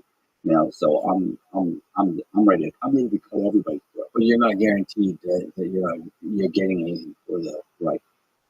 In all my time, I've seen one time where an inmate got a guarantee to have his sentence reduced. It was signed by the head of the FBI, who's Robert Mueller, gave it to him to have a conversation with him. That's the only time I've ever seen that document. Okay, so a lot of days of both the Secret Service and the FBI. So FBI was Candace was irritated, didn't like me, and I remember when she got the cuffs off, I was like rubbing my wrist. She goes, "Your wrist hurt?" And I go, "Yeah," and she goes, "Get used to it." And she was just an asshole, yeah, just all around. Not that she didn't have a right to be. Everybody else was professional, you know. So okay. So we talked for 3 or 4 days with the FBI, and they asked a ton of questions. They brought documents, so it's like, hey, who signed this? Like, oh, that's not my signature, that's so and so's signature. Or I signed that, I signed that, that's so and so. Where'd this check go? Who is this? Oh, that's so and so. You're looking over everything. One of the things they wanted to know about was, which I never talked about, it's so minor, is I bribed a politician. I got him elected because we got him elected to the city council so he could vote to get the lots. We bought like 100 vacant lots in Ybor City, and I wanted them all. They were all single family. We wanted them zoned multifamily, and so we bribed him and got him elected. That doesn't seem minor. It's not as sexy as that's pretty. Weird. So that's a whole nother thing. Like Right. So what happened is when they got all of the bank accounts, they see all these checks going to Kevin White, and so they're like, "Why did James Red donate $500 to Kevin White? Why did Brandon Green donate? Why did Alan Duncan donate? Why did?" And so I had to explain to him, "Oh yeah, well we wanted him to be city councilman, so we paid." Gave him a bunch of money so he could run the ad, so he could get elected, so he could then get all of our stuff. But because he never did, I took off on the run before he was able to do that. And then he ended up getting, not long, too long after that, he ended up, 5-6 years later, he ended up getting indicted for bribery. But not mine, on somebody else's case. I take a small tangent here and ask, how many politicians do you think commit crimes are a little bit or a lot criminals? I mean, I think there's some ways that they're seemingly legal. The aforementioned gray area. Well, that's not gray. Like this guy was. At one point, I couldn't find anybody to write $500 checks anymore, so I just gave him cash. Like I'm just handing him $7,000, $8,000, $10,000 in cash. So, but. I think most of them have legal ways to make ungodly amounts of money for, influence. But is it legal? No, they're politicians. They've made it so it's not illegal.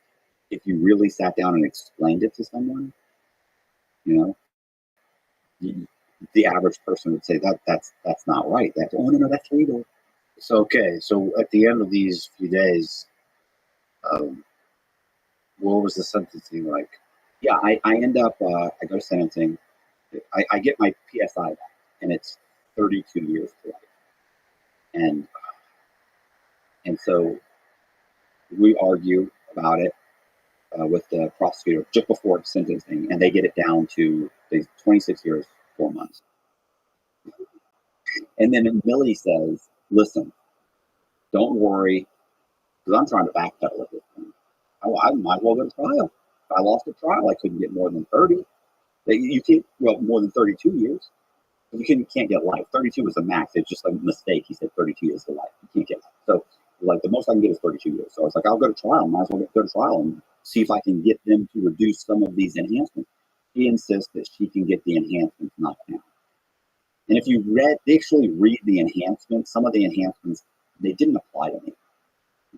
So she goes and I believed her. And I think she made a valid argument. We go to sentencing. My mom's there. She's crying. My dad's there. He's looking at me like he's disgusted. And crowd, there's a whole bunch of reporters. Like the whole place is packed. And I plead guilty. Millie gets up. My lawyer gets up and she argues these enhancements. And every single time, the judge is like, no, I disagree. overruled. It's like, boom, 5 more years. Bam, 6 more years. Bam. Because if she had won the enhancement she argued, I would have got 14 years. Now, keep in mind, too, prior to this, a month or two prior to this, the U.S. attorney had called Millie and said, look, Dateline had already come out. Remember, I was worried about Dateline coming out. Well, it had come out. But they wanted to do a follow-up because it came out like a month or two after I got arrested. And they were saying, hey, we want to recut it with interviews with him. Well, Gail McKenzie, that's the U.S. attorney, she wants me to do that. And she says, I'll consider that substantial assistance. Now, when you cooperate with the government, they consider it substantial assistance, that's what they call it. So I cooperate with you with substantial assistance. She says if he's interviewed by Dateline, we'll consider it substantial assistance. And Millie says you have to do it. What's the idea behind that? That they you serve as a warning or something like that? Yeah, exactly. You become a cautionary tale. Like, don't let this happen to you. So I go and I'm interviewed by Dateline. I Keith Morris or whatever his name is. That guy, Mr. Conchlosh, that guy. So he comes and he interviews me. Becky's interviewed. I'm interviewed. Amanda's interviewed. Allison is interviewed. Everybody. Secret Service agent, I think, is interviewed. Everybody. Prosecutor's interviewed. It's funny at the time. When I watched it, I was like, "That's not true. And that's not true." And it honestly was 99% true. It's looking back on it. I'm like my Audi TT wasn't blue; it was silver.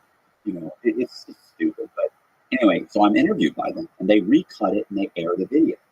So you said this was substantial assistance, and then the other thing is I was interviewed by the FBI and the Secret Service. Now, my lawyer calls the prosecutor the night before sentencing and says, "Look, he was interviewed by Dateline and he was interviewed by the Secret Service and the FBI. And if you do that, you said you'd reduce the sentence. You consider it substantial assistance and you would reduce the sentence. What are you going to ask for his sentence to be tomorrow at sentencing?" And she said, "We did consider it substantial assistance and it's just not enough." "What do you mean? Nobody was arrested." "Yes, but what about Dateline?" "Millie, I don't know what to tell you. It just wasn't enough. We considered it. We considered it. We will consider it, and they did consider it." So, yeah, that's this. You have to really. The meaning of words is. I'm going to use that at some point. I will consider it. I'll consider it. I considered it. So it's still the same. She calls me. I'm crushed, and she's like, "But look, they're still investigating. They're gonna make these arrests." And so when you get a sentence reduction at sentencing, it's called a 5K1. When you get a sentence reduction after sentencing, it's called a Rule 35. So she said, "We'll file a Rule 35 as soon as the arrest is made." Okay. So I go to sentencing, and Millie says, "You're going to get 14 years." I'm going to argue these enhancements. She argues the enhancements. She loses the enhancements. Not that she's not an amazing attorney. She's an amazing attorney. The judge wanted to hammer me. He hammered me. Millie was a great attorney. He was always polite to me. And by the way, to this day, will answer my phone call. Most public defenders, you call them now, you call them after your sentence, they don't answer your call. Great person. Thank you, Millie. I didn't give her anything to work with. It's like I'm a little overwhelmingly guilty. It's like there's no defense. So I end up getting sentenced 26 years. I would like to tell you that when they gave me the time, that I was stoic and I stood there and I took it in. But the truth is, I cried like a baby, like a small child. Like you've never seen anyone cry like this in your life. I was just, how did I get 20? What did I do to get 26 years? Like murderers, rapists. I've met guys that kidnapped guys that got 15. So Yeah, I was scared. I mean, does a Pope wear a funny hat? Like, of course I was scared. I was terrified. Yeah, I mean, but I kept telling myself, they're going to reduce the sentence. They'll reduce it. They'll reduce it. They'll reduce it. Like, okay, it's going to be okay. It's going to be okay. But it wasn't okay. I got moved to Coleman, the Coleman complex in Coleman, Florida, the Federal Correctional Coleman Complex in Coleman, Florida, which is the largest complex in the nation, federal complex in the nation. At that time, there was a camp, a female camp. There was a medium security, a low security prison for men, a medium security prison, and 2 penitentiaries. And so I get moved to the medium. Now, I'm moved to the medium not because that's where real criminals go, right? Like I'm a soft white boy. Like I'm no danger to anybody. I hurt someone's feelings, but other than that, I'm not going to be a problem. But if you have more than 20 years to serve, you have to go to the medium. So even though my security level said this guy should be in a camp, I had 20 years. So you can't go to a camp till you have less than 10. So as soon as I am given 26 years and 26 years, they knock off 3, but you still have 3 years to get below 20, so they go to the medium. So I go to the medium, and there are guys getting stabbed. The very first day, people being stabbed. I get locked into, you go to my cell, meet my cellie, they scream lockdown. Somebody got stabbed in the rec yard. I remember I asked my cellie, which I met 20 minutes earlier, I was like, he's like, hey, we got to get in the cell. I was like, what's going on? Somebody got stabbed in the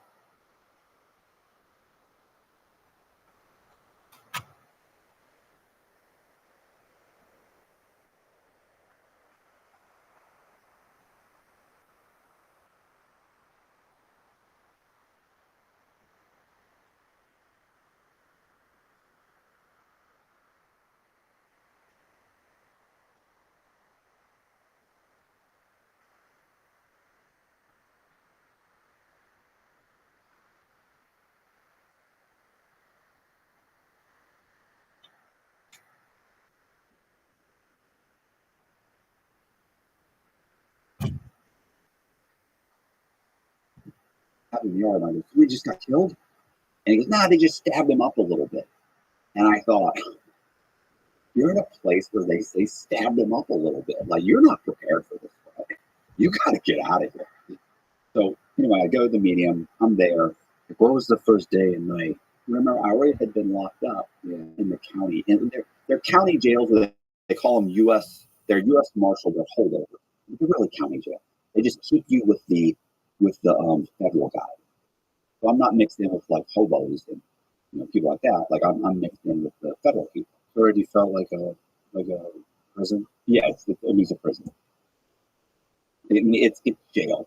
It's prison, and unless you've been locked up, you don't know any different. So it's a jail. Jails suck. Jails are much worse. The whole time I was locked up in the jails, waiting to be sentenced, guys were like, "I just want to get sentenced and go to prison." And I was like, "I can't find that. Like prison's worse than this." Like, I saw Shawshank. It's horrible. And they're like, "Bro, prison. Listen, prison. I can walk the rec yard. I could go to the movie room, watch movies. I'll listen right after count." Or this 4 o'clock count, they counted right after. So they are like, right after count, I'm going to go to commissary. Somebody's going to buy me an ice cream. I'm going to be eating an ice cream, walking on the rec yard the first day. And it's been months and months and months that I've been locked up in this county jail, and I'm thinking, I want to go to prison. Like, that sounds nice. I'd like an ice cream. Yeah, but there was a stabbing. Wake up home. I was going to go to a camp. You're going to go to a camp. You're going to go to a Lowe's. And honestly, I was very quickly. I was walking on the rec yard. I was, So I was at the medium. I got there. It's a real prison with the doors, bam, and they can open the little tray thing and feed you out of the tray. And there's a stainless steel toilet and sink, and they have that in the county too. But it's exactly what you think of prison is being. But it feels like a fundamentally different experience in 26 years, and the door locks, and yeah. So I have a cellie, and I'm also, they sent me to a prison where tons of guys have 30, 40, 50 years. life sentences. There's gangsters there. There's murderers. There's serial killers. There's really bad guys. There's guys that are trying to take advantage of guys, right? Yeah, sexually. Yeah. But by the time I got there, I'd heard all the, how you can get yourself in trouble. How you can don't go in somebody else's cell. You don't know the guy. You're not 100% sure. Do not go in his cell. Don't go near his cell. Don't go into places where people can close the door behind you, or they can trap you in an area. There's all these things that I've been told not to do. Again, for sexual reasons. Right, because I'm a small guy in prison. Attractive white dude. Yeah, it's a problem. It's bad. It's all bad. Well, it's good in the outside world, but it's bad. My fear was there to make me shave my head to make sure that the monk wig fits correctly. But there's certain things that I always hate to say this, but this is the simplest way to say it, is that if you get stabbed in prison, you had it coming. You did something. They're not running around just stabbing people. And the things that get you hurt is you argue over the TV, what channel you want to watch. You got 50, 80 guys watching one TV. Don't argue about it. It's not worth it. Borrowing things and not returning them, that's a problem. Running up debts, that's a big problem. Gambling, gossiping. Those are the problems. Those things get you hurt. Not being polite. Be respectful. So I was respectful. Very quickly when I got to